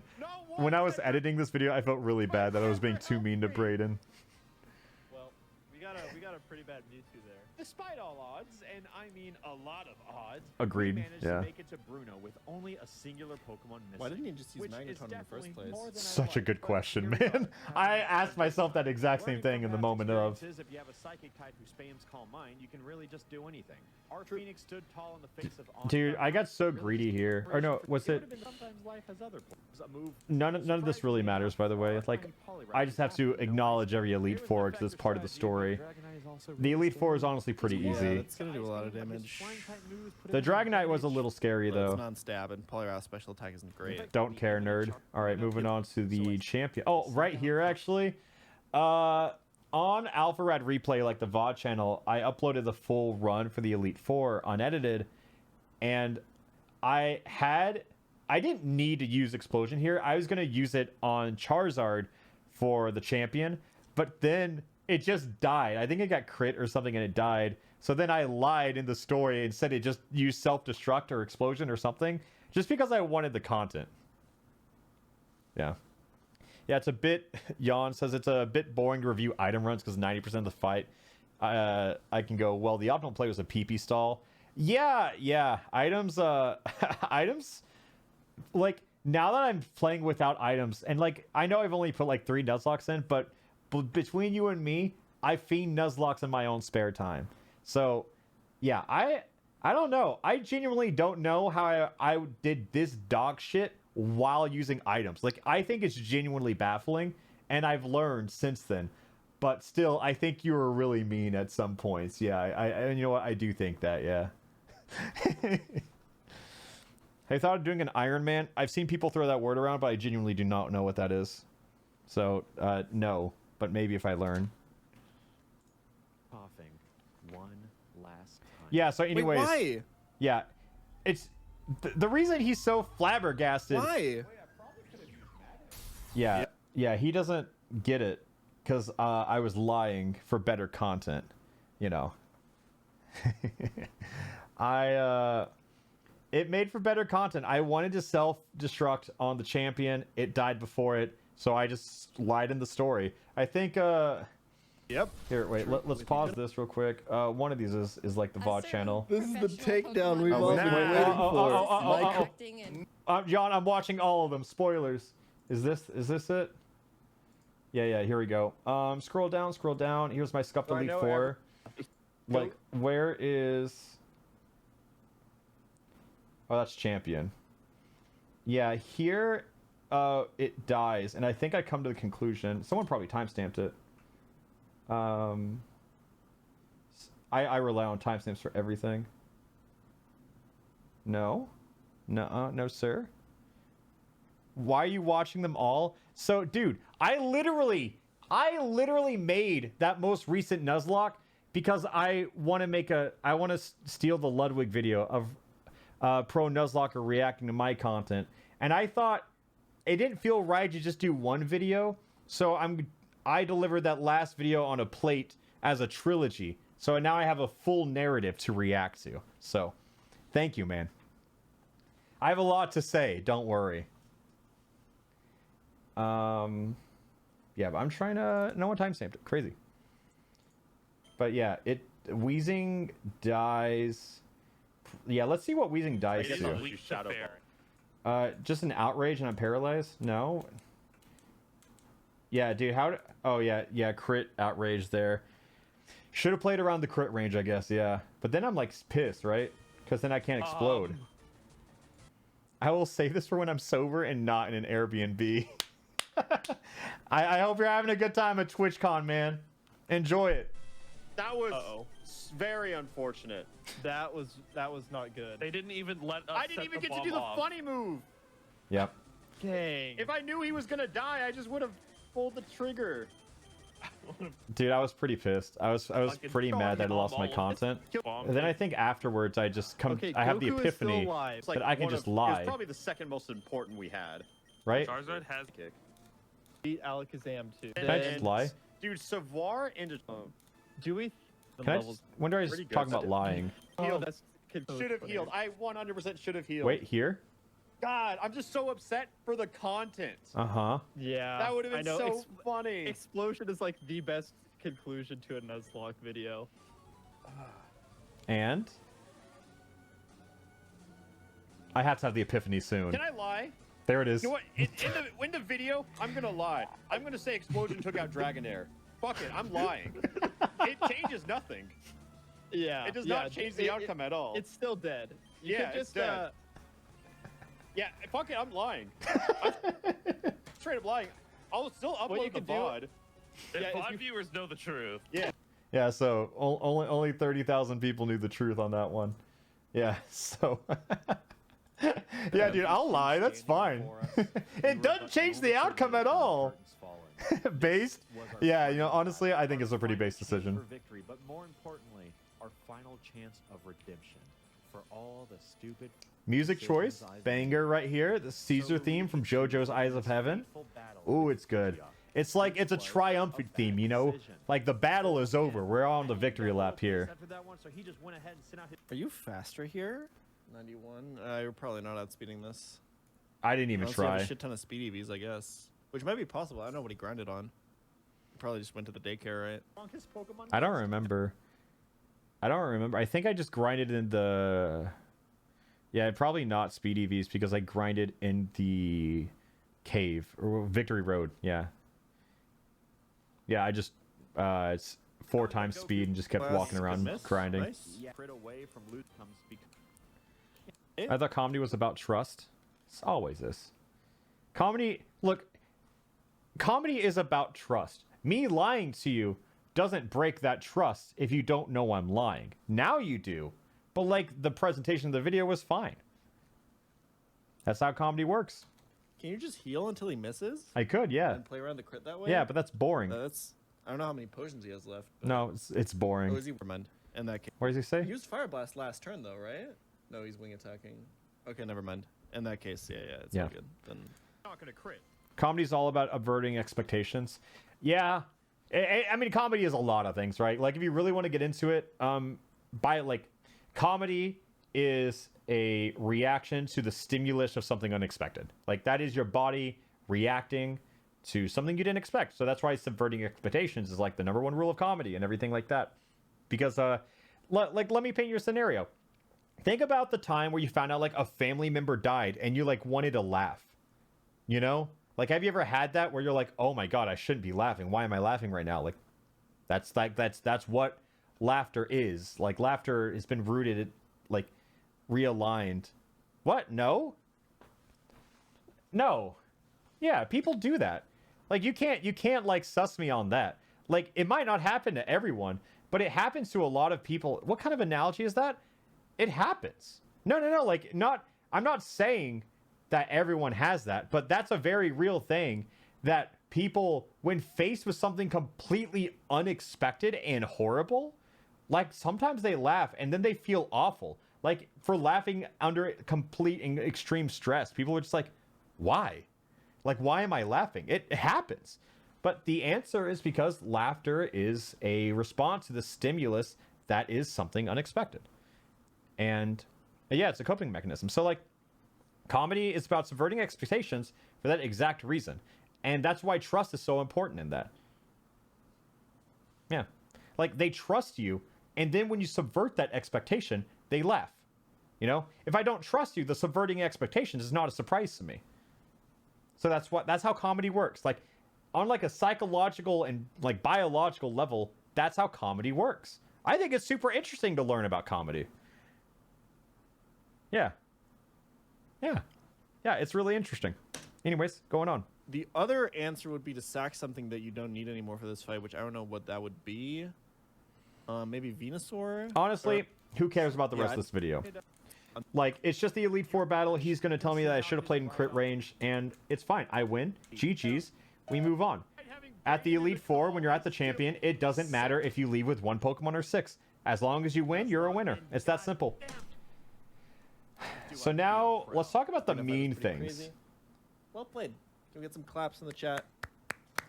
It might sound /pause, but let's give it a second. Alpharad. He would have done better if he hadn't listened to his friends. Maybe. I think that's nice. I think that's /pause for me. My friends can handle it. That's fine. No items next time. What is the number? No items next time. I do. I listen. I try it. I agree. Playing with items is some pussy shit, but I've learned. The one thing we learned. It's that this is the reason that I recommend Fire and Leafkin for your first games, because this is the part that sit me on my Joker arc. The reason that I made that third Nuzlocke in the first place is because of what he says right here. It's that this is the reason that I recommend Fire and Leafkin for your first games, because even if you play like that, you can beat that game. That's right. That's how we're ending the video. I suck at YouTube outros, so... That's why I suggest easy games like that, because if you play like that, you can still win. So, I get what he's saying, and I do think he's correct. But when you're the target of that, that sentence does not feel good. So, yeah. That's how that video ended. And then I thought I've heard the last of him. And then I made another Nuzlocke, and sure enough, he was here. He did not miss a single beat. So, for this run, he's just going to talk about how he hasn't touched grass in years. He has 1 million hours in Nuzlocke. He's probably the best. Not even confident in that one. So, like, let's just skip past all this intro that's not going to hook anybody. Honestly, probably pretty low viewer duration. Like, the watch time is not very good on this video. Oh my god, he has an ad before, like, the video even starts. Yeah, this viewer duration is ass. Yeah, something you got to keep in mind. Yeah, just because you're right doesn't mean you have to say it, you know? That's how I felt about it. Okay, so here we go. Now we get to watch his video start 2 minutes and 36 seconds in. Oof, that is not what you want to see. Green, you guys are allowed to stay for now. Pokemon Nuzlocke. Okay. Home to the kindest comment sections known to YouTube. That's okay, yeah. See, I'm getting funnier. Bite on Alakazam. Wait, was this from the... Yes, it was from the other Nuzlocke. It's still not subbed? Okay, I understand it on the first video, right? Like, the first video, I get it, but you get over 1 million views from reacting to my video, and you can't even spare a sub? Oh my god, okay. Alright, okay, man. Alright. Oh, it was the Arcanine, right? Alright. So this guy's actually just super wrong. If we go back in the old video...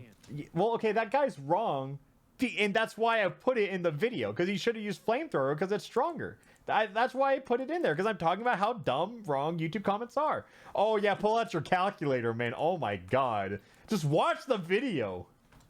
He had a problem with a random comment 2 seconds into the video. Oh my god. Nuzlocke videos, horrible. I agree. That being said, some of those plays in that video were pretty unacceptable. Recently, I am 4 minutes into his reaction and he hasn't started the video. Oh my god. If he's not subbed in the third video, I'm unfollowing him on Twitter. And I'd like to think it went well, no matter what other people might say. Oh look, it's me. Bro, dude loves seeing himself in content. It's that simple. Randomized. Even our starter could be absolutely anything. Yeah, so I'm playing a randomized run in this one. My second Nuzlocke was randomized. I love Gen 3. It's Gen 3. So, he doesn't like randomizers because he thinks that they don't require game skill or game knowledge. And to that, I agree, and that's why I'm playing it. For this journey, I was in a Discord call with some... Also, I didn't want to use Photoshop, so I just asked Jome and Kid to, or Ultrive and Kid to get in call for a screenshot because Jome wasn't online. I just changed his name to Jome. Friends as they watch me play, and just for fun, no. I let them guess out of the 386 options. What is he knowing at? Oh, just randomizer? Does he not like the randomizer? On this randomized journey. Okay, so yeah, so this is a standard Nuzlocke, except we're doing... Oh, he skipped the rules. He did skip the rules. In the video, oh, he just said, oh my god. He just said, I'm reacting to this content for free, but I'm going to skip half the intro. Imagine, if I skip the intro of your video, that's like half the video gone. So, in it, I did have a very funny joke. In the rules, I said, unfortunately, YouTubers will react to your run. And, you know, I guess the joke doesn't land if people don't watch it. I'm assuming he's using items and all that. We're doing randomized. I don't think I was. I don't think I was using items. I don't know for certain, but I don't think I was. A little bit of a different beast. You did skip the intro? Yeah. Your point? I'm a hypocrite. What of it? Personally, I don't do a lot of randomizers. I think the things that it changes about the game are a little weird. And not very... I'm reacting to his reaction. Are we really going to act like this video's intro was different than the last one? It is, I guess, in a sense, skill testing, just in a different way, where you have to play around a lot of, like, very random factors. I'm assuming he's not randomizing, like, movesets or anything. No, that's boring. Movesets are boring. Abilities are... Mewtwo starter, woo! Yeah, right here. Since you can he say, says, oh, look, I got a Mewtwo starter, woo! That was, like, Nuzlocke content for the last, like... I do feel bad this one because he just on YouTube before I came along.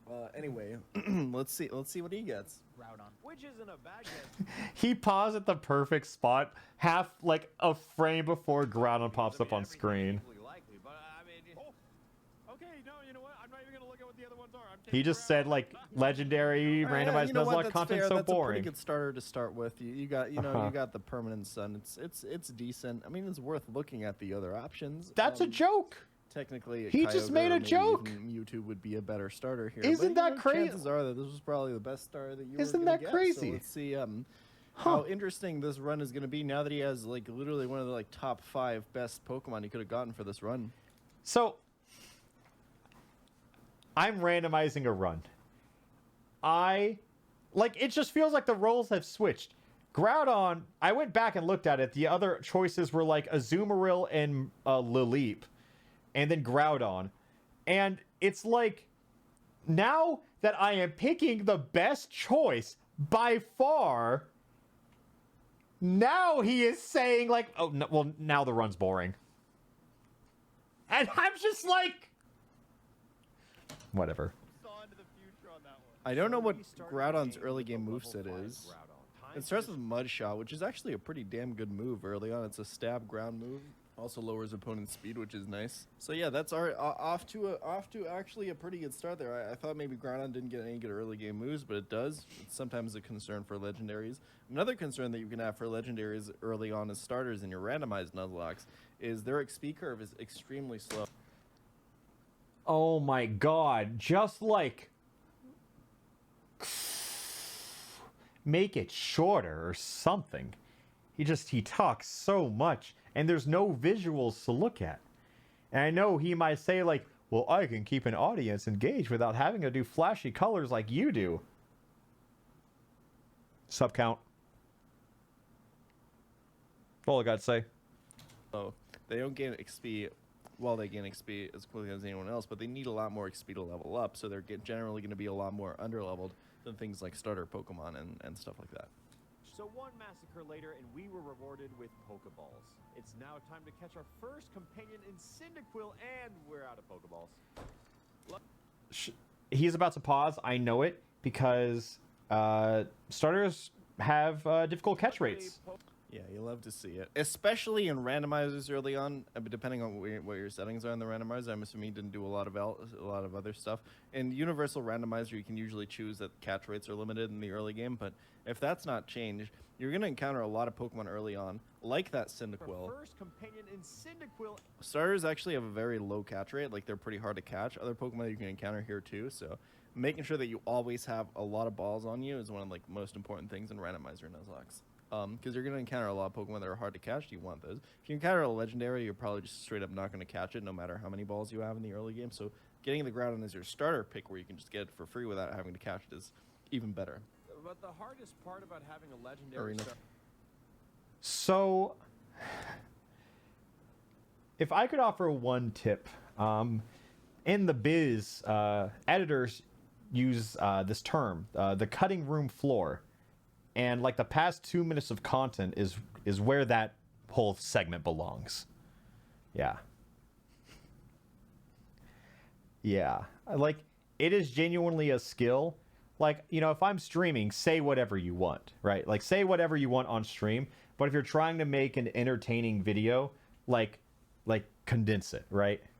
Like, I know that there's not any editing on this video. There's like occasional zooms. I mean, there is editing in it. Like, it's not just the straight video through. He does act some parts. But, like, it really is important. How would you do a react video? I mean, I'll edit this and show you. Like, it's... Yes, like, do react to it. Let's talk about it. If you're a professional Nuzlocker, like correct me. Like, show me and stuff. But, like, it does need to be condensed. Like... Normally what I think you should do as the streamer, I stream while thinking of videos. Like, if I say something that I know won't cut well, I rephrase it. I reiterate myself, or after like ranting for a little bit, I'll reiterate the rant in a more condensed format. Because then you can just take that, you know? Like, could I edit it on stream? Maybe. No way you can have the balls to say all this trash and put it in a video. Well, like, the thing is, I'm not gonna put all this trash in a video. I'm gonna put a condensed, entertaining amount of it in the video, because that's my point! Is that his stats are too damn high, and it's impossible to weaken anything without killing it. So we needed an assistant. Yeah. We needed the catcher, who immediately lived up to his This name joke as is the so stupid, but I really like it. Wow. He just says the catched. We had a few early battles, It's but stupid, ultimately we but it also makes me had giggle. Groudon as a starter. But a broken starter can't fix a broken home, as we confront our absentee dad, who gives more attention to the strange green-haired kid who is definitely on Twitter still posting about absentee dad. I don't get his humor, because I call him an absentee dad, and that gets it, and I'm surprised. More attention to the strange green-haired kid who is definitely on Twitter still posting. It's a quick one. About national. But that's not even like the main joke. That's like the secondary joke of the line. That's a really good joke. Anything that can It got 2 comments on it, and all I just said he was an absentee dad. explode is considered a scary I think you lived this. Yeah, some early Pokemon will have explosion early. I'm pretty sure you lived this. Groudon has pretty good defense in Europe. I do think it's insane that, like, it'll use explosion. Pause. Does it die? Who knows? Oh, we should unpause the video. 5 levels ahead of it. If you don't get crit here. To me, upon entering. Nope, didn't die. I don't know. I feel like it's just 2 seconds of patience wasted. Wait, that's actually all that did? Anything that can explode is considered a scary encounter. Yeah, I didn't do much. That's actually crazy to me. I thought that would do at least 50%. Actually, Groudon is 5 levels higher, has a pretty high physical defense, and To me, upon entering Petalburg Woods, we were greeted That's all with I a know. perfect specimen, your turtle. And to my Beautiful. surprise, he stayed in the ball, with Captain Kidd in the call and ready to give me excellent advice, just like last time. It's time for me. yeah, this is the first time I reused the Onyx clip, in that run. and not the last. It was his favorite moment. He's reused it too. I think we're both done with it. I think we both agree, handshake, that we have milked that Onyx dry. I don't like that hand motion I did. To be after him. Wow, nice. We get a blast. Yeah, okay. Brayden, you want this named after you, right? Absolutely, yes. The first obstacle in this run was a random awkward. What was this? What do you have? The other one, yeah, he has Swampert. The other one had Yeah, water gun, Rayquaza. but- What's nice is that I have Drought active, so even if he had water moves, it wouldn't have hurt as much. I'm sure Jan said that, but I'm just gonna skip past it. Groudon. So as soon as he encounters something that is a flying type and he can't hit because he has only Mud Shot, he's gonna be in trouble. I mean, his Okay. Wordle is level 8 at this point. That's actually fine-ish for this point. Oh, and buy it because they're not going to engage you. A little bit of grinding. Then Omanyte retreated with a Machop and got desperate for a grind. So this cut isn't perfect, but I am proud of this. I just used Mud Shot on the 3 Pokemon that Roxanne had, and I tried to sync the Mud Shot, so like when it's a little choppy. I could have done better, but I got lazy. But you know, like I try to keep the animation consistent. It's not perfect. It's honestly kind of sloppy, but the intent was there. Ooh, and actually, here's a pretty big editing mistake right here. I left the border on for like 3 frames or something. Oh, it's honestly like, yeah, that's like 8 frames. Yeah, so look at that. Like that's just a mistake on my end. People don't notice it, I notice it, but like it's like you scan the video for it, and then the first time you watch it when it's live, you always notice it. You always notice it as soon as it's gone live. But like Roxanne could have just had tight. Dude is tight over 8 frames, bro. I've been tight at like a 2-frame cut before. Like I went to editing school, you know? Like I am an editor before I am a YouTuber, streamer, anything else. So like I notice these things. I got an eye. I can if you show something for like 1/60th, like 1 frame for like a 60 FPS video, like I can see it, you know? Like I see things and will go back and tweak 1 frame because I don't like it. So just how lucky can this Nuzlocke run be? All right, guys, Funny Mario, Fwab Mario Party video. Oh, this one's huge. I feel it. I know this is a So, huge gift. okay, I have a personal complaint bad. with this one. I love Absol. Absol's my favorite Pokemon. I talk about Absol's my favorite Pokemon. And then Jan, the sick fuck, talks about, he calls me a furry for liking Absol, and then sees Vaporeon up in my tier list. He pauses. Right next to Vaporeon, who, as we all know, is yeah, don't worry about it. I just like the water, dog. Why does everyone have to make it weird? I can divorce the sexuality from Vaporeon. Why can't you? That's projection 101 right there. We ran out of Pokeballs. Oh wow, who would have thought? Which brings us to our second team. We ran out That was just mean. Oh wow, who would have thought?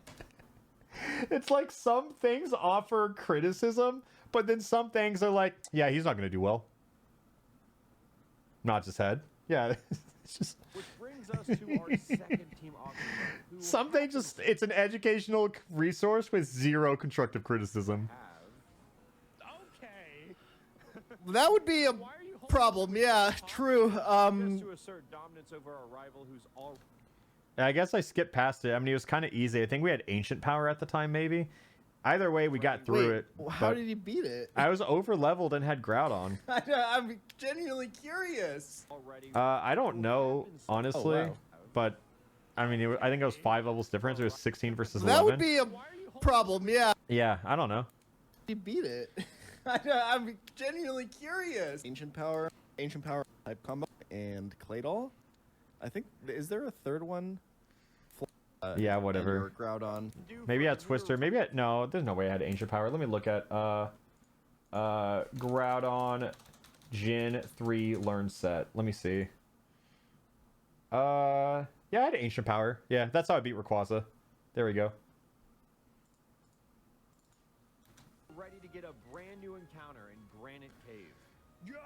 I love Trapinch, dude. I love Flygon. I still didn't get Pokeball, so that sucks. Who would have thought? He said the same rude insult again. This time is more valid because it happened already, but the first time was very mean. Take it off. This is fine. We probably didn't need Flygon anyways. Single puzzle. Yo, what's this Pokemon? Joe? What's up? These nuts. Joe? So, I will say one of my favorite things is to set up D's nuts jokes, not say anything, and then just let silence happen. What's up? I just wanted to see if you knew what this Pokemon's name was. I think there's a lot of comedy in that. Gulping these nuts. Sadly, this Yeah, run was okay. far from Actually, He does not like that joke, but I think the silence of you waiting for it to happen and it not happening, subverting expectations, I think it's funny. I think it's funny. very good for him to omit that and leave that to the viewer. Why are you using Jigglypuff, bro?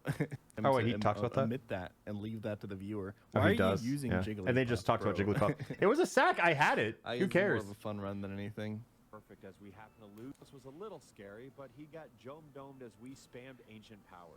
And I have Yeah, then we got a Crobat right here, which was Crobat is awesome. That are so annoying for what good Pokemon. Should probably be on your Nuzlocke team if you have one. Yeah, I agree. That's why I put it on my Nuzlocke team. Ooh, Watson that's having gonna an die with Articuno power. is funny.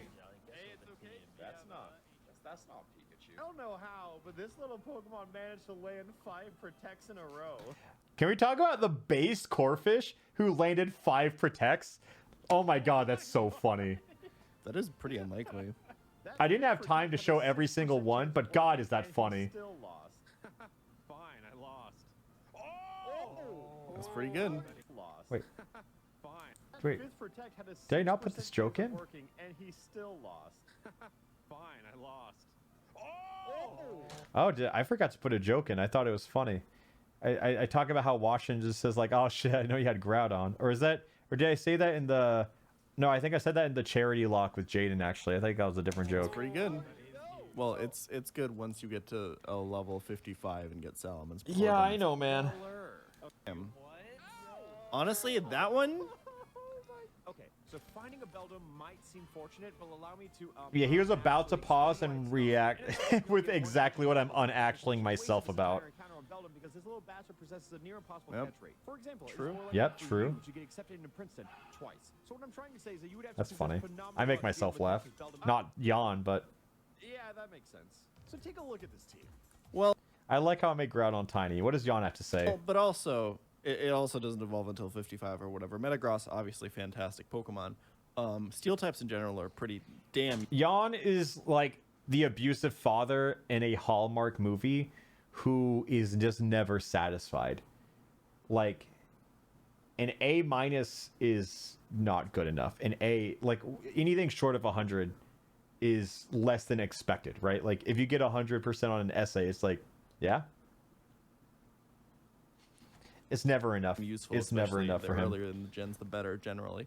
But I mean, getting a Steel type Gen 1 would be pretty good. This one actually, even like before you get the 55 and you get Metagross, even if you just get like Metang, if you just get that evolution, which is still pretty late, is pretty good just because you have a Steel type and Steel types are amazing. Metang's stats aren't even that terrible. Also, typing is really good. Metagross is 45. I mean, He just gave me this team. I Yep. really thought this game was going to be a challenge, but I lucked into an impossible team. Honestly, I had a phenomenal team here. How could I possibly lose with what life has handed me? Sometimes God has favorites. What can I say? this is a pretty scary matchup, Machamp and Aerodactyl. I'm trying to think how he dies here because he's obviously setting up him dying with how. Exactly. I'm setting it up. Like, so on the topic of foreshadowing, like red herrings are equally important.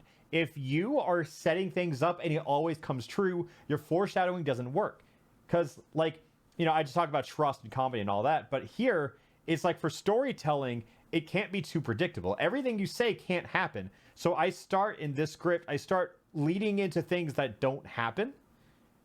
And that's a trick. It's a trick because then people think that they understand exactly what Jan did. He thinks that he follows like where I'm leading him, but I'm incorrectly leading him towards demise of like other Pokemon to, because you know, at the end of this video, the Groudon dies. So I tried to make all the other Pokemon look like they're going to die. But in reality, the answer is that Groudon dies. So it's all like an intentionally and deliberately crafted narrative that makes the viewer think the opposite is going to happen. You know, that's very intentional. How he's editing the video or he's doing the voiceover. I don't think the arrow should be able to do too much here. I wonder if the Machamp is gonna like survive a hit and revenge crit the Groudon. I feel like that could happen. Oh, that's something to look out for.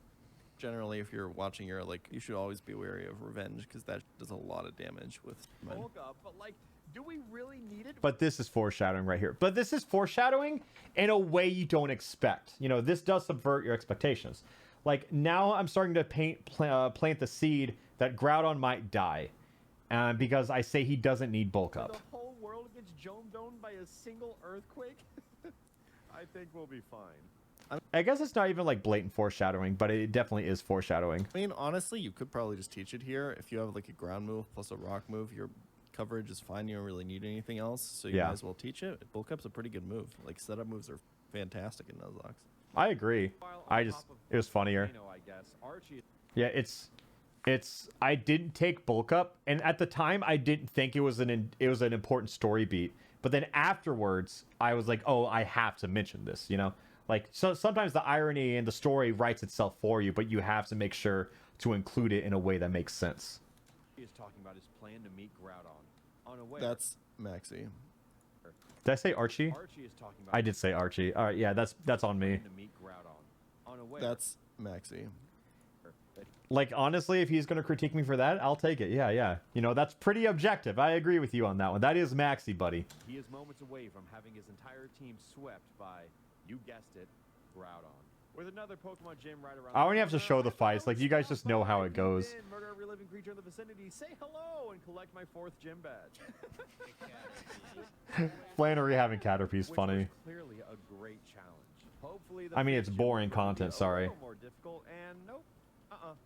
Nope. At this point, I genuinely do not know how we can lose.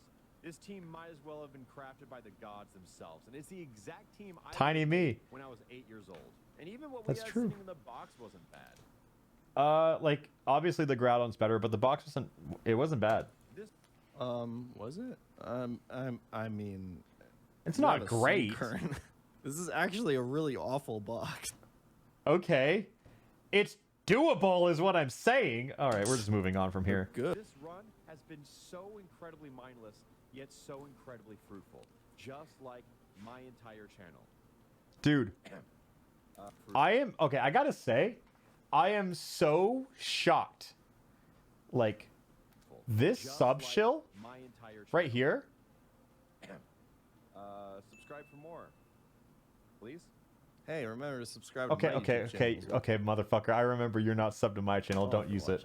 But I want to say, I like wait for 5 seconds before the video comes back, and this sub-shill is the most successful one I have ever had. I, like, within like a couple weeks, like I got like 20,000 subs from just this video, and I don't know what it was that I made people wait, that it said 9.4 billion.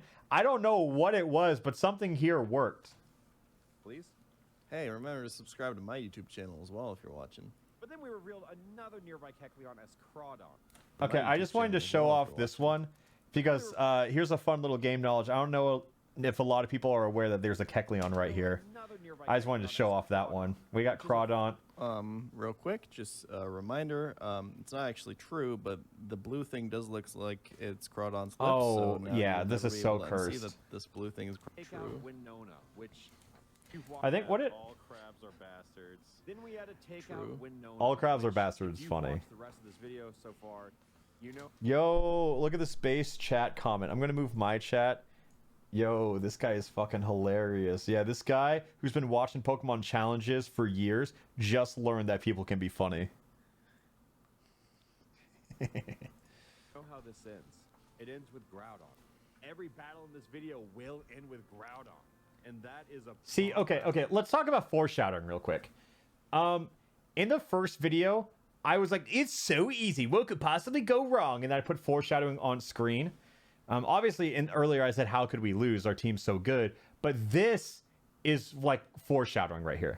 If you've watched the rest of this video so This far, one. you know how this ends. It ends with Groudon. Every battle in this video will end with Groudon. And Like, that is foreshadowing I'm proud of. Because every fight does end in Groudon. That is true, but it's not exactly how the audience thinks it's going to be. I'm really proud of that one. It's super simple. it is literally impossible at this point for it to go any other way. But upon entering Lily Cove, So the Universal Randomizer program also has an option to disable legendaries. Listen, it's fun to watch. Yeah. Like once one of those runs where someone gets like the early legendary and like here's the thing. He's saying that the run is boring because the legendary swept through everything. But here's the thing about making content. It doesn't matter if the content itself is entertaining. It's about how you dress it, how you direct it, and how you write the story around what happens. Like, yeah, if you're watching the stream of me sweeping through everything, like even the level 1 team, it's just the same few gimmicks over and over again. It doesn't matter what happens, it's how the story is told. Like, think about how many like movies have very similar plots, but despite that, you still have a preference. It's all about how the story is told, and that's it. It does not matter what happens as long as it's presented in a fun way. Like, I am really proud of this video. I genuinely think this is one of the best scripts I've ever written. But it's all about, like, yeah, talk about Twitch Plays Pokemon. That shit was, like, so slow. It was so awful to watch. It was hypnotizing, don't get me wrong, but, like, the narrative after the fact is what made it fun. You know? Like, it's, like, he says, when I realized I was, throughout this recording, I knew I was storming through everything. And there were moments where I was like, should I just, like, throw? Like, should I lose Groudon intentionally just to make the story more interesting? But at some point, I had to just, like, trust in my own abilities to just tell a good story. Like, that's it. I can't tell if you actually dislike PC. No, dude. Jan, Pokemon Challengers, great guy. I like him. But I also like talking about the narrative process more than anything. Because in all of my videos, that is the #1 thing I focus on. It's all about how you tell the story. breezes through and like once in a while, oh, look, it's this Pokemon. Oh, wow, it's that Pokemon. That can be fun. Maybe once. Like I said, this is what Nuzlocke content has been on YouTube for the past 10 years. It's not, in my opinion, not that great. I mean, like, it's alpharad. He's making it really entertaining. He's a really funny guy. Okay, there we go. To play this, any randomizer that has legendaries activated slash neg with like a hint of slash pause in there as a starter and breezing through like this, or B will have your run ended by a random legendary that one of your opponents has. It was like a slap kiss slap, you know. It was almost super positive. There's like a hint of abuse in that smooch, but I appreciate it. That's like the only two ways it can possibly end. So also, I want to say that first Nuzlocke, both Nuzlockes that were like longer, I think they took like 12 to 15 hours, maybe like 10 to 12 hours. But this recording session was 4 hours long. Like, storming through the whole game with Groudon was not a huge time commitment. It was just 4 hours. I mean, like, randomizers in general can be fun, but I feel like if you do it like this, that there's just a very good chance that it'll end another way. You can finish this in a quick 3-hour session. That's true. Yeah, that's what I said. Bit of a speed run, I guess. I made an incorrect. So, this was an optional fight. I didn't have to do it, but I just did it because I was like, my team's so strong. And I'm so happy that I did it because this fight causes me to lose the entire run. Like earlier, Jan mentioned, there's a snowball effect in Nuzlocke and everything like that. In this fight, their Wheezing self-destructs on my Crobat. And because of that Crobat, I now have a hole in my team, and I'll talk about it later. Unlucky. Thing? Oh, you can do that with Charizard. Yeah, but then I get to replace Crobat with Charizard. That's holding a Mystic Water for some reason. And he gets the Sun Boost on Charizard from Groudon, so it's... Yeah, that's the thing, right? Once you have a legendary, once you have a team of legendaries, everything in the game doesn't become hard. It becomes time consuming. I feel like that's the issue here. That's the I do say that, issue yeah. at hand. Yeah, that's why I said that, man. Yeah. That's why I wrote that in my little script. The one that haunted my dreams when I was in 3rd grade. But despite that, it really came down to the battles with Maxi and Archie. In regards to Maxi, I find it Is that right? Am I right on that one? I think I'm right this time. Yet still unaware of which Pokemon of mine is going to sweep his team. So I think it's crazy. This guy, I think he has like a Mew and a Mewtwo. Ooh, okay. The Mewtwo is scary, Okay. sure. But then he has a Mew, and then after the Mew transforms into Groudon. Into Groudon victory, but thank God it was ours. I even do I reiterate the foreshadowing there. I say every fight ends in Groudon, but we win. You know, something like that. Well, that was an interesting battle, huh? Anyways, fast forward to the Aqua Hideout raid, and Where do we lose Charizard? We lose Charizard soon. We didn't catch it, but now imagine if I had a Master Ball. Yeah. Yeah, again, if you encounter legendaries in the wild in these runs, you're probably not going to catch them anyway. So I guess that's a plus-ish. In fact, Murkrow would be pulled out of the box. Yeah, I start doing a Look at those advanced strats. That's how you do it. That's how we do it in like Drayano hacks. If there's a wild Munchlax anywhere, those usually hold leftovers. You get to thief those. In randomizers or like enhancement hacks, if there's wild Snorlax, wild Munchlax anywhere, go there. Yeah, I mean the 6 leftover strat was honestly like a little push and get, I will say. If you're leftover. Wow. Oh, okay. So talk about like red herrings and foreshadowings. Very early on, I mentioned that like, oh, what if Blastoise dies? You know, because I was like, oh, what if like I earthquake and then I kill Blastoise? Like I definitely set that foreshadowing there, and then I earthquake and I'm like, oh my god, what if it dies? And then it doesn't. Which, you know, the fact that you can't trust me on that foreshadowing kind of ruins a lot of the narrative of like you don't know what to trust, which is kind of what I wanted. You know, I thought it was gonna happen. Okay. So new strategy. All you have to do is spam Groudon's Earthquake to Jome Dome the entire island, while you have Charizard, a flying type, who ignores all consequences of Jome Doming. Yeah. And then we got the badge. Also, What do you have to say? This is Steven Smatang. I got Twitch chatted there. Was immune from getting Jome Dome. The minted boulder puzzle thing? Perhaps the slacking. Okay, so this was like a huge throw right here, but again, I'm glad I lost this because it made for a much better story. I could have killed him with Fly. I could have killed him with Flamethrower, but I put him in Flail zone to just kill me in one shot. It had Flail, and it was like at 1 HP. That's so unfortunate. Yeah. But slagging's pretty good. A lot of other moves would have taken out Charizard there too. But here's the thing. I used Charizard there because my Crobat died. I replaced Charizard with Crobat, and that's the snowball effect. Like, both of my flying types are dead now. But yeah, that's like the thing, right? You have your legendary, you breeze through the game. You're not. Jacob is an unreliable narrator who drops foreshadowing sometimes. I wouldn't say that. I think I'm always trying to drop foreshadowing. It's just. I guess it is an unreliable narrator, but it is very intentional, you know. Using your legendary king in Seafloor Cavern. That's definitely never happened to me. Yeah, I feel it, man. You know, both of us just experienced Nuzlockers. It happens to the best of us. What can I say? Absolutely terrible. Every other turn, stupid strong, and telling us. Yeah, that I played the Sonic. Is the Sonic Colors Final Boss Phase 2 song, and he's like. That was sick. Was yeah, that it's Kingdom Hearts? No, it was not Kingdom Hearts. Sorry. Wait, Sonic Colors is so specific and doesn't sound right at all. It is. It's called having a good music discography. That's probably right. Dude, I have a picture of it somewhere. I download every single song I like to use in videos, and I have a whole catalog separated by mood. Like, oh, do I want hype? Do I want hype parentheses orchestral? Do I want battle theme where it's chaotic, despair? Like, I have all my songs like organized by mood. So at this point, it's really easy for me to like just pick what I want. It's pretty good. Quan threw multiple tricky puzzles our way, but I was in control. I might have had some careless losses here and there, but they ultimately don't matter because our team.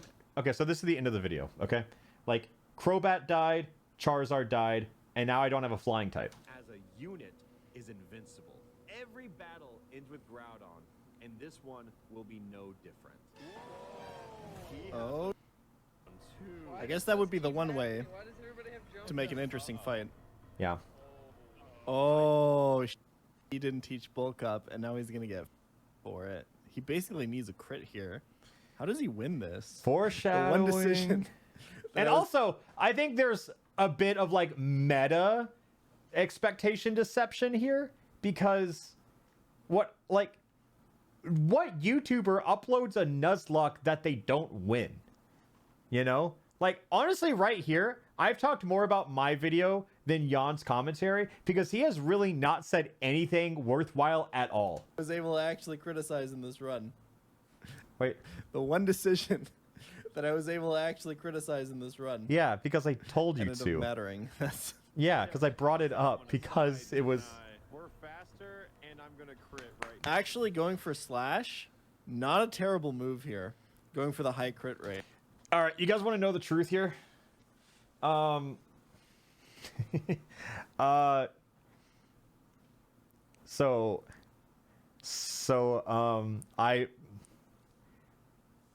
beat this fight. I actually won this fight. And yeah, I won this fight. But I decided that this would be a much funnier ending. Yeah, so it's all about the content, right? Like, what happened was I beat the game to the Elite Four, and like the champion's ace was like Delibird. So I don't know, I wanted to make an entertaining video, and this battle was close. This battle was definitely close, but I saved before like all the gym leaders and whatnot. But yeah, the perception of reality is fucked. I don't think I would ever try to like cheat in a run where it's like I would never take a run I lost and make me win, but I would definitely take a run I win and make me lose. You know what I mean? Yeah, I think I cheat backwards. I mean, think about like the Honey Pop speed run. I slowed down my speed run so I could get 69th place, you know? Like I'll lose. I'll cheat and lose because it's funny. Yeah. No, I did beat this fight, and I do fuck up a little bit with the editing. Hold I up. respect it. That's actually not bad. I don't know how many bulk ups he used though. Probably not that many, seeing how he already did a little bit of damage. So what happens here is obviously every fight ends in Groudon, and then we lose the final fight to Groudon. He bulk ups, use the move I foreshadowed and didn't use, one shots all of my Pokemon, is sent almost, and then I go through this. But in here, he calls attention to it. I flew too close to the right here, this is my team. As I was going through Victory Road, I included this on accident because I just wanted my party. And then Jan points out, he was like, he didn't have a Salamence. How do you have a Salamence? And all of his chat was like, oh, it's meant to show like what could have been. But I accidentally showed my team. Yeah, so that was an accident. Yeah, so that's how that clip got in there. Yeah, but no one commented on it, though. Jan did, but I don't think he thought. I don't think anyone would have accused me for cheating in a run that I lost. You know? Yeah, I mean, how are we meant to trust you after this? It doesn't matter. Like, when it comes to content, I am supposed to tell you a story. Is that story fiction or not? It doesn't matter. As long as you're entertained, I don't think the truth matters. As long as it's not hurting anybody. You know what I mean? That's how I feel about content. Yeah, I think I'm more concerned with entertaining people than like showing how good of a gamer or Nuzlocker I am or anything like that, you know? It's all about being a good narrator. So, yeah. Yeah, I mean, he can I agree with Jan. It would have been boring if I took Groudon all the way to the end, and that was it. So that's why I did what I did. Invincible. Yeah. But I am only mortal. Yeah, and then I just go talk about this a little bit. What does he have to talk about this? Like this run. In this battle, this Groudon showed 4 moves: Fire Blast, Slash, Earthquake, and Bulk Up. Right? It doesn't have Ancient Power. Salamence? Oh, Shelgon died. Wait, but there was just footage of him having a salamence. What is this? He caught another one, right? What is this? See? He kept playing. Oh, this Groudon is 49. And the Groudon that died was 48.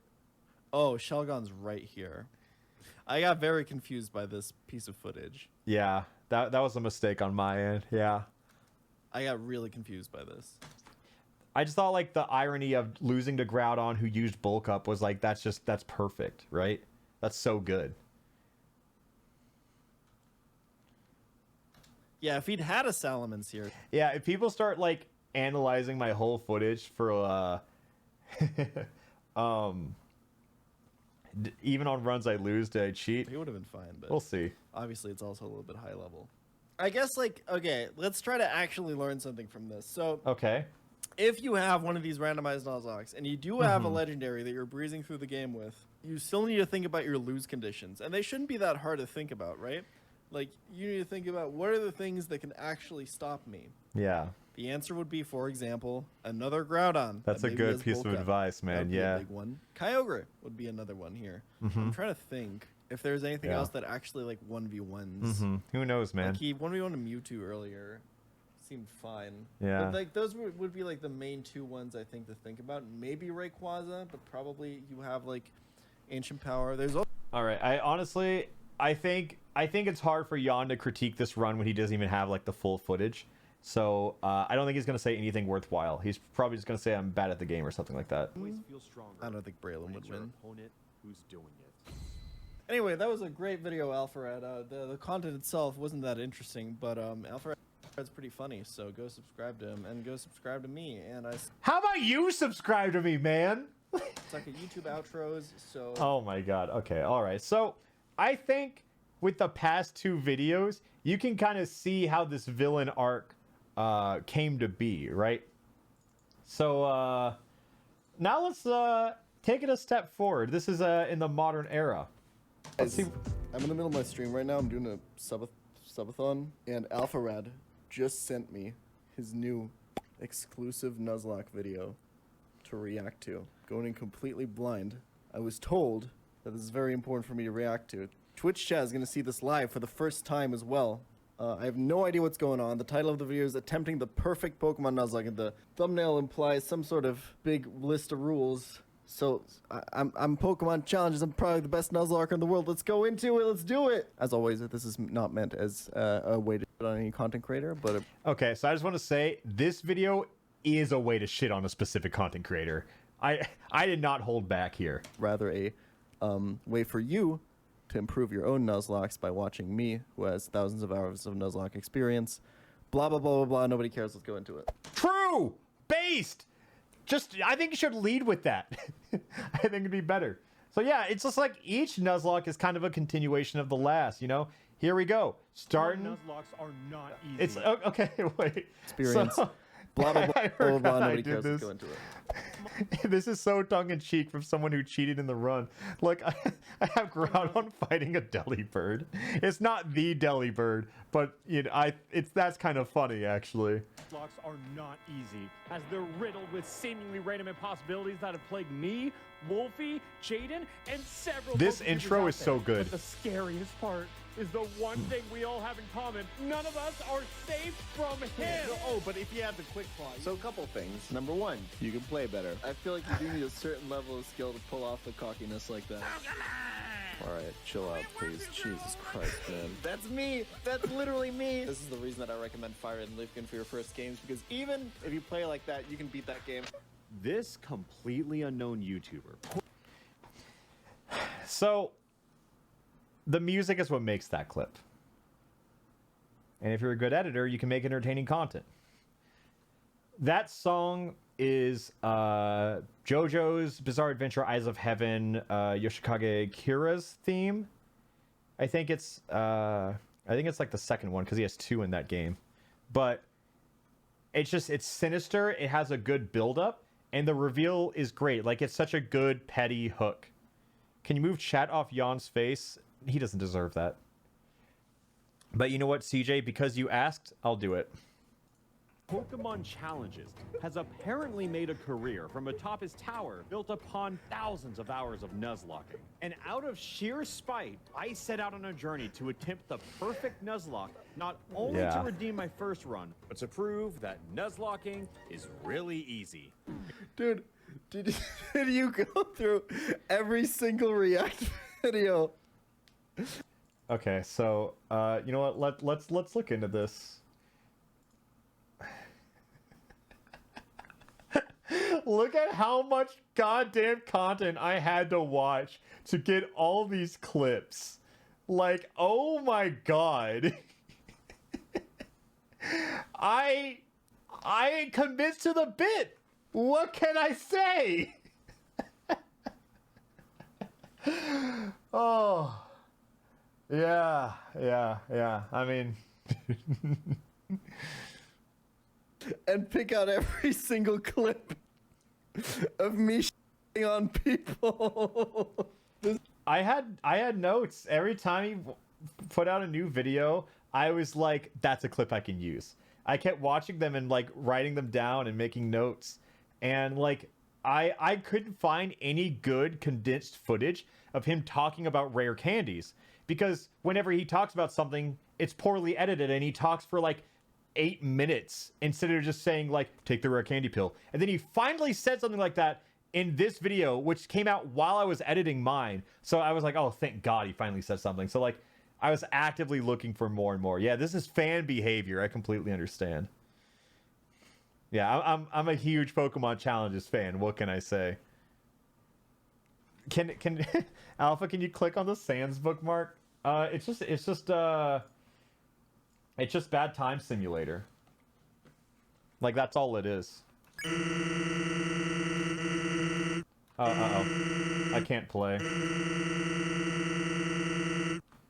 Oh, that's weird. Yeah, I'm gonna lower the volume.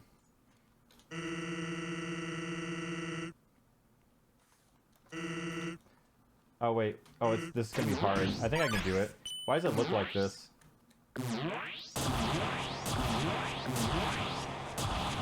Why is it... This is so strange. I guess I'll just do Sans because people were asking. Are we gonna take a break? Oh yeah, that's blue.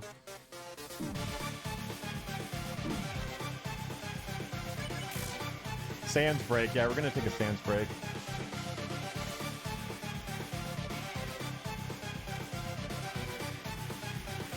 Here, let me turn this down. It's kind of really loud.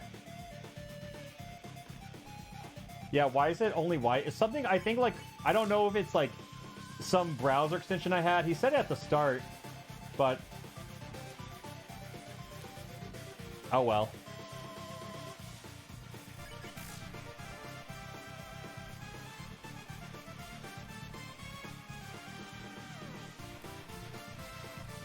Can I do this? Such a banger. I mean, I just want to prove that, like, video games are easy. Like, okay, Yon, you can do Pokemon challenges. Wow, cool Nuzlocke, bro. Can you do this?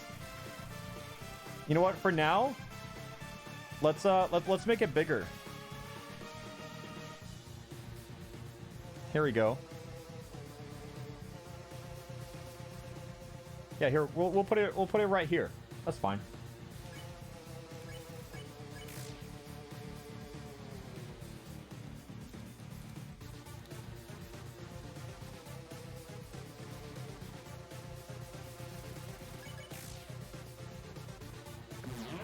Yeah, it's all about just like cool Nuzlocke gaming skills, dude. Now you can read a book. That's awesome, man. Yeah. Like, what? Honestly, what's more impressive, beating Sans or doing your 60th Nuzlocke this month? Wow, you streamed for... Oh. I was like, he streamed for like a month straight, couldn't beat Garbage... Or maybe he did beat... I think he did beat Garbage Green.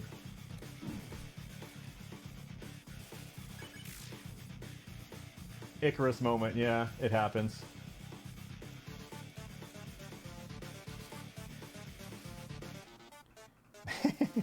Oh, it just took 51 attempts. All right, let's see if how many attempts this takes.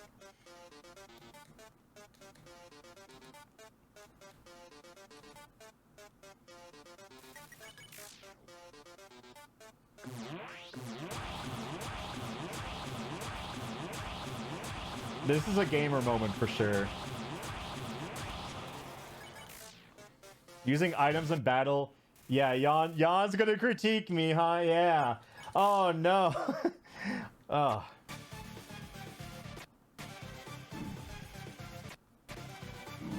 Oops. I was too scared because I didn't know if like what was it? Because like it's all not blue, you know, like his bones aren't blue, so I was like I was a little scared that I might let Icarus. I'm just gonna heal again. Ugh. That one's hard.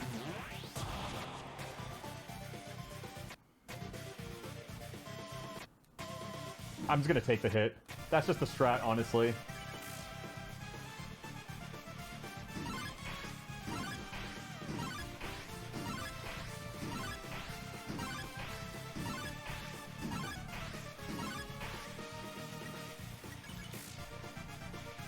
Yeah, I need to start playing around crit range, dude. It might deal 2 damage per hit now.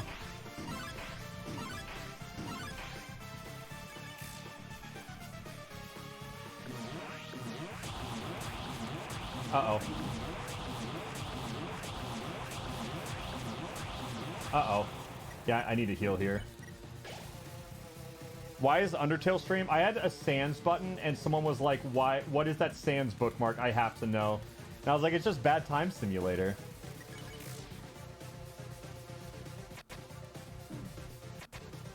Just take the hit. Oh, that's the blue one. That's right. Yeah, I keep forgetting it's monochrome.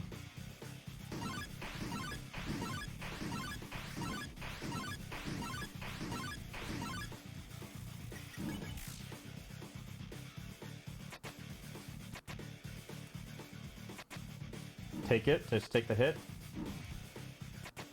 Take the hit. It's worth it. Oh.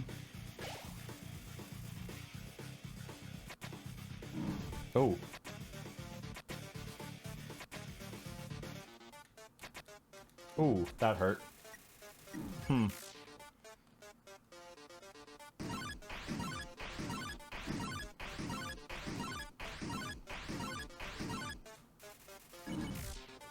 Flying a bit too close to the sun here. It's fine. Uh-oh. Flying too close to the sun into uh-oh is a good one. Oh yeah, that was pretty close to the sun though, I do agree.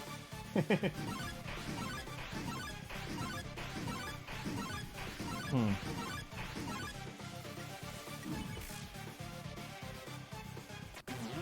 Oh, uh-oh, hello. Oh, hello.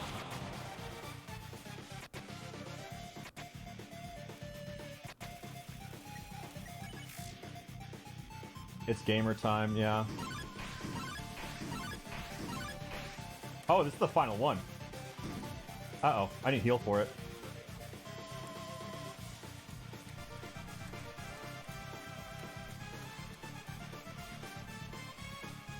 Mm-hmm.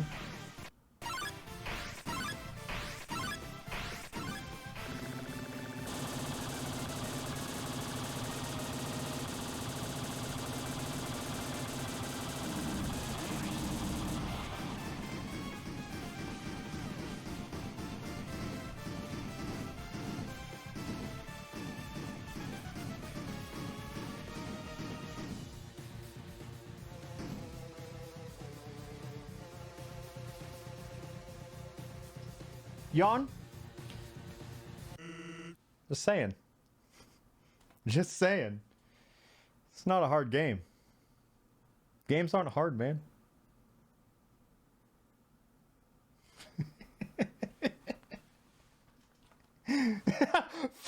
50 gifted subs for that?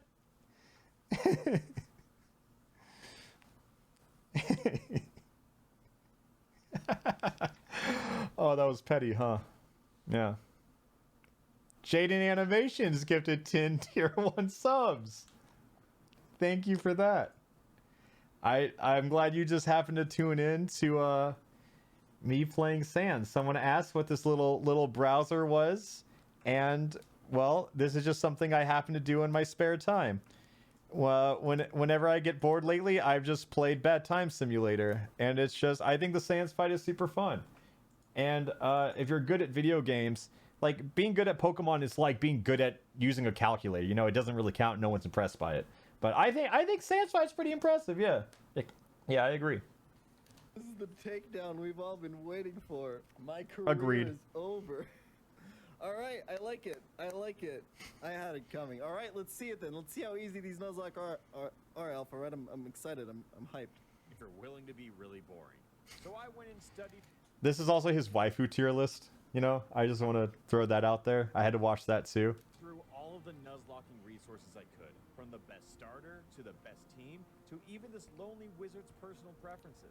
I was ready now. God, I love Catboys. So I grabbed Pokemon Leaf Green and set out to complete the perfect Nuzlocke with everything he could ever ask for. Zero. Still have him like right here. Oh. Well, now kind of how this video is gonna be. It kind of looks like the "please don't talk to me or my son ever again." I'm just little now, but yeah. So I didn't really know where I would get the cat ears from. Oh yeah, turn the sound back up. Yeah, you're right. You're right. Best starter. Is it right there? It's like about there where it is. Yeah, I forgot Sans is really loud. Dude, as soon as I watched this Ludwig clip, God, I love Catboys. I was like, I gotta use that clip. It's honestly even funnier because like Ludwig reacted to his reaction, and in that Ludwig's just like watching, having a good time, and then Jan says, "I fucking love Catboys," and Ludwig just goes completely caught off guard by it. Oh, it was good. It was good. As soon as I saw that, I have like a Google Doc that has that clip in it timestamped because I was like, this is the most important clip. I have to have this. And I searched for it. Yeah, it was good. Pokemon Leaf Green and set out to complete the perfect Nuzlocke with everything Yeah. you could ever So ask for. For zero, dude. Everything? I mean, everything. Oh. Okay, I feel like Jan has been pausing a lot, so he was like, I'm not going to pause here. I was really hoping for him to pause right here, because then I say, Thanks for unpausing the hello. video, Jan. I didn't get him. I didn't get him, and that's like the biggest loss of this entire run, if I can be honest. Because I should have just said thanks for unpausing, just so it's like, I don't know. Like, the thing is, he commented on it, you know? I mean, everything. And that color bars, normally when I cut to like static color bars, I'll use it for like 10 to 15 frames to make it like a quick transition.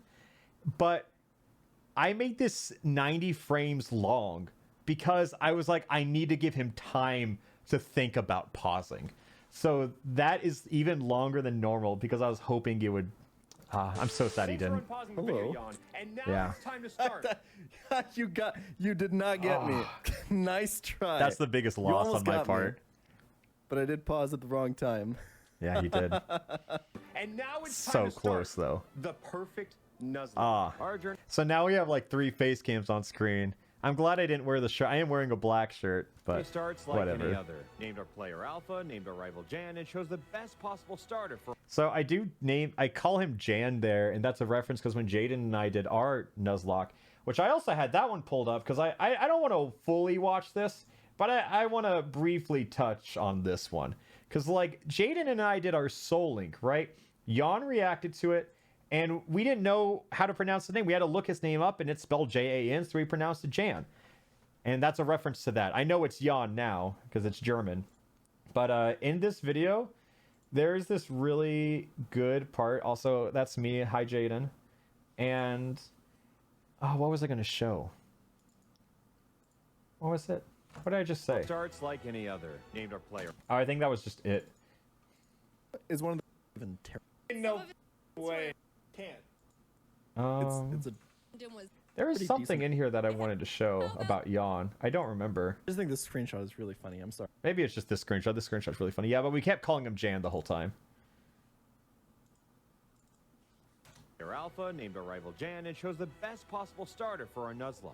He did the name pronunciation. He caught it. He got the joke here. God damn it. And the reason is because he trusts me. Because, like, when he reacts to this one, he doesn't trust me to pronounce his name right. So, and what's funny is, like, Jaden and I had to, like, name our rival, and we had no idea what to name him. And then I pitched Jan, and Jaden contemplated over it for, like, 15 minutes. Just like, what if that's too mean? And in here, we say Jan, and then he corrects us.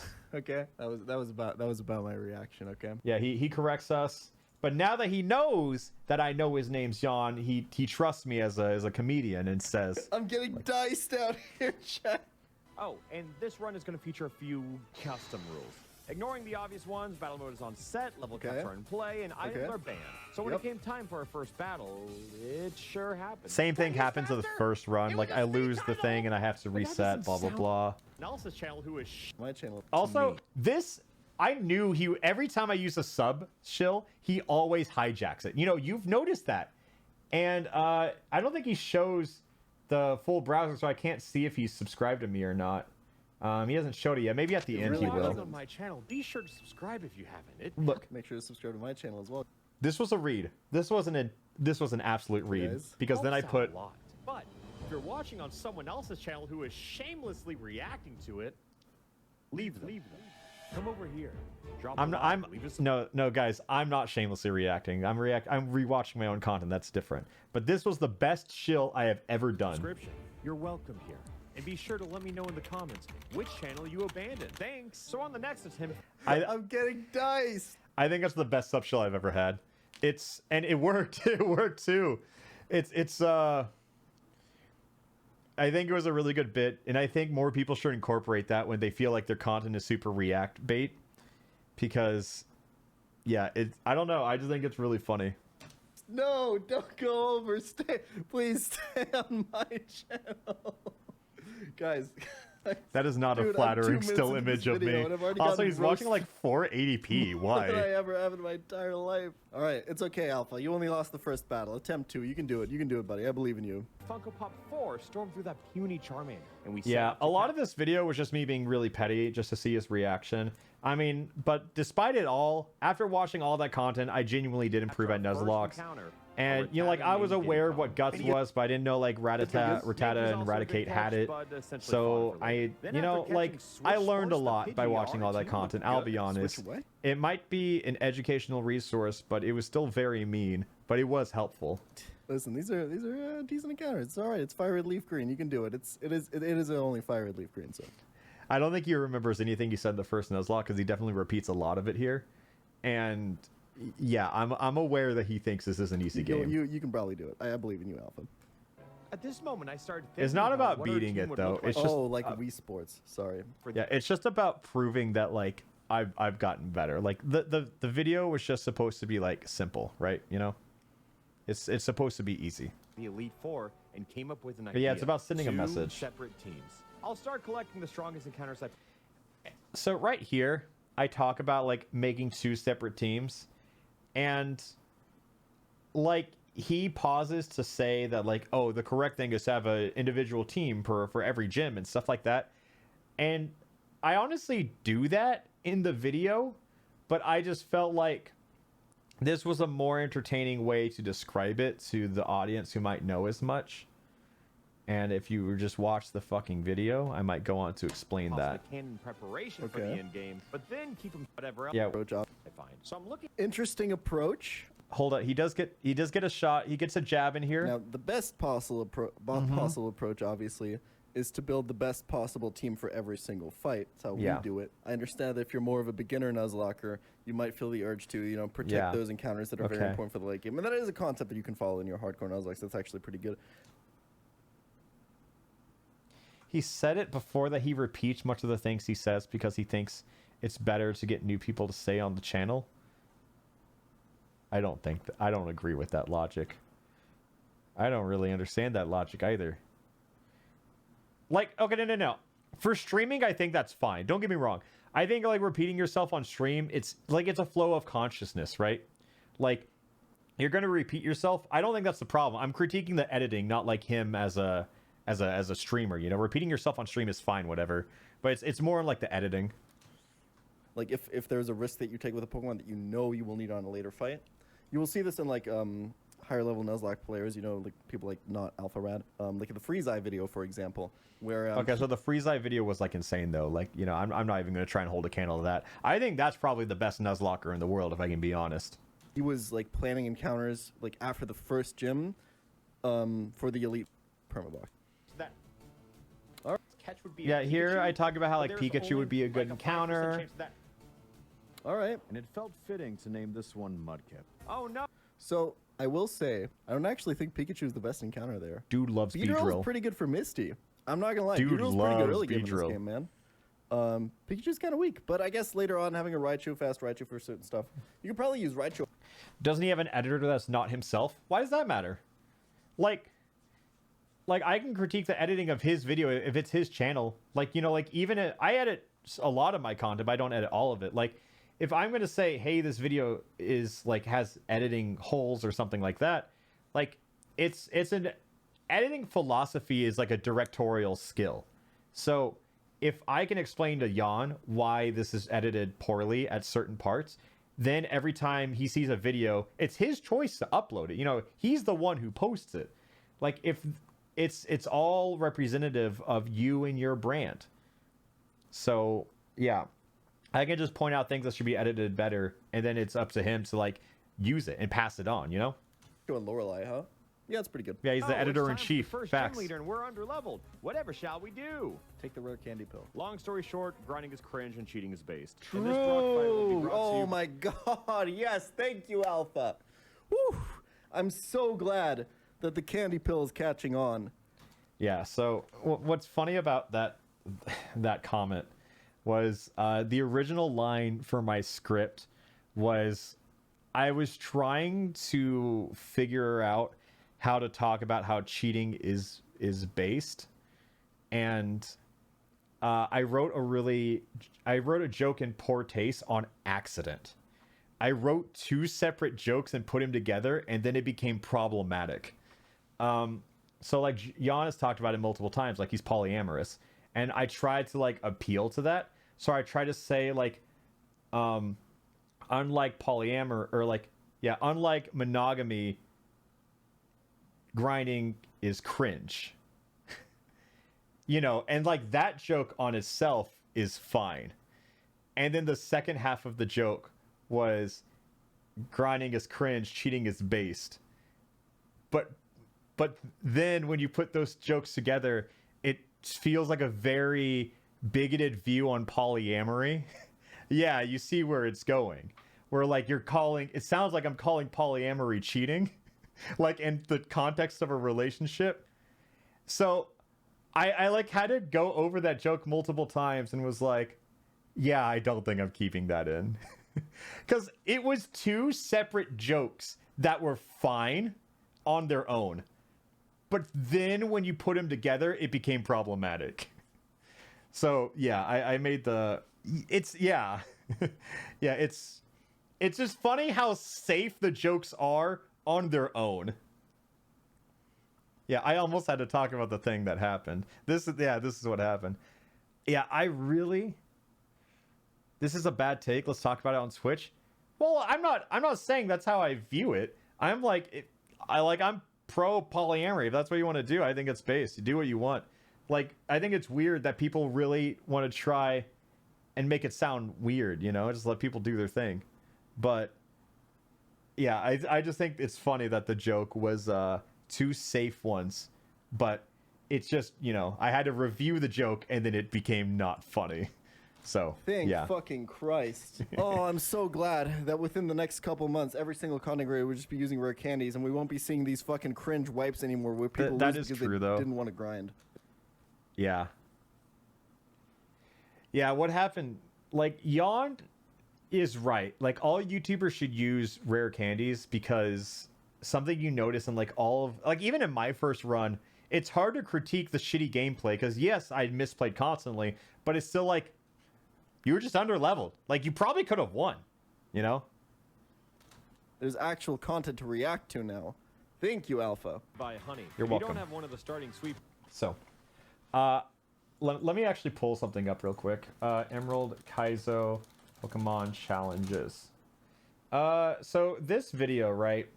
Now, but if you do, think of Pilot. This, like, okay, so he starts Chapter Gym 2. And this brought to the early game. We brought to you by NordVPN. Okay, so a lot of people didn't get this joke. They were like, alpharad's voice gets so monotone here. In his Emerald Kaizo video, he plays... No, I didn't forget my sponsor music, chat. No. I said, in this Emerald Kaizo run, he I says... also captured Rhyhorn and Rusturf Tunnel, which is a pretty good mid-game. Well, wait for it. And this Brawly fight will be brought to you by NordVPN.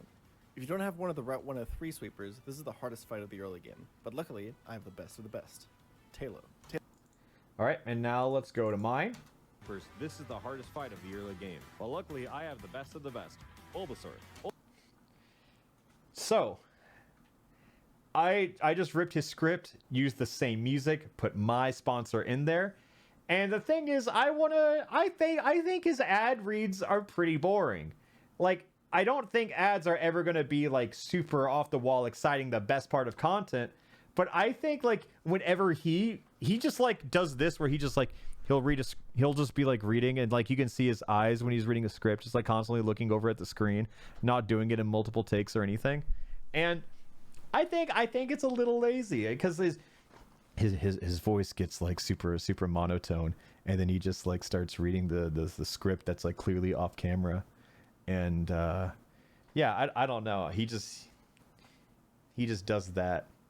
No. Like there are some channels that have like good sponsored segments and everything, but I do think that like just reading it monotone helps. I mean, even at this point, I think like using dating start and just reading a script is getting pretty lazy.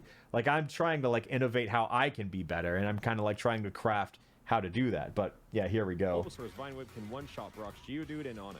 However, he leads with Geodude, which allows for the potential Bulbasaur sweep. Sort of. I'm using the same music, and what's funny is like, leads with Geodude.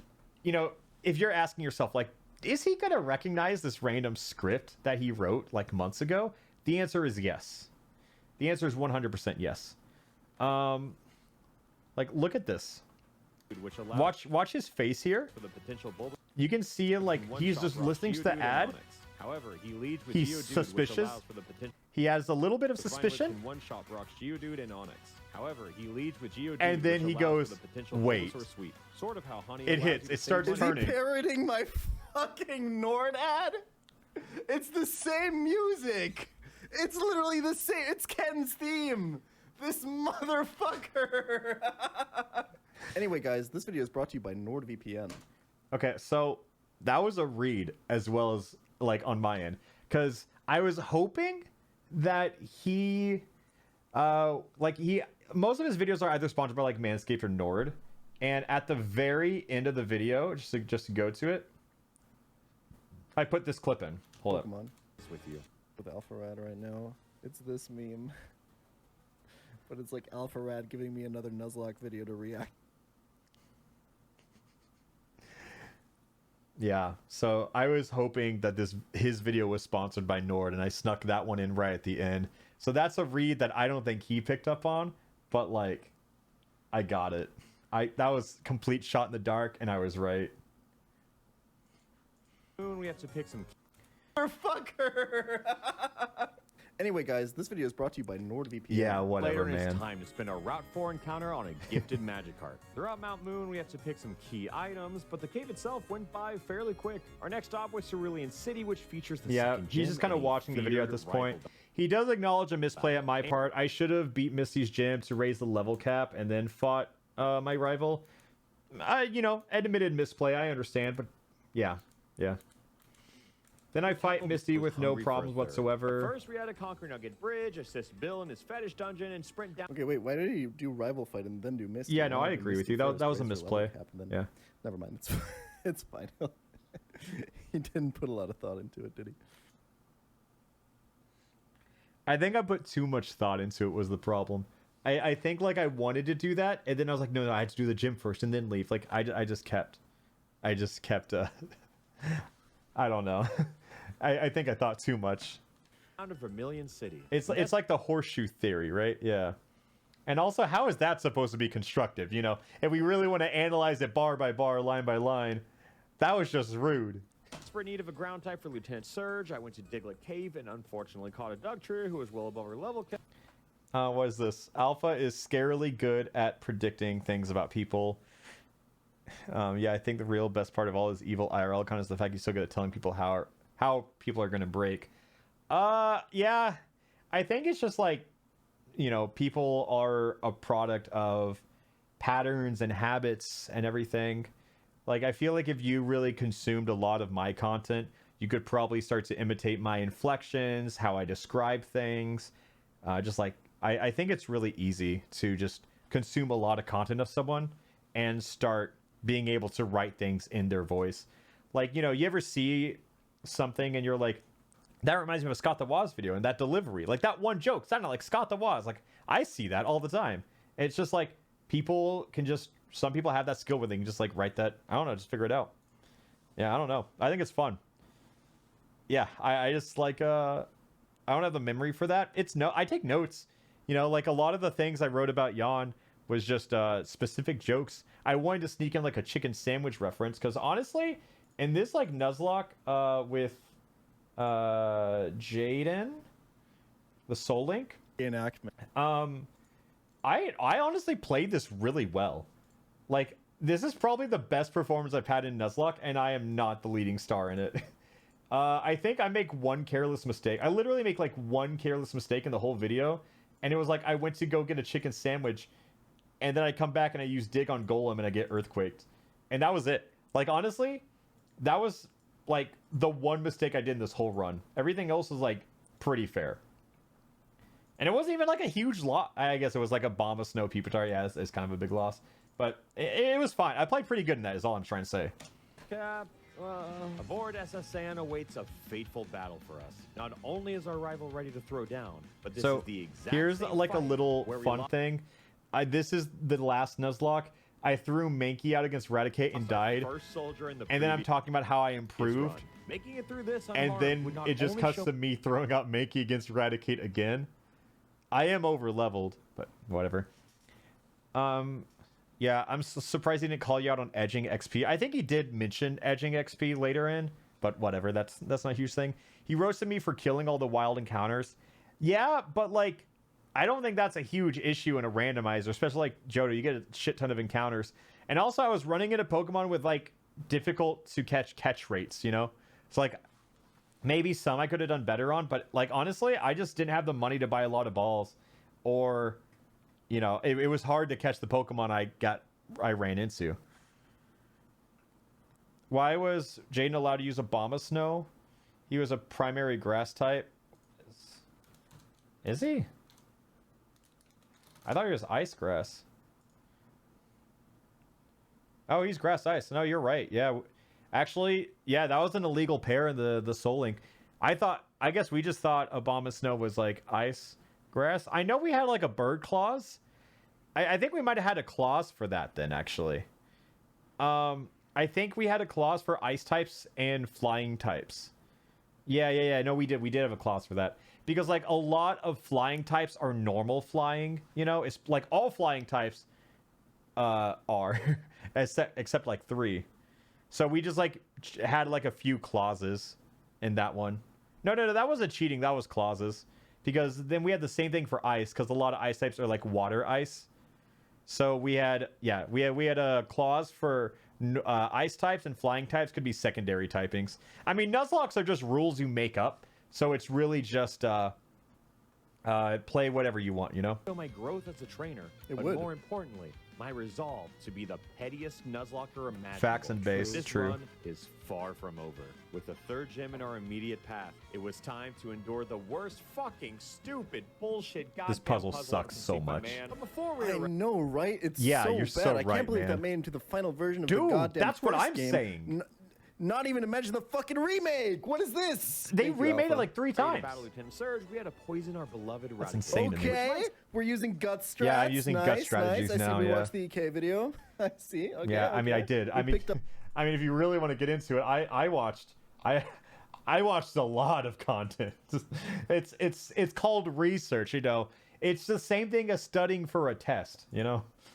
And I think I aced Like it, one if I can be strategy, honest. Not bad, not bad. Sound odd, but hey, so does Guts. I definitely lose in the speed. Yeah, like, here's the Not difference bad. between, like, me and Jan. but hey. Like, I am an entertainer. I do comedy and just general entertainment. Jan is on it, like, genuinely more educational. Like, everything he does is a feat, right? And he could explain why he's doing a Guts strategy and then explain what Guts is. I just, like, allude to it, put it on screen, and then move on. Like, people either know what it is, and if not, I gave it to them in a pause to read. Like, I just don't want to slow the momentum, you know? And, like, I think that's the core difference. It's like, Jan's goal is to stroke his own cock with how good he is at Nuzlocke. My goal is to entertain, you know? Like, it's really just as simple as that. So does Guts. I definitely lose in the speed. Wait, no, I don't. Okay. Okay, Raichu's dead. Apparently you don't. Nice. Yeah, I didn't expect to win that, honestly. It felt good to have like a strategy. So now it's time to pull up your search engine of choice and type in Rock Tunnel Map. Okay, he outs himself as a turbo nerd here. All right, so now we're out of there. Imagine You're not welcome knowing the for Rock skipping Tunnel through map. that, by the way. Who the hell cares if I don't know the Rock Tunnel map? Like, that is such an achievement to not have played this game that many times to know the Rock Tunnel map. Jesus Christ. After catching some less than exciting Pokemon, we made it to Celadon. I accepted the gifted EV and decided to box it immediately because if our final team has any significant weaknesses, we can just evolve it. Then after... Actually, a pretty good way of using the Eevee. I like you. it. I think delaying the Eevee evolution in your Nuzlocke until you feel like you need it for a team, actually a pretty good move. Thank you. And if you didn't end up needing it, that's even better. Tearing through Erica's gym with one silly little bird, it was time to Yeah, collect... this run honestly became very similar to the last one, just because we used like the same Pokemon at the same points, just less died.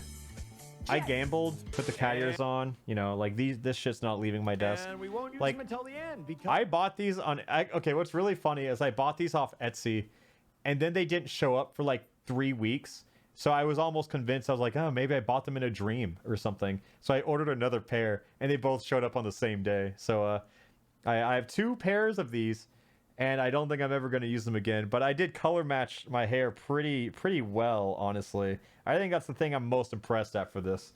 You know what, Jan? If you want a pair, hit my line, man. I got a pair of cat ears with your name on it. Because I remember what happened last time. Okay, But now okay. it's time for the Rocket Hideout. Okay, so actually, this is something that I hate doing. This is like, it's a sign of people not reading their scripts out loud when you have the same word back to back here. I remember what happened last time. Okay, But now okay. it's time. I say that happened last time. Now it's time. Like, just using like a synonym there goes such a long way of it not feeling like dry and repetitive. Just a little tip. Jan did that in his Nord sponsor when he's like, I have the best of the best. Talo can do this. And it's just like, I did the same thing with Bulbasaur intentionally. But I think that's just like a little thing to English teachers molding. Really? Do English teachers... Oh, English teachers are molding because I did that. Okay, I thought you were like saying my criticism is wrong. Yeah, no, I just... It just doesn't sound pretty when you like have the same word back to back. Yeah. For the Rocket Hideout. Hey, if you're going to use rare candies, might as well also cheat in infinite money. Yeah. So, fun fact, I actually did cheat in infinite coins, which is why it didn't show me gambling for too long. It was just, you know, whatever.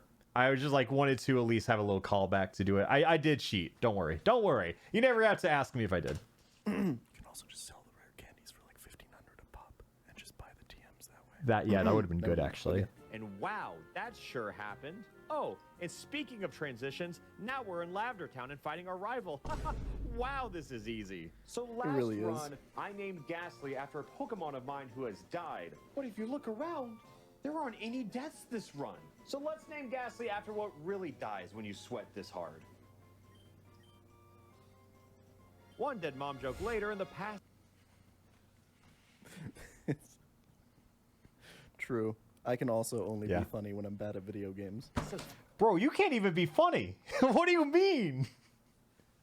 Okay, you know, I will admit he did get me there. Wait, actually, wait, hold up. True. I can also only be funny when I'm bad at video games. Jan, if you're reacting to me reacting to you reacting, Open the bad time simulator. Show me how good you are at games right now. Show me that first try Sans. Show me. Show me. I just want to see it.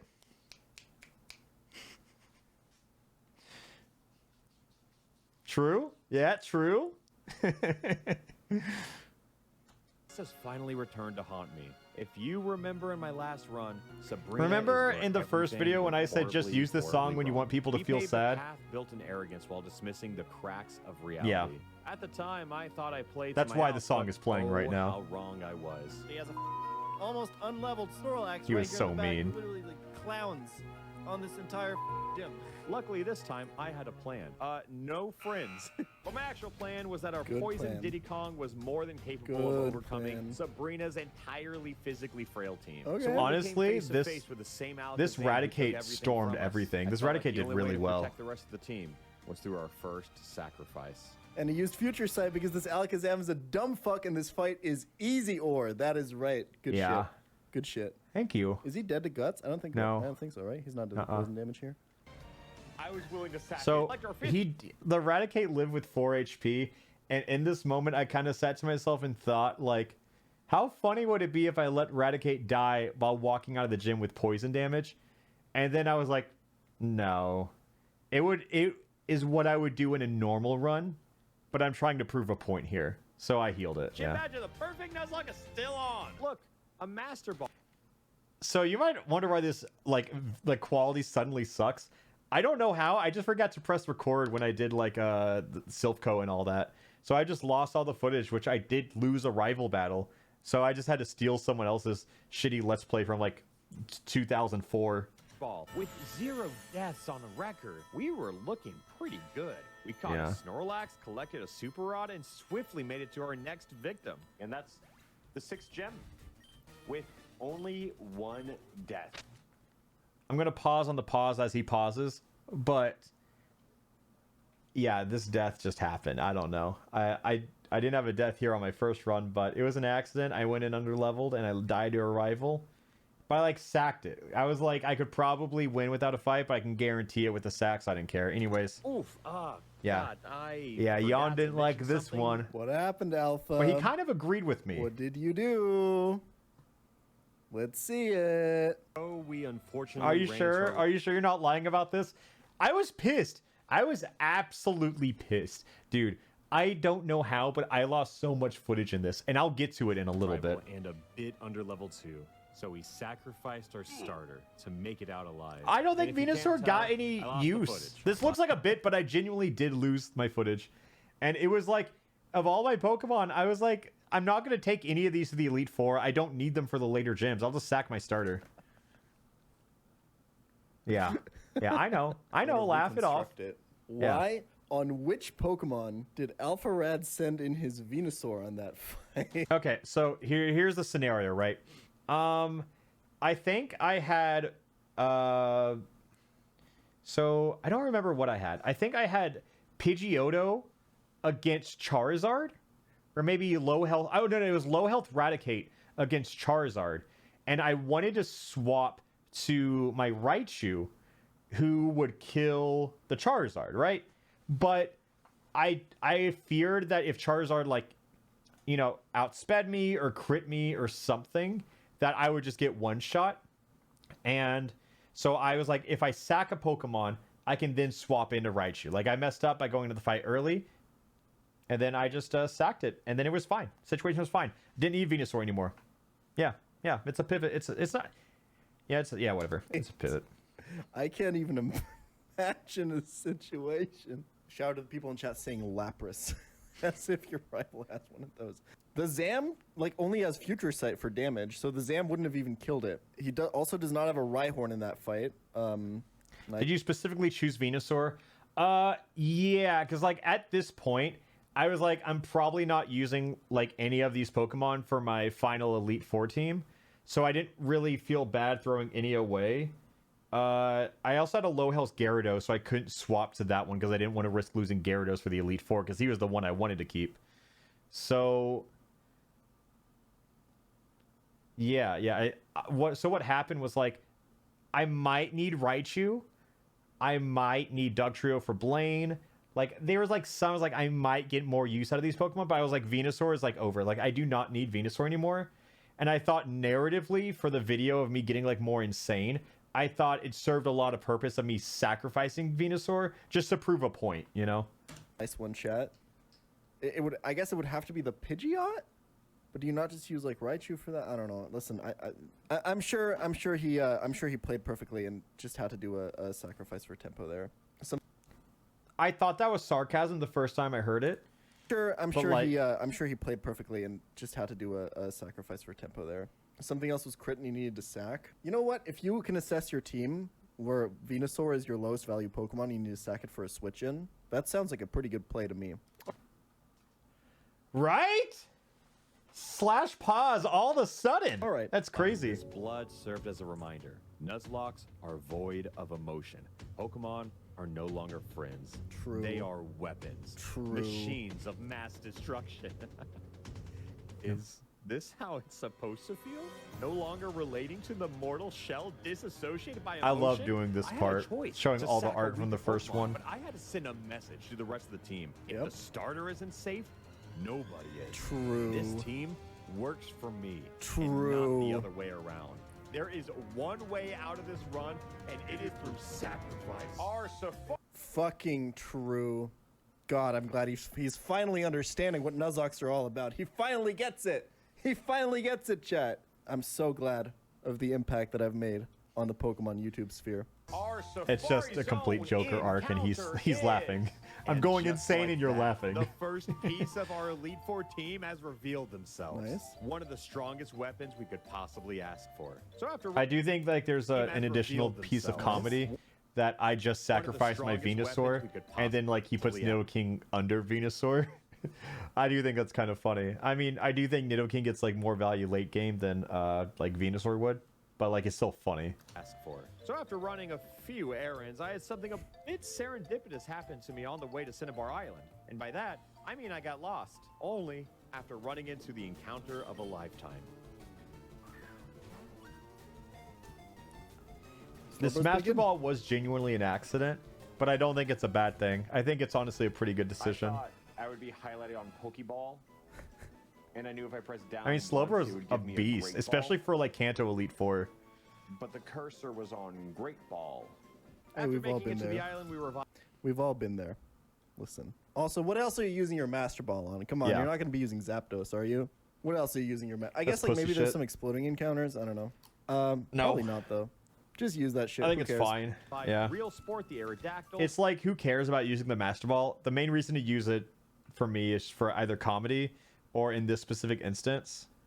It's not an alpharad video if I'm not wasting the Master Ball, right? Like every alpharad Pokemon video always wastes the Master Ball. It's like it's written in the stones. Trek through the Pokemon Mansion and challenge Blaine. At this point of the run, I felt like it was fine to start playing carelessly. Losing Pokemon doesn't break the perfect. So okay, he comments on my Blaine team that it was like shit, but I don't know. At this point, I was like, I don't care if I sack Dugtrio, so I'm just gonna keep spamming Earth Dig until it dies. And then I was like, I'm just gonna for Nidoking Raticate. I was like Raticate can just Hyper Fang and kill everything else. Nidoking can kill everything else. You know, I was like, at this point, they're not going on the Elite Four team, so I can just start throwing. And does it not? Are you gonna need the Dugtrio on any other fight? Maybe like no. Giovanni or something? No. Maybe? What the fuck? No. I have so many water types. I just didn't want to use the water types for Blaine because I could use the ground types for. Yeah, I didn't want to use the water types for Blaine because I could just use the ground types and then save the water types for Giovanni. I think it's fine. Not Gyarados with Surf? No, I wanted to protect him. And honestly, I only needed Slowbro. I think Slowbro wiped that entire gym. Like, Giovanni is like the easiest gym leader in Kanto. Why is this your Blaine team? What the fuck is Because it doesn't Gengar matter. doing? This game's easy. You should know that. Wait, what is happening? My dude, this game has like 15 water type encounters. Bring that shit. Their presence. I just don't think it Keep mattered. it real with you, YouTube. Oh yeah. This part of Alpha Red's video is kind of boring, so we'll just talk about something more interesting while this runs. Okay. So like, of all the possible things you could possibly be talking about, what's more interesting than my video? Tell you guys about NordVPN.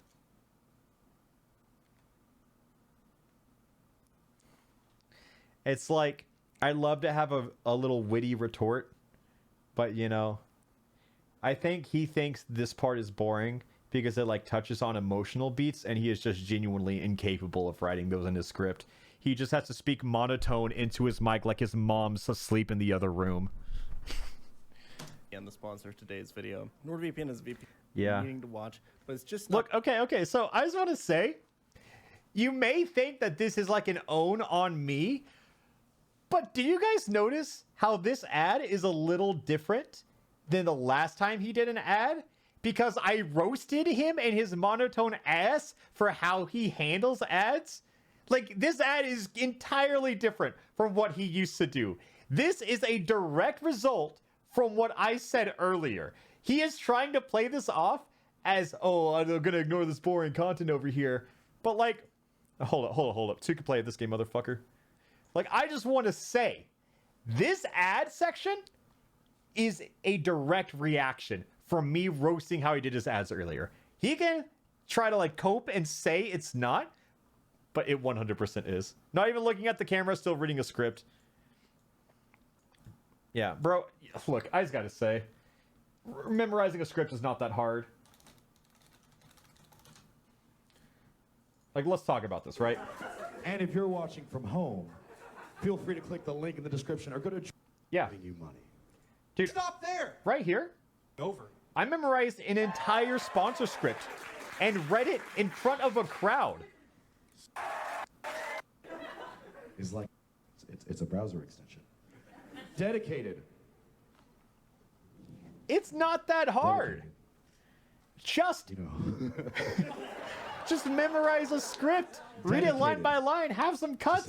It's not that hard. Hypothetically speaking. Also, for this event, I lost my voice literally the day before. And that's why my voice sounds like that. And I think people thought it was supposed to be like dramatic reading and stuff, but that was literally the loudest I could do. My voice was dead. And you can really hear it here. My voice cracks here. Let me see. Okay, here's the first Bruno Mars encounter, though, by the way. Filming this. Yeah, right here. Love this pivot right here. The phrase, it's just a game. Okay, right here. This is where my voice cracks, and like I'm like, oh my god, if I can just get through this night, I'm golden. It's such a weak mindset. Yeah, my voice was dead. I lost my voice the night before, and it was so hard to get through this. I was so worried I couldn't speak for this, but hey, I got through it. This video bangs. It was great. And now I told you, like, after a video goes live, you always realize all, like, the little mistakes you do. Here's one. H. Here, I can move my face, like, right here. It's just this H. It's because, like, on my editing software, you can use H for, like, the hand tool and scroll. I type the breakup, hit H to scroll. Oops. Anyways, let's go talk about how to make good content. Oops, I didn't mean to click that. Not available on your favorite streaming service in your country. Well, NordVPN service customer support. Dude, just memorize the script. It's not that hard. Fast connection with Nord to offer. No. My video is almost over now, so maybe we can tune back into it. I don't know. Okay, I gotta say, it's like we need a little bit of acting in it too. And I think the boring part of the video is all. I think the boring part of the video is over. I think we can tune back to it. Thanks everyone for. Use your outside voice. Project, my dude. Almost over now, so maybe we can tune back into it. I don't know. Thanks to NordVPN for sponsoring this video. Oh, so easily replaced. In fact, I would even call this an upgrade. Now it was time to display our catalog. Magneton is a lot better than Raichu. Well, it depends. Facts. Raichu is faster, right? Display our catalog. Like, in fact, your plan. Yeah, NordVPN I think for sponsoring this video. Yeah, isn't this man like 2 weeks into subathon? Excuses. Oh, so easily replaced. In fact, I would even call this an upgrade. Now it was time to display our. Someone says skipping your content is lame too. Look, I don't think this is the lame move. Like, I had so many petty small shots at him. Like, the least he can do is try to call my content boring while speaking with this tiny little indoor voice. But like, you know, it's a fine jab. It's not lame. Replace. In fact, I would even call this an upgrade. Now it was time to display our catalog Magneton is a lot better than Raichu. Well, it depends. Raichu is faster, right? of badges, as I permitted. I'd rather have the steel type IMO. And had perhaps. Okay, so I gotta tell you guys something. This run is not cheated. This run is very honest. But what happened was after I beat Giovanni, I stopped the recording, got dinner, came back, and beat the rest of the game, and forgot to press record. So I had to redo it all. Oh my god. I was so mad. I was so just mad. Yeah, so what happened?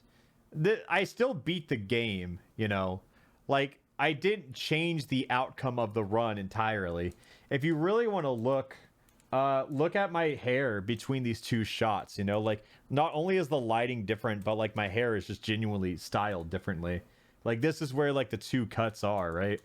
So, you can go tell which was recorded after the fact. But, yeah. It's nothing you touch unscuffed.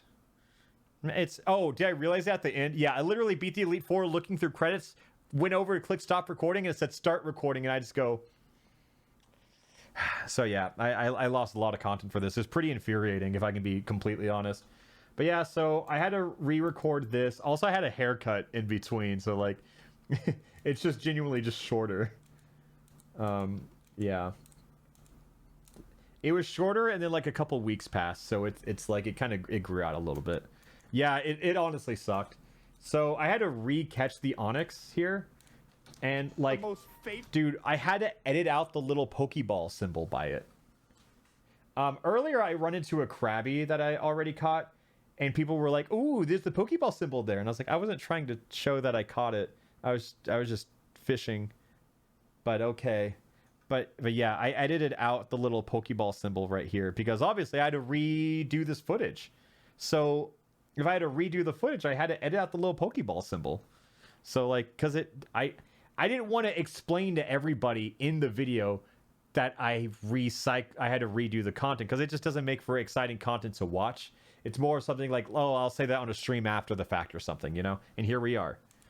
But yeah, so I caught Onyx. Full encounter, you know, did my fake YouTube surprise face. Guys, get it? It's the Onyx. Do you...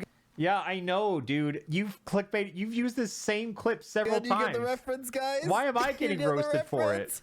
At least it's my content, you dick, at the end of the day. This is like the 7th video of mine and his that it's mentioned in. Okay, at least he dragged himself. That's fair. Perhaps one of the most infamous moments of Nuzlocke history. I feel fine. Like, I do think we've used the Onyx clip a lot. But at the end of the day... this was the perfect resolution for it. The Onyx clip is dead. We've milked it, and now, my last run. Especially Captain Kidd. Captain Kidd gave it like, I laid it down to rest, and Captain Kidd painted the grave. The whole world laughed. So how fitting is it that this lone soldier was our final encounter? Unfortunately, our Elite Four team has already been perfectly molded as if God himself. I think this is a really good team. I don't remember what Jan says about this, but I genuinely think this is a really good team for the Elite Four. Smiled upon it, but what if we took... Hold on. Is this the Elite Four team? Molded as if God himself. Okay, Magneton probably I think it is. Easy clap on Lorelei. You also have Snorlax. You can teach Ice Beam to Slowbro for Leia. This is an easy clap Elite Four team. Yeah, you okay. could probably replace something on here and bring a meme Pokemon. Why not? This game's easy, or do it for the content, baby. And I will do that. Smiled upon it, but what if we took... You know what's the most infuriating thing about this video, actually? Okay, so... I'm getting giddy. I've watched this part of the video multiple times. This is, if I'm feeling down about myself, I come back to this video and watch this exact part. You know what? The only thing that actually makes me mad about this video is that alpharad is so much fucking better at writing scripts than me. It actually makes me so fucking mad. Okay. Holy shit. Like, I'm actually so upset about the fact that alpharad is that much better at writing scripts than me. Oh, holy shit! He has a better vocabulary. Yeah, he has a better understanding of how to build a story. I'm grateful. How to like hit emotional beats. He's funnier. True. Yeah, also true. Yeah. I'll get there. Maybe. Onyx. Yeah. Well, if I were to Maybe. do that, Let's not get ahead of it would ourselves. be the pettiest move imaginable. Oh wait. And now it's time. And if you're not aware, Jan wears like the circular sunglasses every time he goes into the Elite Four. For this man. The first battle was against Laura. And yeah, I did buy these specifically for this video. Until handing off the baton to Slowbro to finish the job. I had a pair like that one day, but I lost it, so I don't know what happened. That would be the last task he would ever complete. Slowbro returned to the field unsatisfied he had to share the spotlight, so naturally he exterminated the rest of Yo, this music though. How much? How much were these glasses? They're like $130. It wasn't cheap, but it was worth it for the bit. Did everything she could with her ghost. Because at the end of the day, I got like new sunglasses, you know, like I'll use them. Is it the glasses you used for the Big Shot video? Yes, those were the one I wanted, but I lost them, and I don't know where they are. I am so good at losing sunglasses. It is a superpower to me. Yeah. But dude, Bravely Default. Oh my god, YouTubers need to start using Brave. Like, I play so many JRPGs in my own time, and I think that's why like my musical catalog in these videos is so good, because all these people miss out on using JRPG music. They'll just use fucking Wii Shop theme or Delfino Plaza for the millionth time instead of having some music that fits the mood. And dude, JRPGs have like over 100 tracks per every game, all to fit different moods. So if you just play JRPGs, that's how I learned how to get songs. They just have, not only do they have good music, it's that they have so much music. And I don't know. Bravely Default's it's a good game, but the music's phenomenal. So yeah, I just use music. It's great. God, play more JRPGs if you want to get better at YouTube. Merit from a third-rate trainer with a fourth-rate team. You would need attention span to play JRPGs? All right, fine. Don't fucking play them. Just pick a JRPG, type in OST on YouTube, and go through the whole playlist. I do that for games I don't even play. Like sometimes if I just need a specific song, I'll just search new games, add them to the folder, stuff like that. You don't have to play these games. Just take RPGs that are popular or not so popular, and then just go through the music. I do that all the time. I use so much music in games or videos for games I haven't played. It's just about like taking the time to like find those songs. Did he call his Snorlax ad breaks? Yeah, I did do that. I'm getting so paranoid. That one wasn't like a jab at him. When I caught Snorlax, I was thinking on putting the ad there, but then I just came up with the idea to like, you know, put it at the beginning and parody his Emerald Kaizo bit. If every single thing in this video. Her Gengar took the stage, but what can they really do against a Snorlax with Shadow Ball? Switching around each new obstacle. God, this music's so good. It was up to Nidoking to speed this process This along song's so good. Leave Agatha and her team on the ground behind us. With one trainer remaining. The music picks up at such a perfect time. Sometimes when that happens, sometimes it's like accidental, like I go into the next part as the music raises, and like it's one of those things like sometimes the cut will be, I don't know, like half a second off. So then I just start trimming some stuff before it so that cut lines up. A lot of it is like pseudo accidental. To speed this process along and leave Agatha and her team on the ground behind us. With one trainer remaining between us and the championship match, Lance better make this quick. Of course, dragons weren't going to be easy to deal with unless you were the hunt. Do you have these songs in the vid description? No, I need to start doing that. I finish a video and then get too eager to post it. But yeah, this is Serpent Eating Ground from Bravely Default 1.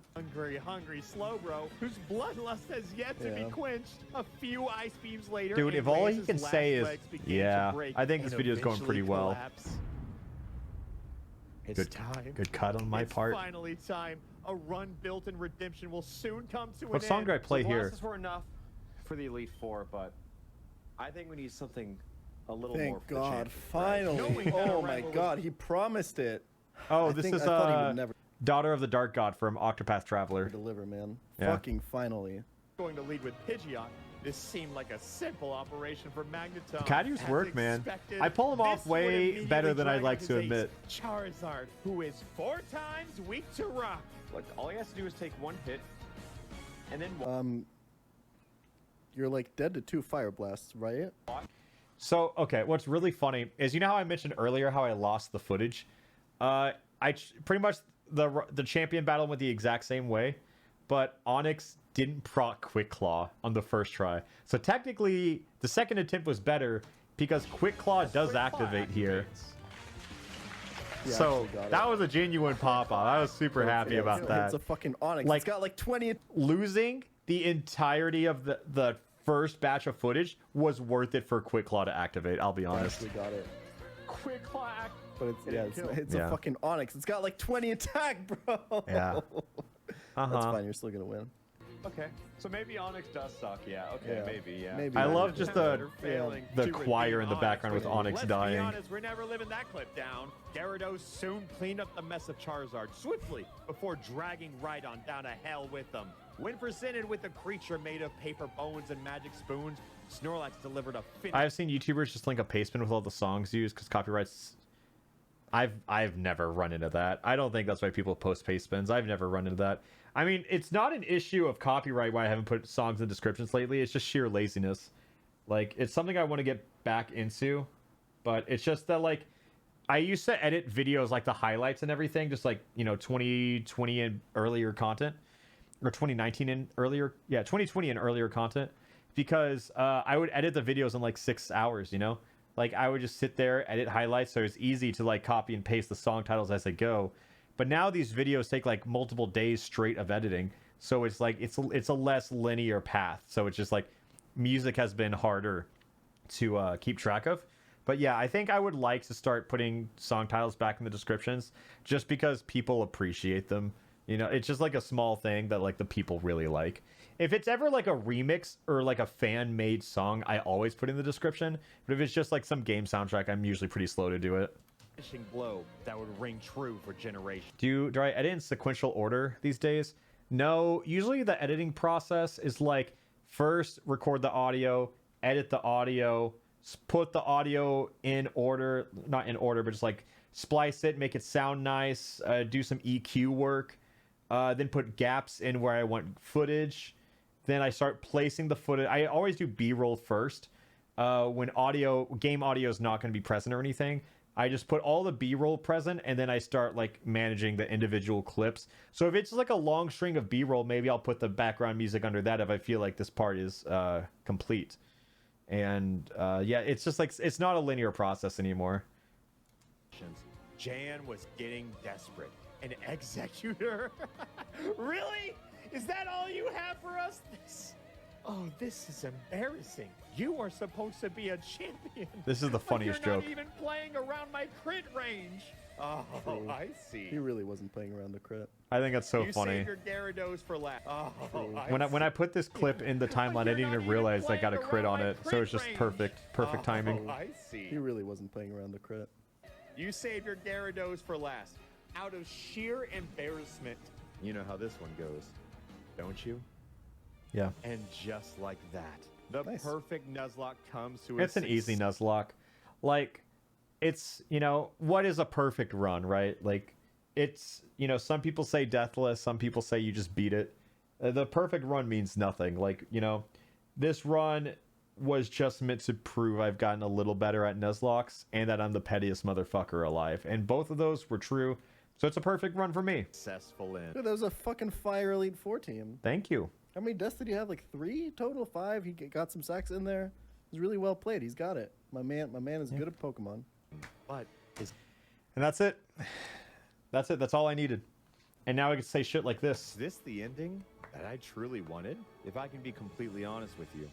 Yeah, I still prefer using legendaries and losing. What is the meme? Hold on. What meme am I thinking of with Alpharad right now? It's Stand this by it. meme. But it's like Alpharad giving me And then I another got the read on Nuzlocke video stored. to react to.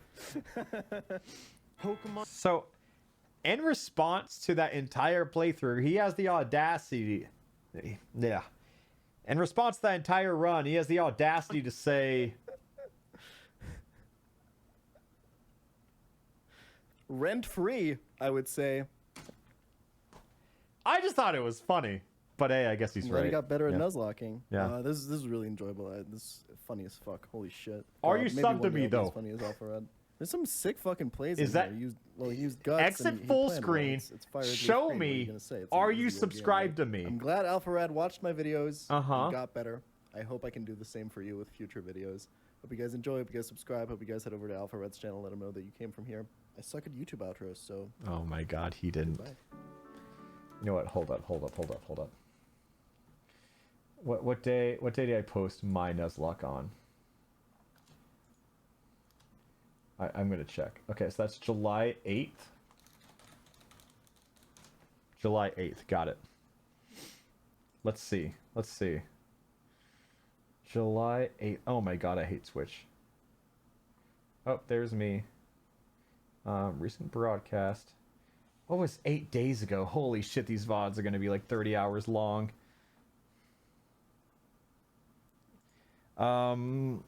Which... Okay.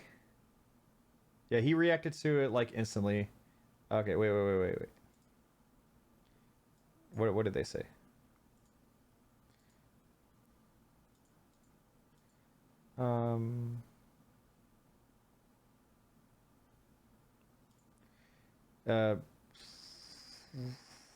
Yeah. July 8th. I understand July 8th. That's 10 days ago. Okay, that's helpful. 9 days ago. Probably here, right?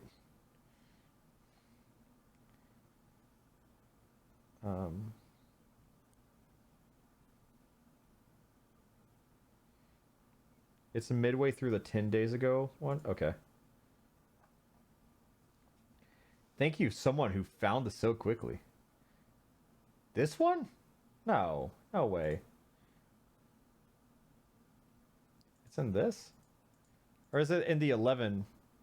Oh, thank you. Someone timestamped it. That's awesome. Okay. He has the audio channel split, so you guys can't hear me. But I just want to see him. No way. No way he's hiding it. Okay, exit. Oh, go to clips and hit watch the whole video. True, I should have just done that. Okay. No way.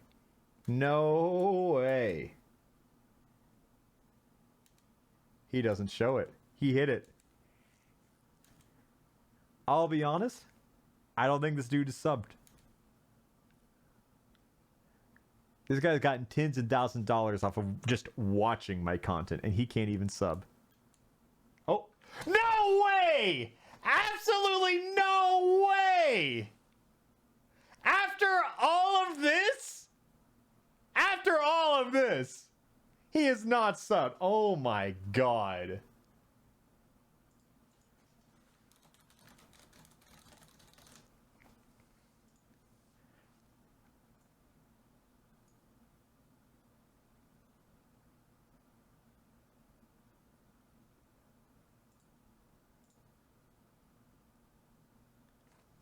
I can't believe that shit.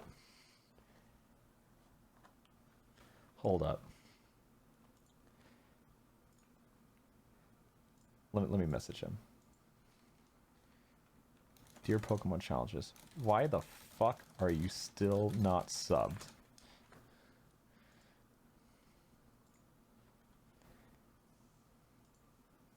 Alright.